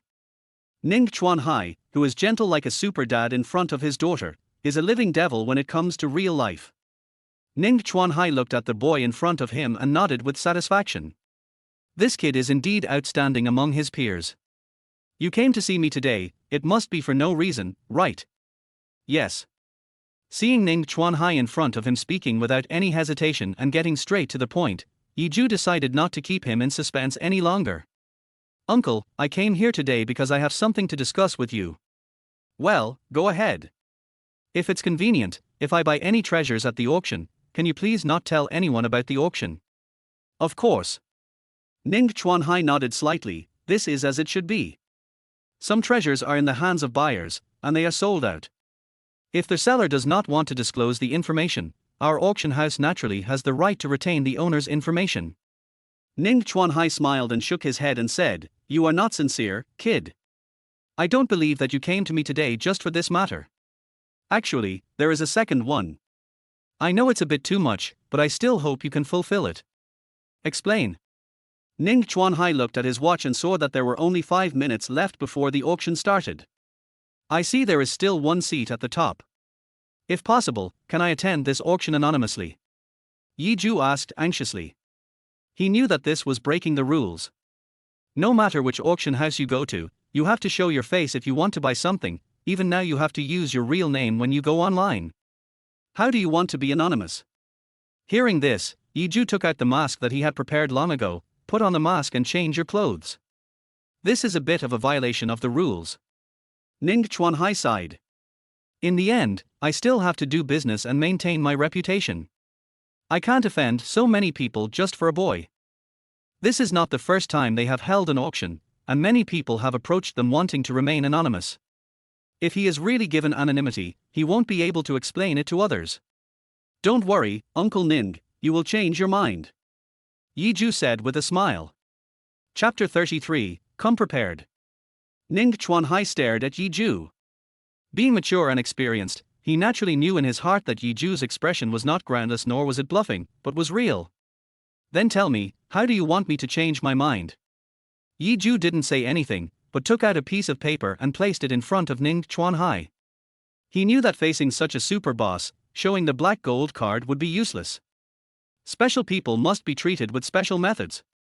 What is written on this piece of paper is nothing but the price problem that Ning Chuanhai's company is currently facing. You have to know that no matter how healthy a person is, he or she will definitely have more or less defects, whether it is physical health or mental health. There is no such thing as a perfect person. The same goes for companies. Even a company with a seemingly perfect system will have loopholes to a certain extent. Even if there are no loopholes, there will still be disadvantages. Ning Chuanhai suddenly raised his head, his pupils shrank, and his eyes became nervous. You have never been in contact with our group. How do you know these problems? It's simple, just checking the architecture. I can fix it. Zhou said with a smile. Ning Chuanhai closed his eyes and thought carefully. After weighing the pros and cons again and again, Ning Chuanhai opened his eyes and shook his head and said, Boy, it's not that I don't agree with you, nor is it that I don't want to help others. I also have my own difficulties. I hope you can understand. But don't worry, everything you buy at this auction will be kept confidential by me. Good. Zhou nodded. Since Uncle is so embarrassed, I will not press him any further. After saying goodbye, Zhou walked out. It seems that things are not as simple as I thought. Even with Ning Muyu's relationship, it's impossible to break other people's principles. Yi Ju had just walked out, but he didn't expect that both Su Yao and Ren Butao's eyes were focused on him. Oops. It must be a flood that has washed away the Dragon King Temple. How unlucky I am that these two people happened to see it. But Ren Botao just shouted loudly. Where's the security? Hurry up and get a security guard to throw this guy out. Su Yao was like crazy. Who let this kid in? He's too unruly. He didn't even take a good look before the auction started. What if some bad guys really sneaked in? Then can this auction still be held? Yi Ju naturally knew that the two people were talking about him. Ren Butao's father lit a cigar, his eyes gradually became weird. Who is this kid? This guy is the one who fought with us for the office building. The cigar in Ren Jushian's hand suddenly fell to the ground. What's going on? Logically speaking, this guy should have been killed by the killer he hired, but why is he still alive? Get him out. Ren Jushian said through gritted teeth. It seems that the jade mine is bound to be obtained. If nothing goes wrong, he will get the jade mine today. Everyone knows that it is not a feng shui treasure land, and the yield is very low. There are also many residential buildings around it. If construction really starts, there may not be enough time to develop the area. But they didn't know that Ren Jushian had already stepped on the right spot. Following the two people shouting, the security guard holding a rubber stick rushed over and stared at Yi Ju. One of the security guards picked up a rubber stick and pointed it at Yi Ju's nose. How did you get in here, kid? Get out of here, do you hear me? Just go if I tell you to go. Why are you talking so much nonsense? It won't do you any good to stay here. Su Yao spread her hands helplessly. Even if you stay here, you can't afford anything. Why are you humiliating yourself here? Yi Ju sneered, two bastards. After Yi Ju finished speaking, he took out his cell phone and placed it in front of the security guard. Look carefully, do I have an invitation? The security guard was originally confident, but he was shocked after seeing the invitation. That expression was exactly the same as the one manager Gao had when he saw Yi Ju. Su Yao rubbed her eyes. What is going on? It seems that Yi Ju has some mysterious magic power. Does anyone who targets him have to be afraid of him? How is that possible? Please get him out, right now, or I'll report you and make you starve, believe it or not. Su Yao couldn't wait any longer and gnashed her teeth. This beautiful lady, you don't know, the invitation in his hand is much more advanced than yours. The young security guard's words shocked the three men. Ren Jushian's head was buzzing. How is that possible? I am now a strategic partner of the Ning family. Logically speaking, I should have the highest level invitation. How could his be higher level than mine? In other words, this kid's family is not ordinary. But it's really illogical to think this way. The bigger the family, the more cautious they are in their words and actions.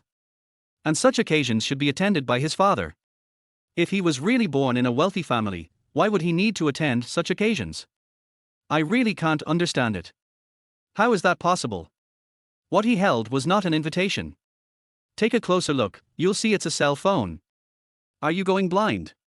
Su Yao was so angry that she almost stomped her feet.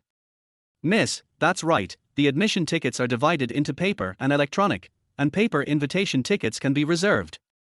Electronic invitation tickets are because we don't have time to chat in person, so we will send electronic invitation tickets. Perhaps it was the security guard's words that gave those people some enlightenment. This security guard's oral ability is not very strong. This also allowed the three people to accidentally understand the security guard's intention. The three of them now think alike. What the security guard meant was that even Ning Chuanhai from the Ning family, the largest family in Linhai City, didn't have time to make an appointment with Yi Ju. How is that possible? This kind of thing sounds ridiculous. Okay, don't worry about me. Instead of looking at whether I have a ticket, you might as well look at them. After Yi Ju finished speaking, he raised his chin slightly towards the killers wearing sunglasses. Yi Ju's action instantly made the killers' hair stand on end and sweat break out on their foreheads. What's going on? Yi Ju didn't even know us, how did he know that I was the killer? Please show us your tickets and invitations. Looking at the clothes worn by so many people in that group, they were indeed somewhat different from those worn by others. This attracted the attention of many security guards, who came running over with rubber sticks. They glanced at Ren Jushian. Ren Jushian shook his head in a very subtle way. Despite this, Yi Zhu still saw this action. Chapter 34 Dimensionality Reduction Attack. Yi Zhu understood instantly, these bad guys were all brought by Ren Zhuxian. If I had continued to stay by Wang Jinshi's side, I would probably have been killed by them. Now, everyone's eyes were focused on them. Even if they had the courage to do something, they didn't dare to take action in public. Furthermore, even if they dare to make a move, Ren Zhuxian behind them will be very concerned about his reputation. To act openly here is tantamount to pushing oneself to the cross. Seeing those people being driven out, Yi Zhu felt extremely satisfied. The father and son looked at Yi Zhu with resentful eyes. Coincidentally, Yi Zhu liked to see them hating themselves because they couldn't get rid of him. Thank you, my distinguished guest. It's thanks to you that we were able to keep these guys out. The young security guard patted his chest and felt relieved. Indeed, when everyone was waiting to leave, they had to check the invitations and tickets again. If they were not there, those who were guarding the seats would be in trouble. Yi Zhu said a few humble words and wanted to walk over to Wang Jinsha and sit down. As soon as he moved his feet, a cold snort came from Su Yao's side. Humph, you're still talking about me. What's the difference between you and me? There's not much difference between us. Don't think too highly of yourself. Okay, Mr. Su is right. Yi Zhu didn't even think about paying attention to her, instead he used the lowest level of provocation. Yi Zhu made a face at the two men. Perhaps Yi Zhu's action seemed very stupid in the eyes of others, but Yi Zhu was Su Yao's ex-boyfriend, so he naturally knew many of the things that made Su Yao angry. Su Yao's pupils shrank, and she stomped her feet, almost exploding. I'm so mad. Don't worry. Ren Botao coughed twice, this time we come here, don't forget our goal. After hearing these words, Su Yao regained her consciousness. Yes, they came here to auction the item, not to be angry with Yi Zhu. Although Ren Zhuxian was also very angry, he thought carefully and realized that even if the boy had a very impressive invitation, he was just here to join in the fun. It doesn't matter what they buy, as long as no one competes with them for the final auction item. Yi Zhu walked to Wang Jinsha's left side and slowly sat down. What's going on? What happened over there? Asked Wang Jinsha, confused. It's okay, I met some friends. It's a long story, I'll tell you later, Yi Zhu replied casually. He had no time for small talk now.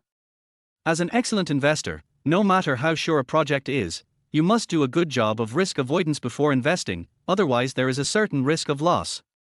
Waited about 10 more minutes. A woman in red was walking towards them on the stage.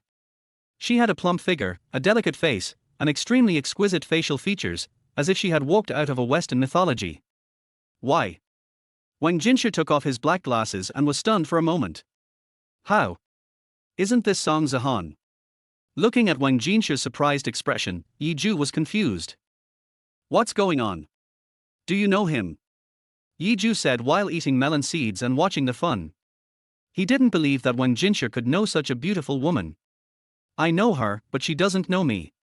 Wang Jinsha explained with a wry smile. This woman used to be a first-line star, but after she got married, she rarely filmed movies and released albums, so her fame gradually faded. Yi Zhu nodded slowly.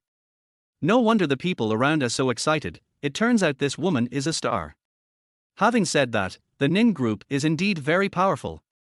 Even though he has decided to retire, they were still able to invite him over. They are really capable. Ladies and gentlemen, welcome to this auction carnival. Let's get straight to the point. Without further ado, let's welcome our first item. After saying that, Song Zihan clapped his hands gently.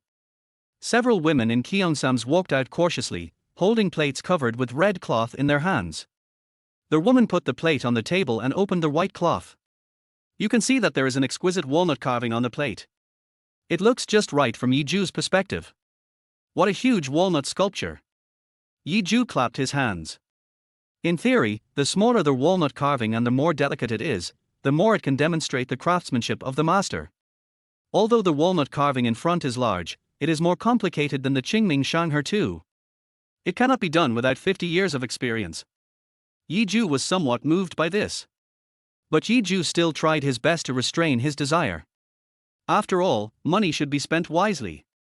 Maybe the people in the back can't see it clearly, so I'll put it on the display screen. Song Zihan said with a smile, pressing the remote control in his hand lightly. Bang! The projector on the ceiling emitted a blue light, directly onto the display screen. When the people behind saw the appearance of this river sculpture, they all exclaimed in amazement. "Isn't it beautiful?" Song Zihan said with a smile, "This walnut carving was made by Li Chunfeng from the Tang dynasty. The starting price is 50 million. When they heard this number, half of the people at the scene changed their expressions. "But there's no way. This thing is just good and overall worth the price. I want it. 70 million, no one can snatch it from me. 88 million. 90 million. Looking at those people bidding, Yi Zhu instantly lost interest. If the starting price is 100,000 or 1 million, and I really like it enough to buy it. But that much money is totally unnecessary. Come to think of it, how could there be some inferior items in the Ning family's auction? After a while, the price of this small nuclear carving was about 300 million. From the fierce bidding of those guests, Yi Zhu could tell that these guests were very powerful. Wang Jinsha was so frightened that his eyes almost popped out. Is this the world of the rich? In the eyes of ordinary people, Wang Jinsha is just a rich man. But if you put him among real rich people, he is really nothing. He founded the Baolai Jade Company, but from the beginning of his business until now, he has only earned about 200 million yuan. After about 5 minutes, the game was settled as Song Zihan struck with the hammer in his hand. 600 million. Yi Zhu took a breath of cold air. He also realized that he believed all units would be in 100 million, right? I don't expect anything else, I'm just looking forward to the last jade mine. The second lot is the Tang Sansai from the Tang dynasty, which is the most complete Tang Sansai preserved today. The auction price is 1.8 billion. The third lot, the legendary Pisces jade pendant, was priced at 3.6 billion. This is the last lot. This is what everyone has been waiting for. Song Zihan said mysteriously. Chapter 35, Qianshan Mining Rights. I heard this finale is amazing. Yes, it seems to be a property right. Anyway, I believe the property right you are selling will not be bad. After all, this is a large-scale auction site with a value of 100 million. Wang Jinsha turned around and looked at Yi Zhu with a look that seemed to understand something. I believe Yi Zhu came here today not just to take a look. His goal should be the finale. Everyone, please be quiet. Song Zihan on the stage made a stop gesture. What we are auctioning today is the mining rights of Qianshan Mountain. Qianshan Mountains. Although the name sounds very domineering, most people who know the business have already started sighing. Hey! I thought it was something good, but it turned out to be the mining rights of Qianshan Mountain. That is. How could such rubbish and defective products appear at the Ning family auction? That kind of thing, but no one even wants it. The men murmured quietly. Even Wang Jinsha shook his head, his expression becoming disdainful. Qianshan? Forget it. What's wrong? Yi Zhu turned around and looked at Wang Jinsha in confusion. At this time, he would like to hear Wang Jinsha's opinion. Although the name sounds impressive, you don't know that there are no mines in Qianshan. Many institutions have used detectors to measure it, but there is nothing. It would be a waste to buy it. Wang Jinsha suddenly thought of something and turned to look at Yi Zhu. Boss Yi, you don't have any thoughts about Qianshan, do you? Yi Zhu smiled and nodded. Yes, in fact, my natural talent is not as bad as you think. Oh my goodness, my ancestor, if you bought the mine in Qianshan today, you would have lost a lot. Listen to me. Even if there is something there, really good stuff, it is buried very deep. If we keep digging, we won't even have enough money for transportation. We can't just think about the jade or metals inside. We also have to worry about the earthwork and the contracting of third-party companies. Yi Zhu nodded and said nothing. Anyway, I have been eyeing this mine for a month, and I am determined to get it today. Yi Zhu's eyes began to become serious. If he were an ordinary person, he would definitely think that this mine really has no mining value, and even sneer at it like everyone else. But who gave him the ability to predict dreams? The starting price is 40 million. Song Zihan, who was standing on the stage, was also very much looking forward to it, but when he saw everyone's expressions on the price of this thing, he instantly understood what was going on. In the end, this thing is not a good thing. This shouldn't be the case. According to the Ning family's usual style, the last treasure must be the best. Why does this auction go against the trend? Seeing everyone's impatient expressions, Song Zihan simply didn't say any cryptic words and just gave the price. No one at the scene was willing to buy the Qianshan mine. We offer 50 million.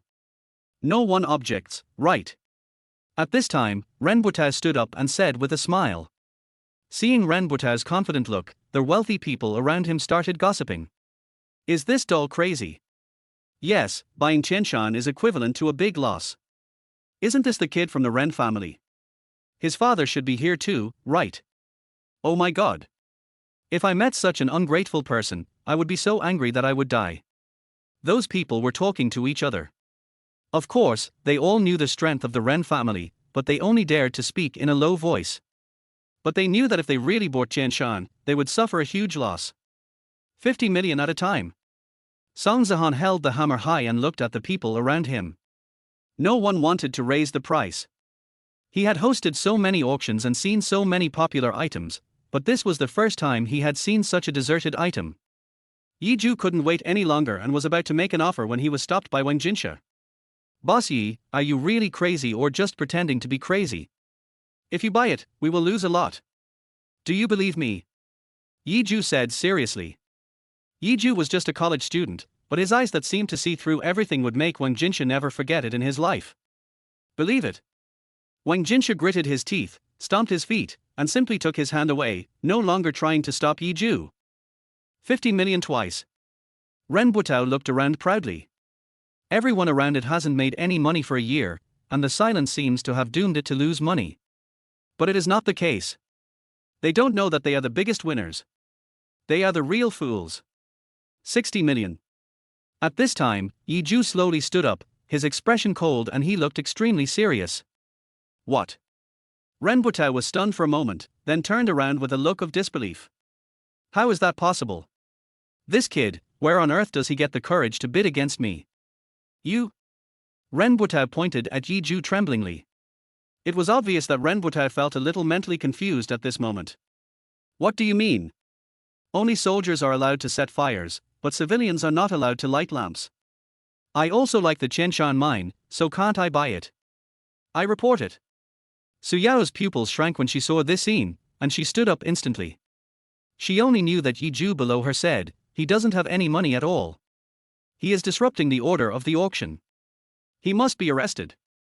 Hurry up, did you hear me? Everyone around looked at Su Yao as if she were a fool. This college student has a pretty face, but unfortunately he is a fool. Since you are sitting in the VIP seat, how could you not have money? Miss, please sit down.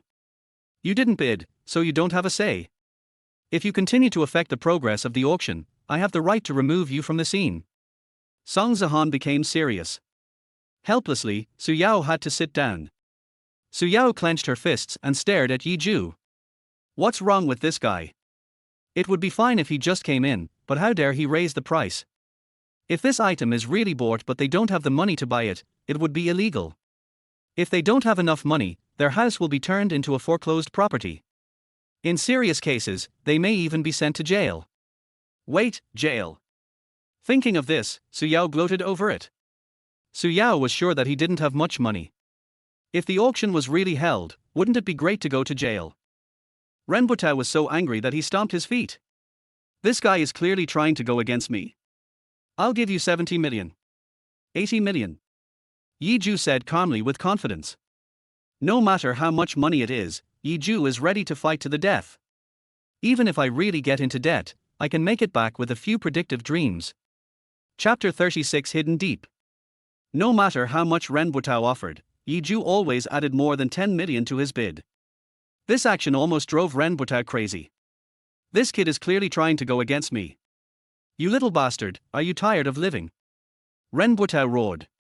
What are you doing? This is fair competition. Don't make trouble for no reason. I tell you. Yi Zhu sneered and said, if you continue like this, I will sue you for threatening others. 800 million. Ren Botao's eyes turned red. Originally it could have been done with 50 million, why did such an obstacle suddenly appear? Yi Zhu's performance made Ren Juxian want to get rid of him more and more. He even felt a little regretful for getting involved with this little thing. 800 million is a lot for Ren Group. But the question is, what is this kid's family background like? Why does he have so much money? This question was so difficult to figure out that he could not figure it out no matter how hard he tried. 810 million. Yi Ju said with a sneer. Wang Jinsha next to him was almost scared silly. He knew that this kid was rich, but he never thought he was so rich. This is just an ordinary suburban mine. Why would they spend so much money to buy it? This is really hard to understand. However, looking at Yi Ju's determined expression, Wang Jinsha also made up his mind. No matter what the final result is, you must follow Yi Ju to the end. The people around were also talking about it. Are these two people crazy? Is there any personal grudge between them? I don't know. If you spend 800 million to buy this place, wouldn't you lose everything? Ren Botao was a little timid. He didn't know whether he should continue to raise the price. Listen to me. Su Yao quickly grabbed Ren Botao. What? Ren Botao no longer cared about Su Yao's emotions, but was extremely anxious himself. Just let him take the picture. Ren Juxian, who was standing next to him, frowned. What is this woman up to? Ren Botao had already lowered his voice with anger. What are you talking about? Do you know how important this Qianshan mine is to us? I know, just listen to me first. Have you forgotten? That guy is a poor bastard. He just came to piss you off. How can you offer such a high price? Let him take the photo first. He definitely doesn't have the money to pay. Then all his family property will be auctioned off as a fortress, and he will be sent to jail. Then won't the mine be yours? Su Yao said calmly. Ren Botao was sweating profusely and patted his forehead. Yes, how could I forget this? This guy is just a poor bastard. Where does he get so much money? Yes, I would have forgotten if you hadn't told me. Ren Botao decisively took down the sign and slowly took a seat. 810 million at a time. 810 million twice. 810 million 3 times. Make a deal. As the hammer fell, the fight came to an end. Everyone applauded. And Ren Botao also showed an evil smile. He's just an idiot. Where does he get so much money? Ren Botao raised his hand and shouted, I question this guy's financial ability. I demand payment in person. Oh. Yi Ju frowned. He had originally thought about waiting until the auction was over before taking out the money, but he was afraid that Ren Botao's family would deliberately make things difficult for him, so he sold all the funds and stocks in advance. 800 million is more than enough. But that's all there is. If there were a little more, I probably wouldn't have been able to take the photo. And Su Yao's move backfired. At this time, Yi Ju received a message on his mobile phone. It was sent by Ning Muyu. Yi Ju, what's going on? The Qianshan mine is not worth much. You'll lose everything if you spend so much effort to buy it. Yi Ju was calm and typed the 3 words, believe me, and sent it. Looking at Ning Chuanhai in the studio, he has a serious expression. This kid has a bright future. Indeed, if a discerning person sees it, this mine is worthless at first glance. Whoever takes a picture of it will suffer a huge loss. But they don't know that. No one has ever mined in the Qianshan Mountains. If it were to be mined, it would definitely boost the local economy. This is one reason. Secondly, today's metal detection equipment can only detect within 50 meters underground, and cannot detect anything beyond 50 meters. No one knows what is 50 meters away. Third, sometimes the things detected by metal detectors are important, but they forget that there are some valuable things that metal detectors cannot detect. This kid is quite something. It seems I underestimated him. Ning Chuanhai nodded. At this level, let alone those of the same age, even the adults seem a little overshadowed by the child in front of him.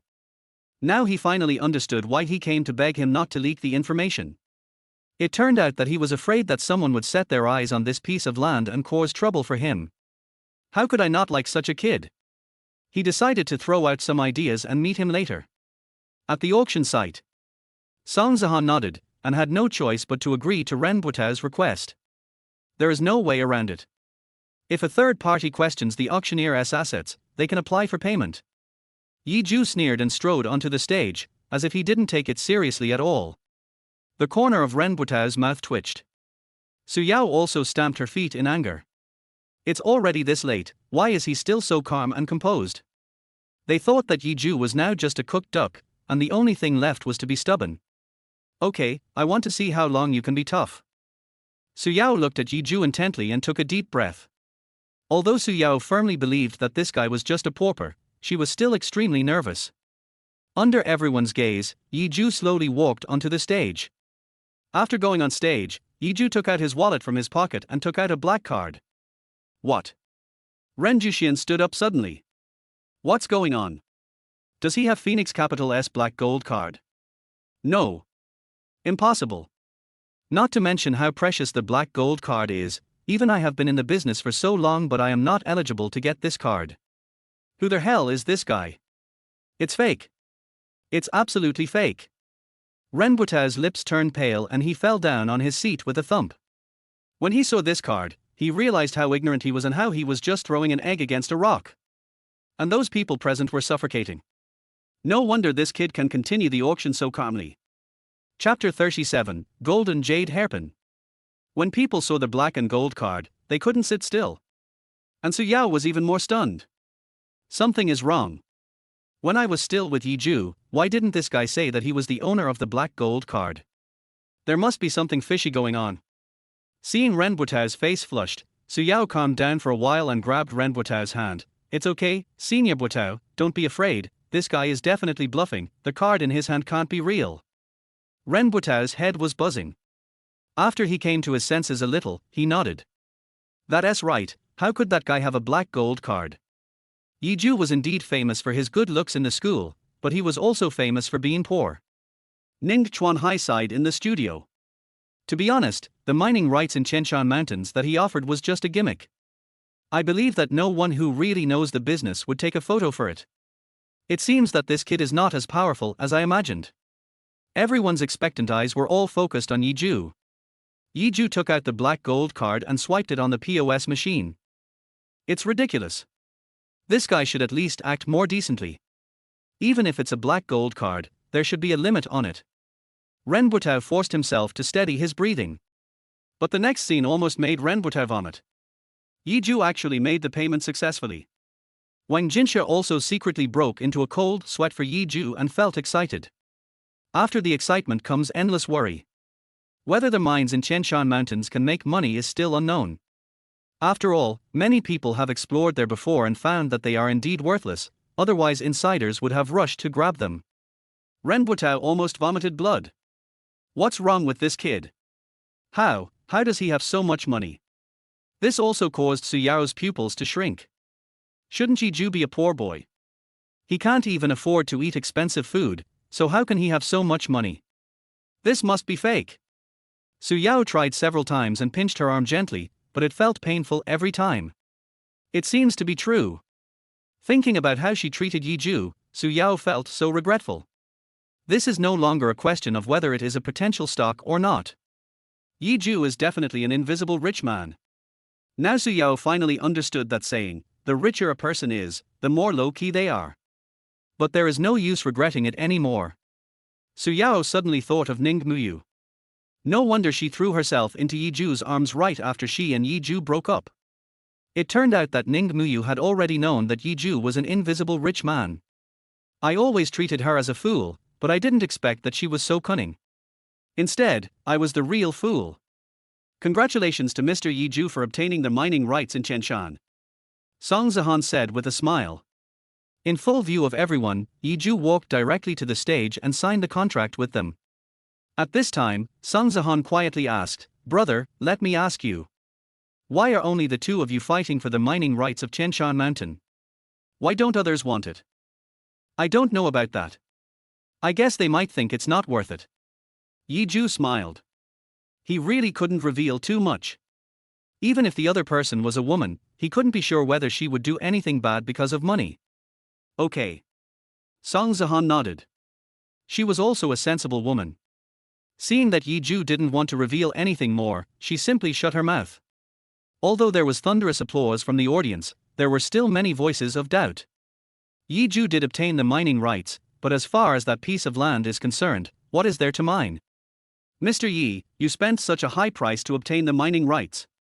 Are you really 100% confident that you can develop something good? About 99%. Yi Ju said with a smile. Sorry, we missed an item. Song Zihan looked at the list and said with a frown. The last item is inside the red cloth. Song Zihan carefully opened the red cloth. It was an exquisite hairpin. Nowadays, the popular jewelry on the market, besides jade and gold, is the combination of the two, which is gold inlaid with jade. This one looks really weird. It is said that it is gold inlaid with jade, but the gold actually wraps the jade. It is said that it is jade inlaid with gold, but the jade indeed wraps the gold. But one thing is true, no matter whether it is gold or jade, this hairpin is extremely perfect, and both of them should be the best of the best. I won't go into detail about this item. It was a personal item of concubine Yarn Yuhuan, and it has been very well preserved. After the Insha rebellion, concubine Yarn's whereabouts were unknown, and the hairpin was left in the palace. The starting price for this item is 5 million. Wang Jinsha became even more confused when he heard this number. This should be the cheapest lot. Yi Zhu nodded. It's strange. Since this thing was worn by Yarn Yuhuan herself and it's from the Tang dynasty, why is it so worthless? It's a simple truth that things are valuable because they are rare. Although this hairpin is valuable and was a personal item of Yarn Guifei during the Tang dynasty, you may not know that there are about 300 of them. It's true, but this is just one of the many hairpins that Yarn Guifei had. Wang Jinsha suddenly understood and nodded, so there is such a saying. This hairpin is nice, I want it.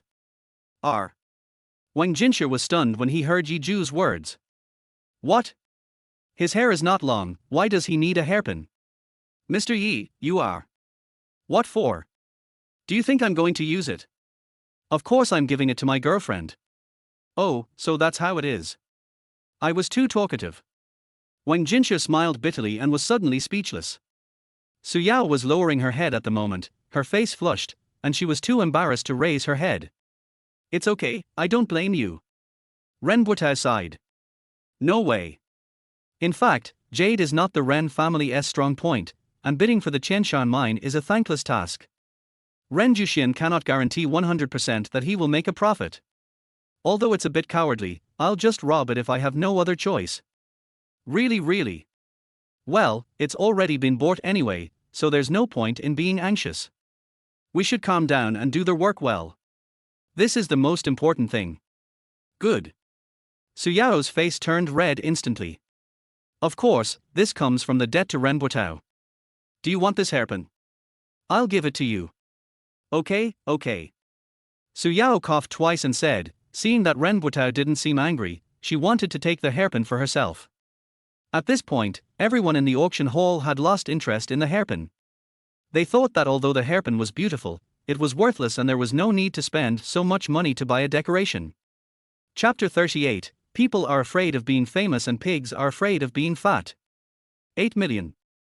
Ren Botao smiled. He thought that the hairpin was already in his pocket, and seeing that the people around him were no longer in the mood to bid, he felt that this thing belonged to him. Being slapped in the face by Yi Zhu just now was already humiliating enough, so I must fight for this hairpin myself. Of course, Ren Botao's bid this time does have an element of showing off wealth. Call. Yi Zhu took a deep breath and looked at Su Yao. This should be what Su Yao wants, right? If Su Yao and I had always been doing well, then this hairpin should have been given to Su Yao. But there is no point in thinking about these things. Yi Zhu quickly adjusted his mentality and raised the sign. 10 million. Seeing Yi Zhu so calm and composed, Ren Botao was shocked. What's going on? Does this guy still have money? Is this a joke? Aye. Ren Botao turned around tremblingly, wanting to take a look at his father Ren Juxian. If it's less than 10 million, I still have the money to pay for it myself, but if it's more than 10 million, I really don't have that much money in my wallet. When Ren Botao turned around, he found that his father had gone out without him knowing when. Based on my understanding of my father, he should have gone out to smoke, right? Why? Ren Botao sighed and said to Su Yao, Yao, I don't have so much money. I'm really sorry. No. It's okay. After just one afternoon, Su Yao seemed to have gotten used to it and was no longer surprised. It seems that I really misjudged him. Yi Zhu is not only a super potential stock, but also has a cash flow that is even better than Ren Botao. In addition, Yi Zhu's family status and background may be beyond my imagination. There is only one way to go to the dark. Yao. Ren Botao waved in front of Su Yao's eyes. Yeah, it's okay. Su Yao said absent-mindedly. Su Yao's action completely angered Ren Botao. Ren Botao just doesn't want to say it, but he is not a fool. Ren Botao looked at Su Yao with vicious eyes. I warn you, I didn't force you to be with me, but you did it voluntarily, and no one wants to go back now. I didn't think so. Su Yao was so unconfident when she said this. When she looked at Ren Botao's wolf-like eyes, she was actually a little scared. At this moment, Su Yao suddenly thought of what Yiju said to her before she broke up. I won't be happy if I'm with Ren Botao. At first I thought this was just Yiju's curse, but I didn't expect what Yiju said was actually true. But it's too late to regret now. It was already afternoon when the auction ended. Yiju took the hairpin and walked out with Wang Jinsha. Seeing Wang Jinsha's worried look, Yiju smiled and said, "It's okay, don't worry. As for the mining in Qianshan, I will go with you as soon as the finance department finishes it in 2 days. You can go back and let the finance department handle this matter first." Good. Yiju drove Wang Jinsha back and then returned to campus himself. "Brother, you're famous," Zhang Lai, who was closest to Yiju, said with a smile as soon as he returned to the dormitory. He picked up his phone and put it directly in front of Yiju. What? Yiju took the phone with a confused look on his face. When he saw the contents of the phone, his heart skipped a beat. This was secretly recorded when Ren Botao and I were competing with each other. Wang Defu laughed and said, "Har har. I didn't expect you to be so rich. You can't judge a person by appearance. I really underestimated you before." Yiju was in a complicated mood. It doesn't matter if my roommates know about it, but after all, people are afraid of becoming famous just like pigs are afraid of getting fat. If outsiders knew about it, I would be exposed, and no one would know what would happen then. Ren Botao was born with a silver spoon in his mouth and enjoyed many privileges from the very beginning. In the eyes of others, he was like the moon surrounded by stars and no one dared to greet him. But I am different. All this money was earned by his financial management, and he has no background at all. If those omnipotent netizens on the internet really decide to investigate him, then this lie will not last long. I think you are a bit unfair. We are not trying to steal your money, but you are still petty towards us.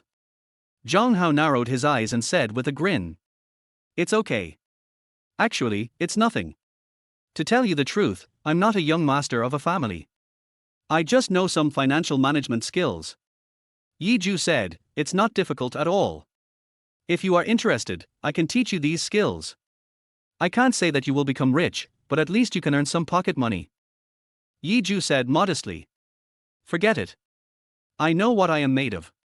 If you want me to manage your finances, that's harder than climbing to the sky. Zhang Lai said with a smile. Zhang Lai is good at fighting. To put it bluntly, he is a thug. If he were to learn financial management, it would probably cause a mess. Forget it.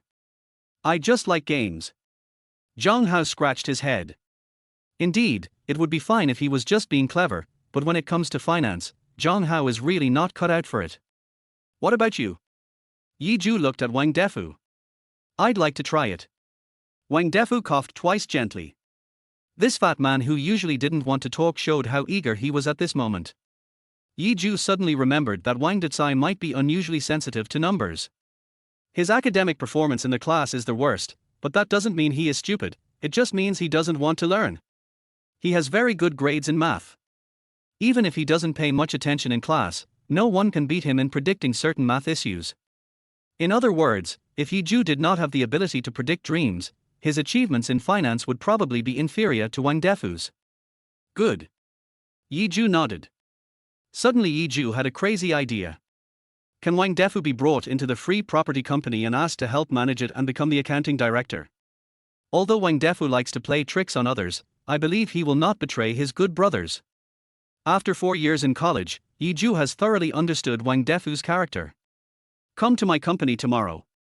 Yiju said. He didn't know how to train him. After all, apart from Yu Jimin, he had some unique insights of his own, but he was just a layman. He wanted Wang Defu to communicate with those accountants and come up with something of his own. At night. Let's go, guys, let's go eat hot pot. Zhang Lai clapped his hands and took the initiative to invite everyone. Yiju lay on the bed, feeling as if he had not felt so comfortable for a long time. Chapter 39. Things have changed. Zhonglai, aren't you trying to lose weight? Why are you eating hot pot? Aren't you afraid of gaining weight? Yiju said helplessly. It doesn't matter. Isn't this to celebrate your fame? Otherwise, I won't eat this stuff. I have to drink some beer tonight. Zhonglai said. Okay, it's been a long time since I had hot pot. While the two were talking, Zhonghao had already put on his clothes. Wang Defu was even more active when he heard about eating. He sat up and said, I heard you guys said you wanted to eat hot pot. Har ha har ha, what are you waiting for? Yiju smiled and said, I really can't do anything to you. Of course, Zhonghao treated us. Yiju has always believed that his greatest blessing after going to college was meeting Su Yao. But that is not the case now. The greatest blessing is that I got to know these roommates. Walking on the street, they were playing and fighting, but Yiju was not in the mood. He knew that everyone in the company was already extremely busy. In order to welcome the mining rights of the Qianshan mine, the entire Freedom production has entered a state of combat readiness. At this moment, Yiju's mobile phone suddenly received a private message. He opened the private message and took a look. It's Su Yao. Are you free tonight? Can we go out for dinner? Looking at the ellipsis at the end, Yiju knew that Su Yao probably had a lot of questions to ask him at this moment. No need. Yiju decisively rejected Su Yao. You have a boyfriend now, how can I go out to eat with you? What if your dear senior is upset and beats me to a disability? Don't worry, it's just you and me, I won't bring anyone else. Su Yao assured herself. Forget about the meal. I already have an appointment. If you really want to see me, you can choose Red Rock Park. Red Stone Park is the largest park in Linhai City. I still remember that our first date was in Red Stone Park. Sorry, guys, I have something urgent to do here and need to go somewhere. You guys eat first, I'll be back later. Yiju greeted them in advance. They just told Yiju to go early and come back early. Yiju walked towards the Red Rock Park. Seeing the people coming and going in the Red Rock Park, some were playing with their children, and some were walking hand in hand with young couples, Yiju suddenly felt a little sad. He is a relatively traditional person, and even more so a nostalgic person. He once held Su Yao's hand and walked on the street of Red Rock Park, and Su Yao looked shy at that time. Each moment seems to have happened yesterday, not that long ago. But people always have to accept reality. After walking for a while, Yiju felt tired and sat on a chair. There was a sound coming from the cell phone.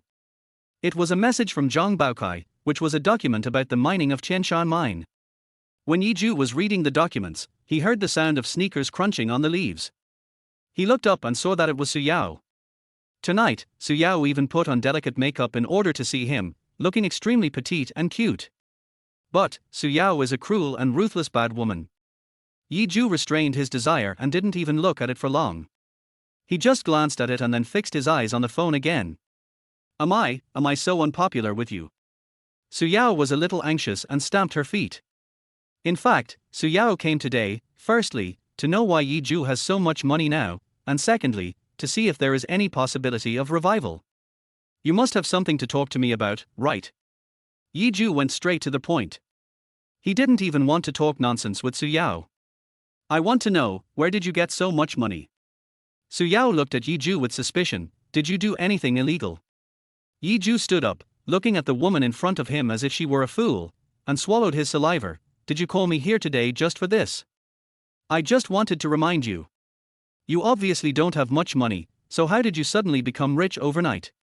I just don't want to see you going further down the path of breaking the law and committing crimes. Oh, so Ren Botao has money, which is a legitimate way, and I have money, which is illegal, right? Yiju laughed at this point. What do you think, woman? This sentence immediately left Su Yao speechless. If you're looking for me today just for something so boring, I think it's better to forget it. I have something else to do and I'm leaving first. After Yiju finished speaking, he strode away. After Su Yao heard Yiju's words, her face suddenly turned red, and she felt as if she had lived in vain. I see. If she were to ask herself honestly, she actually never seemed to think highly of him from the bottom of her heart. It still is today. Su Yao mustered up her courage and said through gritted teeth, don't you really have any feelings for me now? Even a little bit. Su Yao closed her eyes and fantasized that the two of them could rekindle their relationship. A little bit of what? Yi Ju turned around and said, to be honest, a relationship that has lasted for such a long time cannot be replaced by someone else overnight. Even if there is still some affection, I don't want to gamble my time and energy on you again. After saying this, Yi Ju left without looking back. Su Yao was stunned. Before, he had never known where he was inferior to Nyan Muyu, but now he finally knew. The difference is, I have never looked up to him. Ever since Ren Botao started pursuing her, she has been making trouble for him without any bottom line. But this is definitely not a reason for Yi Ju to ignore me now. Su Yao has always believed that she is a child of destiny. Her family background is much better than that of ordinary girls, and there must be at least 50 men chasing after her, if not 100. She took the initiative to ask Yi Ju out, which shows that she thinks highly of him, but he treated her like this. Yi Ju, just wait for me. No matter how unhappy I am, I will make you pay for what you did today. Su Yao gritted her teeth and said, every word seemed to pop out from between her teeth. Yi Ju, who left the scene, was also sweating coldly. He has been pretending to be confused. As a man, he is a smart person. As long as he uses his toes to think, he can know the purpose of Su Yao asking him out this time. In fact, it has nothing to do with how your money comes from. Apart from whether you can rekindle the relationship and get back together, the most important thing is whether you have someone you like. To be honest, Yi Ju had struggled in his heart just now, but he really didn't want to make the same mistake again. Chapter 42 Experts. Day 2. Yi Ju has arrived at the company. He assigned Wang Defu to the accounting department. Looking at the excited expressions of the crowd, they seemed to be discussing something enthusiastically. Yi Ju was a little curious, so he walked over and asked, what are you doing? You guys are all very excited, and it's obvious that there's something good going on. Wang Jinsha smiled and nodded, you know what? Today we have several experts coming to our free production department. I heard that those experts are all from the Ning group. Hearing these four words, Yi Ju frowned and became alert for a moment. That's impossible. If it was really the Ning group that came, then Ning Muyu would definitely tell me the first time. How could there be no news from me? Come on, take me to have a look. Yi Ju said with a serious expression, and followed those people. They came to the meeting room. As soon as I opened the door, I found Ning Muyu and several well-mannered experts sitting in their seats, drinking tea and looking at documents. The moment he saw the girl, Yi Ju instantly dispelled all his worries. Why didn't you tell me you were coming? I'm just thinking of giving you a surprise. Ning Muyu said coquettishly, you've just obtained the mining rights for Tianshan Mountain, and your company has just been established. You must be lacking some geological experts. I'll bring a few experts from our company to take a look. Welcome, welcome. Yi Ju said quickly, and then asked Wang Jinsha to serve tea and water, and to organize an emergency meeting as soon as possible. Yi Ju looked at the experts, each with their name on their badges. These people are more than just names. Some of them have been featured in geography magazines. Yi Ju has also read a lot of things about this subject during this period, so he has some knowledge of the names of these people. The leaders were two experts, Sun Liqin and Liu Dexin. After Yi Ju shook hands with them, the meeting was almost ready and everyone took their seats. Okay, let's get straight to the point. Sun Liqin said seriously, let me first tell you my opinion. The mines over in Tianshan may be minerals that cannot be detected by metal detectors, such as diamonds. But if they are more than 30 meters away, it's a bit risky. It could also be coal or moissanite. The moment he heard the word Mizanzuan, Wang Jinsha's face turned ugly and his spirit instantly wilted. Although moissanite and diamond look similar, their value is very different. Professor Liu, what do you think? Sun Liqin turned and looked at Liu Dexin. Liu Dexin also nodded, well, it is possible. After all, everyone has been to the Tianshan mine many times, and didn't find anything good. I suggest that we just blast it open, which can also avoid labor costs. Yi Ju quickly shook his head, I still think manual labor is better. Boss Yi, if there really is nothing good within 30 meters, then we should use violence to open it. In this way, the cost of a little bit of explosives will be much less than the workers' wages. Seeing that Yi Ju disagreed with the violent mine bombing, Wang Jinsha quietly reminded him. No. Yi Ju shook his head, his expression very serious, who told you that there is nothing good within 30 meters? Is your metal detector so accurate? Sun Liqing took a deep breath and said, Mr. Yi, I know you are young and ambitious, but I have to admit that before a mineral resource is developed, geological exploration must be carried out. If there's nothing good to be had, we can only blow it up. No. Yi Zhu smiled and shook his head. Believe it or not, the area within 30 meters is all mutton fat jade. Hearing these 3 words, everyone's eyebrows twitched. The value of mutton fat jade is even more valuable than Lantian jade and Heqian jade. But it is also very rare. Scarcity makes things valuable. The mineral resources of mutton fat jade cannot be acquired with just 800 million yuan. Liu Dexin stood up and pushed his glasses. Boss Yi, good medicine tastes bitter but is good for the disease, honest advice is unpleasant to the ear but is good for the conduct. There really is no mutton fat jade there. Why don't you believe us? Wang Jinsha also nodded. Boss, let me be frank.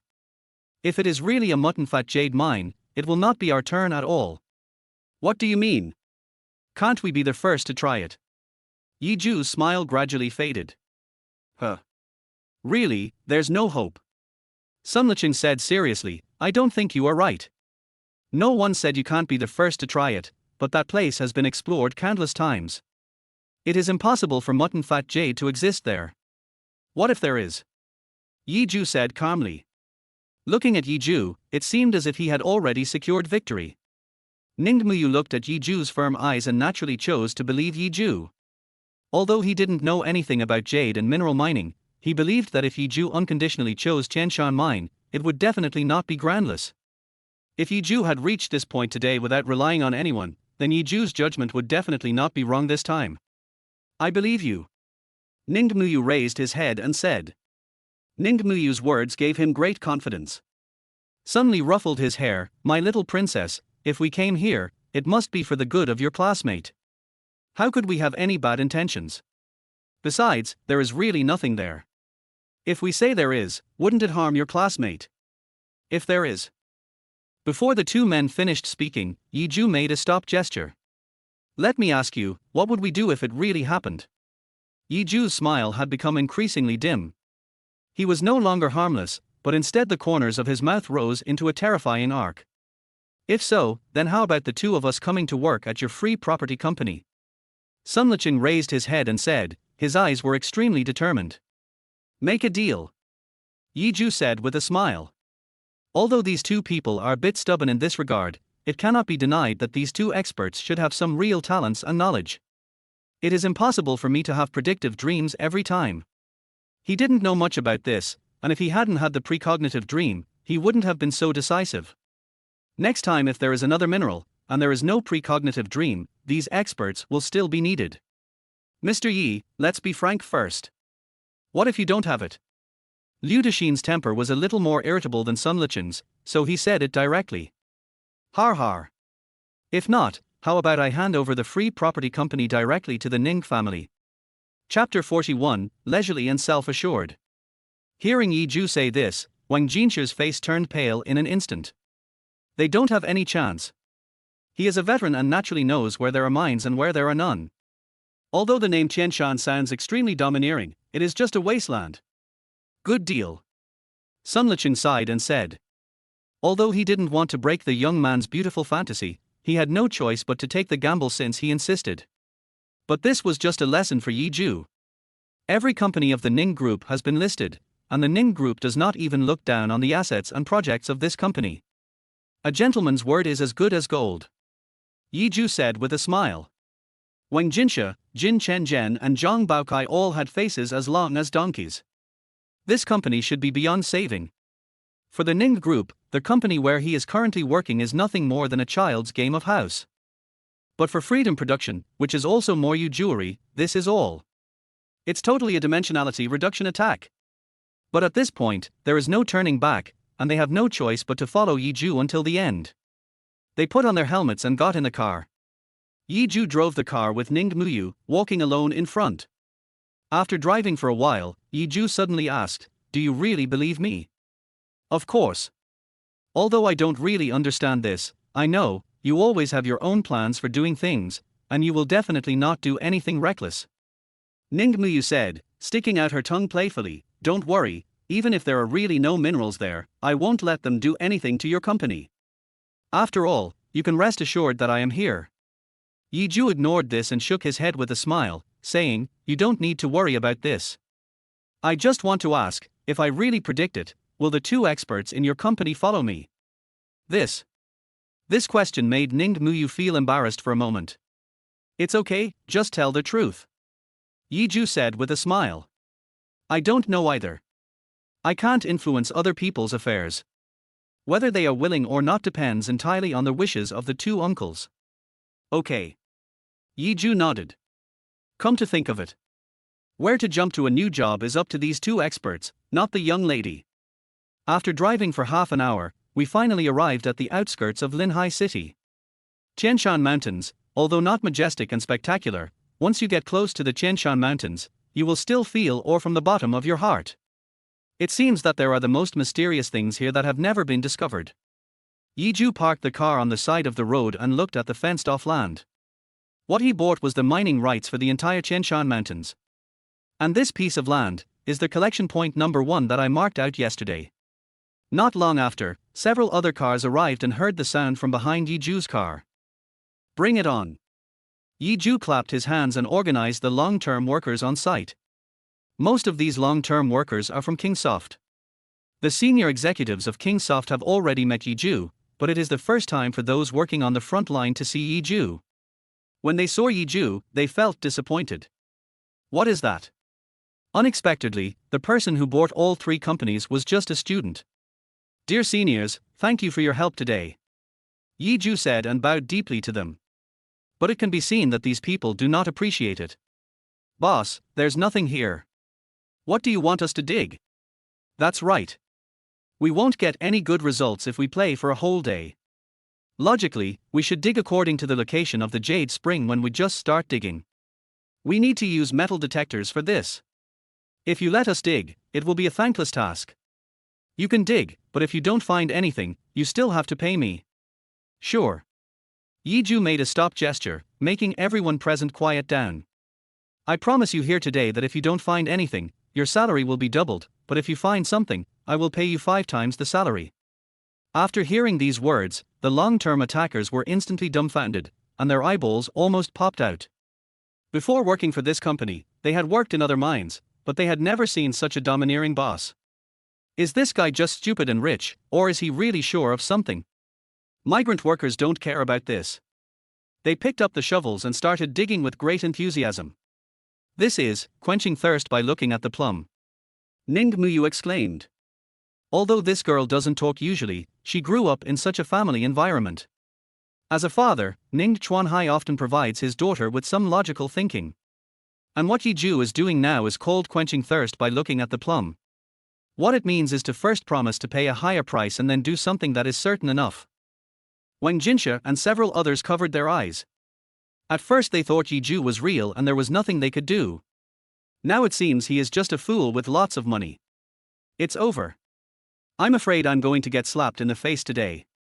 Not only is it a slap in the face, if it were to increase 5-fold, the daily wages of the workers on site would be as high as 100,000 or even 1,000,000. There are so many things you can do with this money, why is it just going to waste it? Sun Liqing frowned, not knowing what to say. This kid, what's going on? He even began to doubt whether this kid had any IQ problems. In this way, we dug from 9 o'clock in the morning to 12 o'clock noon, but there was still no progress. At noon, Yi Zhu ordered lunch and added a large chicken leg and 2 large shrimps for each of the workers. The workers were all deeply moved. Some mines don't even provide lunch at noon. Even if they do, it's just some cabbage or something. And this Yi Zhu, I didn't expect to add so much meat to the brothers. I am so moved. Don't worry, Mr. Yi, I will follow you forever, until the end of time. I want one too. They raised their hands and looked at Yi Zhu as if he were a savior. With a boss like this, why worry about not being able to pay off your mortgage and car loan? Oh. Wang Jinsha, who was watching from the side, sighed, feeling hopeless. No matter how excited these workers are, it is estimated that there is only one last day. When the company is acquired, Yi Zhu will be left with nothing. Of course, Yi Zhu had already seen through Wang Jinsha's little thoughts. Yi Zhu was not panicked at all. Chapter 42 Dinosaur Fossils. At night. It is already past 8 o'clock in the evening. Large lighting has been turned on at the site. The workers have been working all day and are very tired. That's about it. Sun Licheng next to him sighed, it's already past 8 o'clock.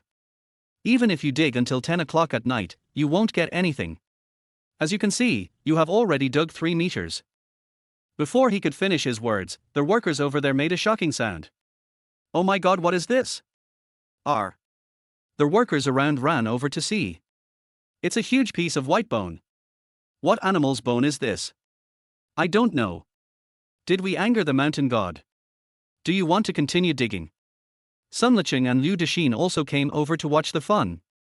When they saw the white bones, they also sighed. What animal's bone is this? It's so big, it doesn't look like a human bone or an animal bone. Keep digging, don't worry brothers, there will be overtime pay. Zhou said with a smile. This sentence also completely aroused the fighting spirit of the workers on site.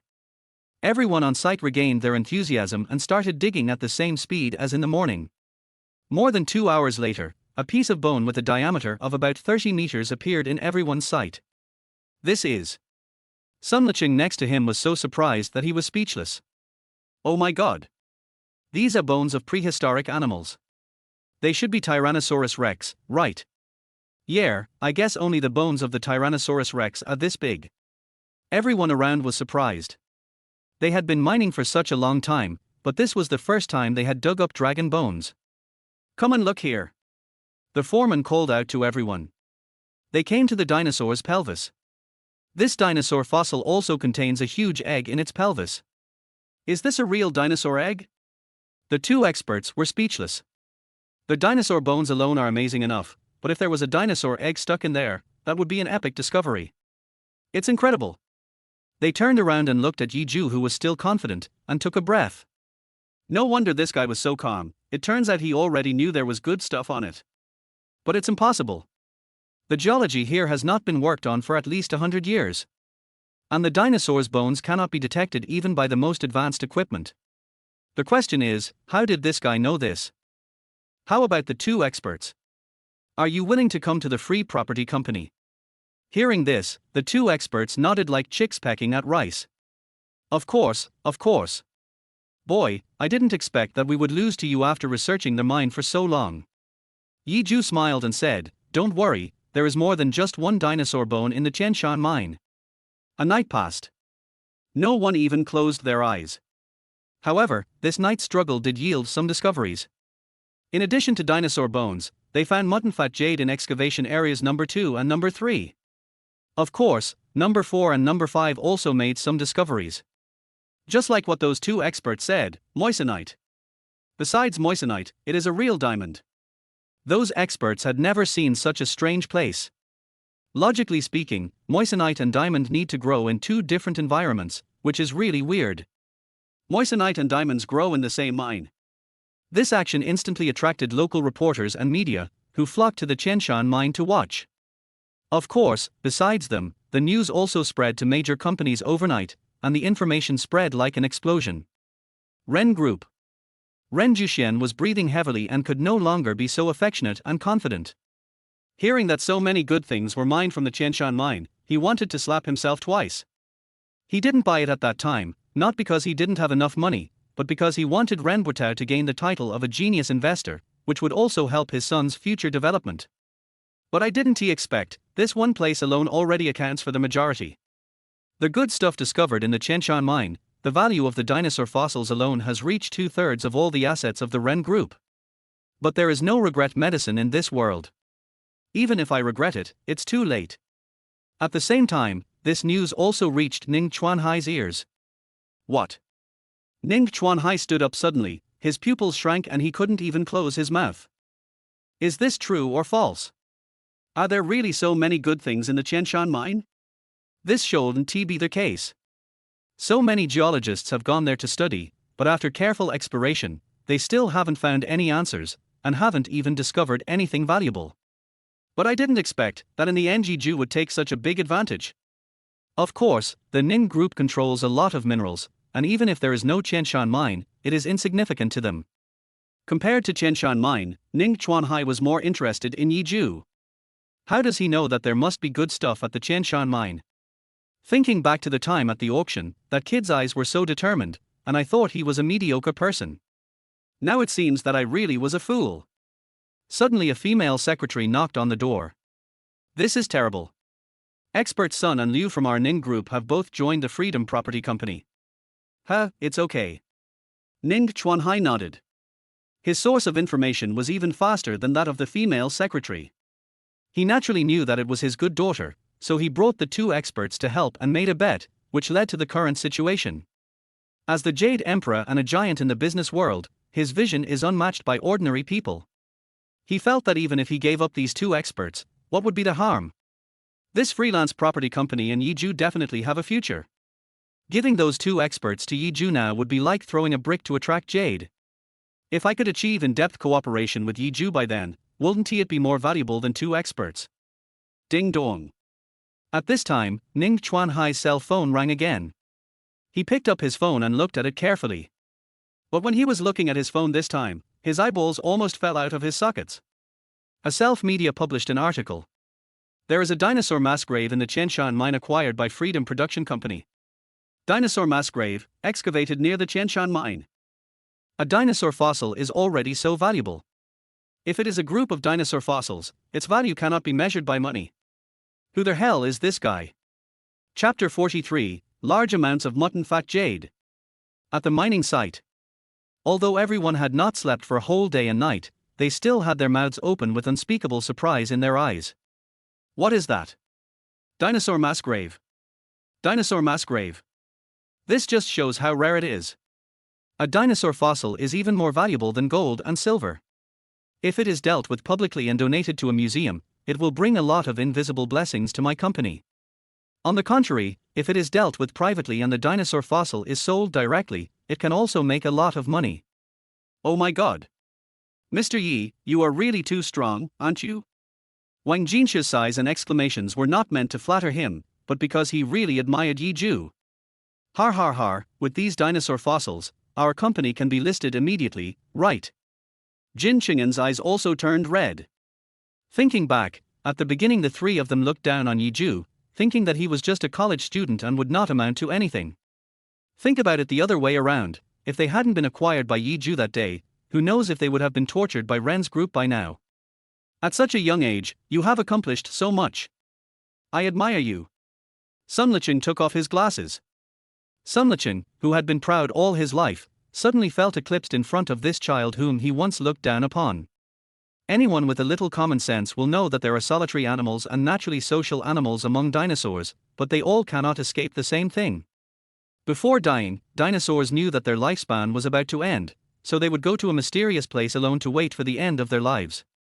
Tyrannosaurus rex is a typical solitary animal, but who would have thought that there is such a place? Ningmu smiled and took Yizhu's arm. I told you, I believe you can do it. Yizhu smiled and stroked Ningmu's head. It's not over yet. Last night, I planned a total of 10 collection points, and now I have only collected 8, and the last 2 are the highlight. Hearing Yizhu's words, everyone around was surprised. From what Yizhu said, this means there are things here that are more powerful than the dinosaur mass grave. Mr. Yi, please stop keeping us in suspense. What is it? Just tell me directly. Bao Jinshi said impatiently. Yeah, this is almost suffocating me. Looking at the eager eyes of those people, Yizhu smiled and said, do you remember what I told you before you came? There will definitely be mutton fat jade here. This. The two geology experts nodded slightly, but were still a little bit unconvinced. If there really is such a thing as mutton fat jade, isn't it a bit too outrageous? Let's go. Yizhu said. Everyone was walking in front, with Yizhu and Ningmu walking at the end. Are you happy? This way, your career will flourish. Ningmu said with a smile. I'm glad. I've prepared a gift for you. After Yizhu finished speaking, he took out an exquisite little box and put it in Ningmu's hand. What's this? Ningmu opened the small box curiously. This is the gold, jade and purple hairpin worn by concubine Yarn Yuhuan at the auction. I saw this thing at the auction and it looked pretty good, so I decided to give it to you. Yi Ju said with a smile, scratching his head. Fool. Seeing this hairpin, Ning Muyu blushed. You bought this at the auction, and I thought you had some use for it. So you wanted to give it to me. Of course. Yi Ju said with a smile, such a beautiful hairpin must be paired with a beautiful woman. Chi, you are a sweet talker. Although Ning Muyu said this, she was also very happy in her heart. Since you have already bought it, I can't let you down, so I will accept it. Thank you for your gift, I am very happy. I'm glad you're happy. Yi Ju said, looking at the people in front of him who were rushing to the jade mine, and said, let's go and take a look at the mutton fat jade first, otherwise we won't be able to keep up. Good. Yi Ju brought them to collection points number 9 and number 10. There are no workers digging here yet. Yi Ju asked the foreman to transfer several workers who had just started working, and they all started to work. 10 minutes later. Piece after piece of mutton fat jade appeared before everyone's eyes. Did you see it? Did I lie to you? There is indeed mutton fat jade here. Yi Ju smiled and pointed over there. Huh. The experts around took a breath of cold air. Almost everyone knows about the fight between Yi Ju and the Ren family for this mineral resource. Now it seems that fortunately the mineral was not taken away by the Ren family. Judging from the vision of Ren Jushian and Ren Botao, they only know how to sell raw stones. But how much money can you make from raw stones? Everyone was overjoyed again. Although excited, everyone was exhausted due to lack of sleep for a long time. After Yi Ju explained what happened at the scene, he asked everyone to go back and rest. That night, Yi Ju had a strange dream. The body, like a soul, entered the Chenshan mine, as if it was entering and exiting an uninhabited area. He saw Ren Jushian and his son Ren Botao bringing many people to cause trouble and stop them from mining the Chenshan mine. In the end, they forced him out and threatened his life. Under desperation, the self in the dream had no choice but to sign an unequal treaty. Give half of all the income to the Ren family. Yi Ju, who had not had a good rest to begin with, woke up suddenly, as if he had just woken up from a dream. This Ren family is really haunting. Yi Ju woke up as if from a dream, wiped the sweat from his head, and his eyes became sharp. We must not let them cause trouble. Yi Ju put on his clothes that night and woke up Zhong Lai. Then he called Long Qian again. When Long Qian heard Yi Ju's call while he was sleeping, he put on his clothes as quickly as possible and ran towards the school gate with his many younger brothers. He and Yi Ju had many conflicts in the past, but now as long as he can help Yi Ju, it means that he is still valuable. After a while, Yi Ju and Zhong Lai arrived at the school gate and met Long Qian. Dude, what's going on?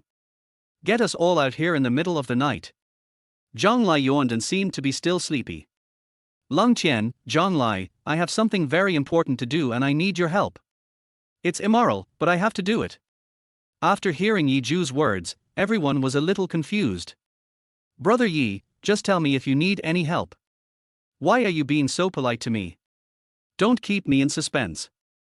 You know what I like most is to do immoral things. Long Qian said with a smile. Chapter 44 Give him a warning. Okay. Yi Ju nodded. I want you to go to Ren's group and secretly puncture all of their tires. In addition, you also need to put a few plastic bags next to the exhaust pipe. Yi Ju knew that this approach was indeed inappropriate and a bit too mean. But there's no way. Yi Ju was a gentleman first and a villain later. He had no intention of having a direct conflict with the Ren family, but they were really going too far.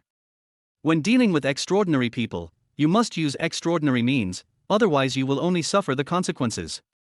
When Zhong Lai heard this, he staggered and woke up immediately. Har har har har, my big brother, you finally figured it out. I told you a long time ago to beat up that Ren Botao. Now, destroying all their cars is much better than beating them up. Zhong Lai was eager to make a move. Well, thank you all for coming to help me in the middle of the night. Yi Ju thanked them, but there is one thing, you must not be discovered. Don't hurt others. If someone finds you, just finish your work and run away. Don't get into a head-on conflict with them. Yi Ju repeatedly warned about this. Yi Ju was afraid that if he was really caught, then he would be the one in the wrong. If they do something about this matter, then perhaps there will be no processor able to take over the Chenshan mine. And the entire free industry may face a lot of public opinion. Okay. Long Qian patted his chest and said, Don't worry, brother, I'll take care of this. 3 hours later, Zhang Lai secretly returned to the dormitory. Looking at Zhang Lai's excited expression, Yiju knew that this must be nothing bad. Ha ha ha ha, that's awesome. As soon as Zhang Lai came back, he excitedly told Yiju what had happened. With the joint efforts of Lung Qian and Zhang Lai, all of the Ren family's vehicles were scrapped and no one survived. Yiju listened to his buddy's story and nodded with a smile. I can finally get a good night's sleep. Early the next morning, Ren Botao broke directly into Ren Juxian's office. Oh no! A large amount of mutton fat jade was discovered at the Qianshan mine. This sentence was a heavy blow to Ren Juxian. He already regretted not spending a lot of money to take pictures of Qianshan. After hearing the news about Qianshan, he wanted to smash the entire office. Dad, think of a way. Qianshan originally belonged to us. Ren Botao was so anxious that he was about to cry.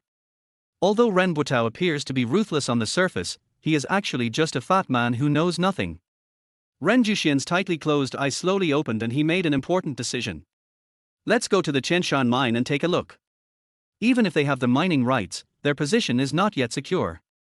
We should have a chance to seize it in the first 3 days.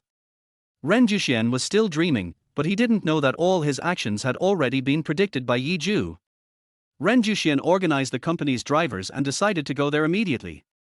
After going out, he sat in the car and thought about the steps for a while. First stop the miners from mining, and then create a lot of public opinion. To put it bluntly, although the miners have high salaries, they have little educational level and are all at the bottom of society. And the more such people are, the more superstitious they are. He could make up many scandals about Yiju and myths and legends about this place to delay time, and then ask the people from the Ren family to come and mine together, with the killer waiting nearby. While waiting for Yiju to arrive, let us go and greet him together. But as time passed, Ren Juxian gradually discovered that something was wrong. He stuck his head out of the car window and said impatiently, "What's going on? Why aren't you leaving yet? Mr. Ren. Mr. Ren, the tire of the car has burst." The driver of Ren Juxian's car crawled out from under the car, looking a little embarrassed. Then change the spare tire. Ren Juxian said impatiently. Mr. Ren. Now it's not just our car that's broken down, all the cars of the entire Ren group are broken down. What? Ren Juxian widened his eyes, looking unbelieving. In addition to the driver in his car, drivers of several other cars also complained. No, in addition to having a flat tire, my car won't start. Mine too. What a coincidence, mine doesn't work either. Ren Botao pointed at them and said, "The car is broken, why don't you find a mechanic to come and provide service? Are you still going to Qianshan mine? Why are you going?" Ren Juxian slapped Ren Botao on the back of the head. This Ren Botao is really a stupid son of a landlord. Could it be that he can't feel anything? At this moment, Ren Juxian felt angry and scared. This was the first time that he felt an obvious fear from Yiju. The way things have developed to this point is enough to show how terrifying Yiju is.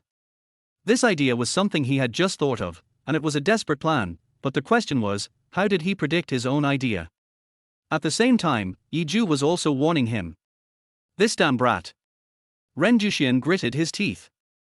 In fact, Ren Juxian's character is not as strong as others see. He is actually quite timid. Of course, rather than saying that he is timid, it is better to say that he is a suspicious person, and it is better to be safe than sorry. This incident made him dare not confront Yiju head on again, and it was also the first time that he deeply felt Yiju's fear. But this also made his hatred for Yiju reach its extreme. He had already made up his mind to kill Yiju from the bottom of his heart. Same time, different place. On Yiju's side, Yiju is on his way to the company. He was humming a little song and looked very happy. Do you believe that what you have done has completely frightened the Ren family? At this moment, he suddenly felt something was wrong. It seemed like something was chasing him on the huge road. He glanced at the rearview mirror out of habit. There was a convoy behind. They are all Mercedes-Benz cars. Yiju narrowed his eyes, a little confused. But one thing is certain, they were definitely not sent by the Ren family. That's even weirder. Why didn't I foresee this in my dream? Yiju simply slammed on the brakes.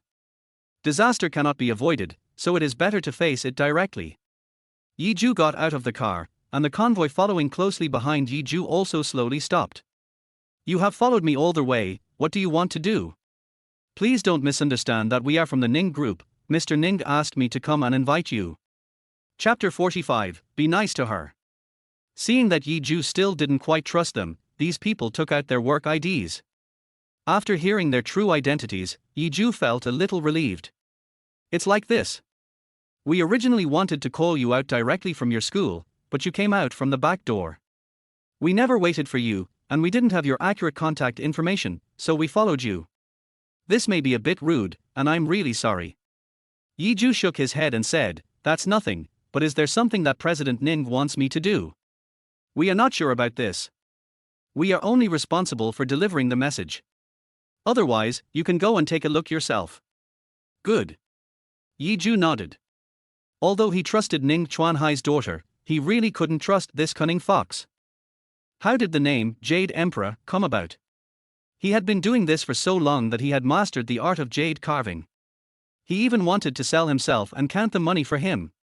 Moreover, with Ning Chuanhai's influence in Linhai City, it would be easier for him to play with him than to crush an ant. He suddenly thought of the two experts. Could it be that Ning Chuanhai came to me because of those two experts? Yi Zhu parked the car at a random parking space, and then got into the car with those people. Yi Zhu thought about it carefully, although he couldn't do without those two experts now. If Ning Chuanhai really wanted those two experts, he would just return them to him. After a while, they arrived at the Ning group. Yi Zhu looked at the tallest building in Linhai City and couldn't help but sigh. When will my own free assets be able to expand to this scale? The men in suits took themselves up. In the conference room on the 12th floor, Ning Chuanhai had already prepared tea and was waiting for him. After Yi Zhu entered, he found that there were only two people in the room. In other words, Ning Chuanhai didn't want to do anything to him, but called him over to talk about something. That's reassuring. Ning Chuanhai quickly made a gesture to Yi Zhu to come in. Yi Zhu was flattered. After all, he is an elder, how can you let him be so humble? Looking at Yi Zhu's gentle and refined appearance, Ning Chuanhai nodded with satisfaction. This kid actually knows some etiquette. You're really good, kid. You've dug out so many good things from the mine in Qianshan. You've made a fortune now. Ning Chuanhai said as he took a sip. No. Yi Zhu said modestly, that's all thanks to you, senior. I believe you have already seen the mystery of Qianshan Mountain. If you hadn't given me the opportunity, I wouldn't have achieved what I have now. Okay, there's no need to say these words. Ning Chuanhai waved his hand. To be honest, I really don't see what's going on. These are all your own efforts and have nothing to do with me. But then again, what do you want to do with so many jades? Ning Chuanhai raised his head, trying to test Yi Zhu's thoughts. Snout jade is certainly valuable if sold in its raw form, but I want to do something bigger, process the jade so that I can sell it at a higher price. In addition to the finished handicrafts, there are also some leftovers that can be sold together. I believe the money earned from the crafts can be earned back from the finished products. Sure. Ning Chuanhai nodded and said, to be honest, I called you here today not for anything else but to discuss jade processing. Uncle, how do you want to cooperate? When Yi Zhu heard that Ning Chuanhai wanted to cooperate with him in the jade processing business, his eyes suddenly lit up. If he could gain the approval of the Jade Emperor Ning Chuanhai, it would be equivalent to him becoming their partner. Then naturally no one would dare to provoke those scum families. To be honest, seeing you is like seeing myself when I was young, full of energy and drive. Ning Chuanhai lit a cigarette, and seemed to have already thought of a cooperation plan. I won't ask you for the processing fee for the jade, but I only want to sell 3 points, what do you think? 3 points. Yi Zhu's pupils shrank. He didn't think it was too much, but he felt that 3 points were too few. If you pay for processing fees, then it should account for at least 5 points of the finished product. If you only pay 3 points of sales, then it is equivalent to giving yourself 2 points. After deducting the labor costs, they don't make much money at all. Uncle, or else let's just calculate it based on 5 points. It's what it is. I won't take advantage of you for even a penny. Faced with the huge temptation, Yi Zhu shook his head and decisively chose to give him more. You can never make enough money, you can earn money again, but once you lose a favor, it is hard to get it back. I know what you're thinking, but it doesn't matter. I believe in your level and ability to judge jade mines. I'll only charge you 3 cents, no more. As for the dinosaur fossils, besides donating them to the museum, I can also help you find a private seller. Good. Yiju nodded and looked at Ning Chuanhai with gratitude.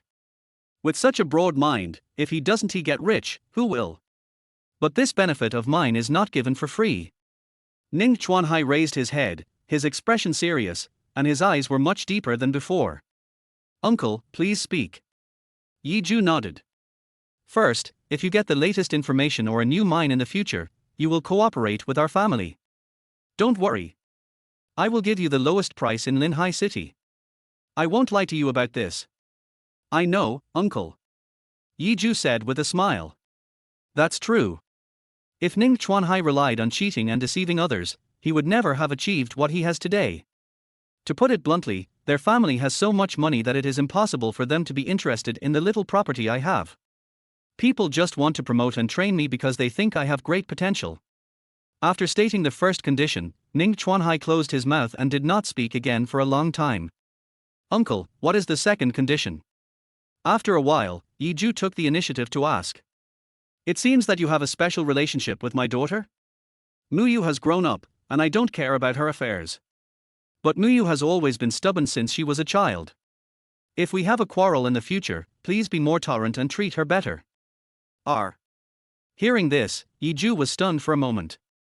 It took him a long while to realize that Ning Chuanhai thought he was Ning Muyu's boyfriend. No.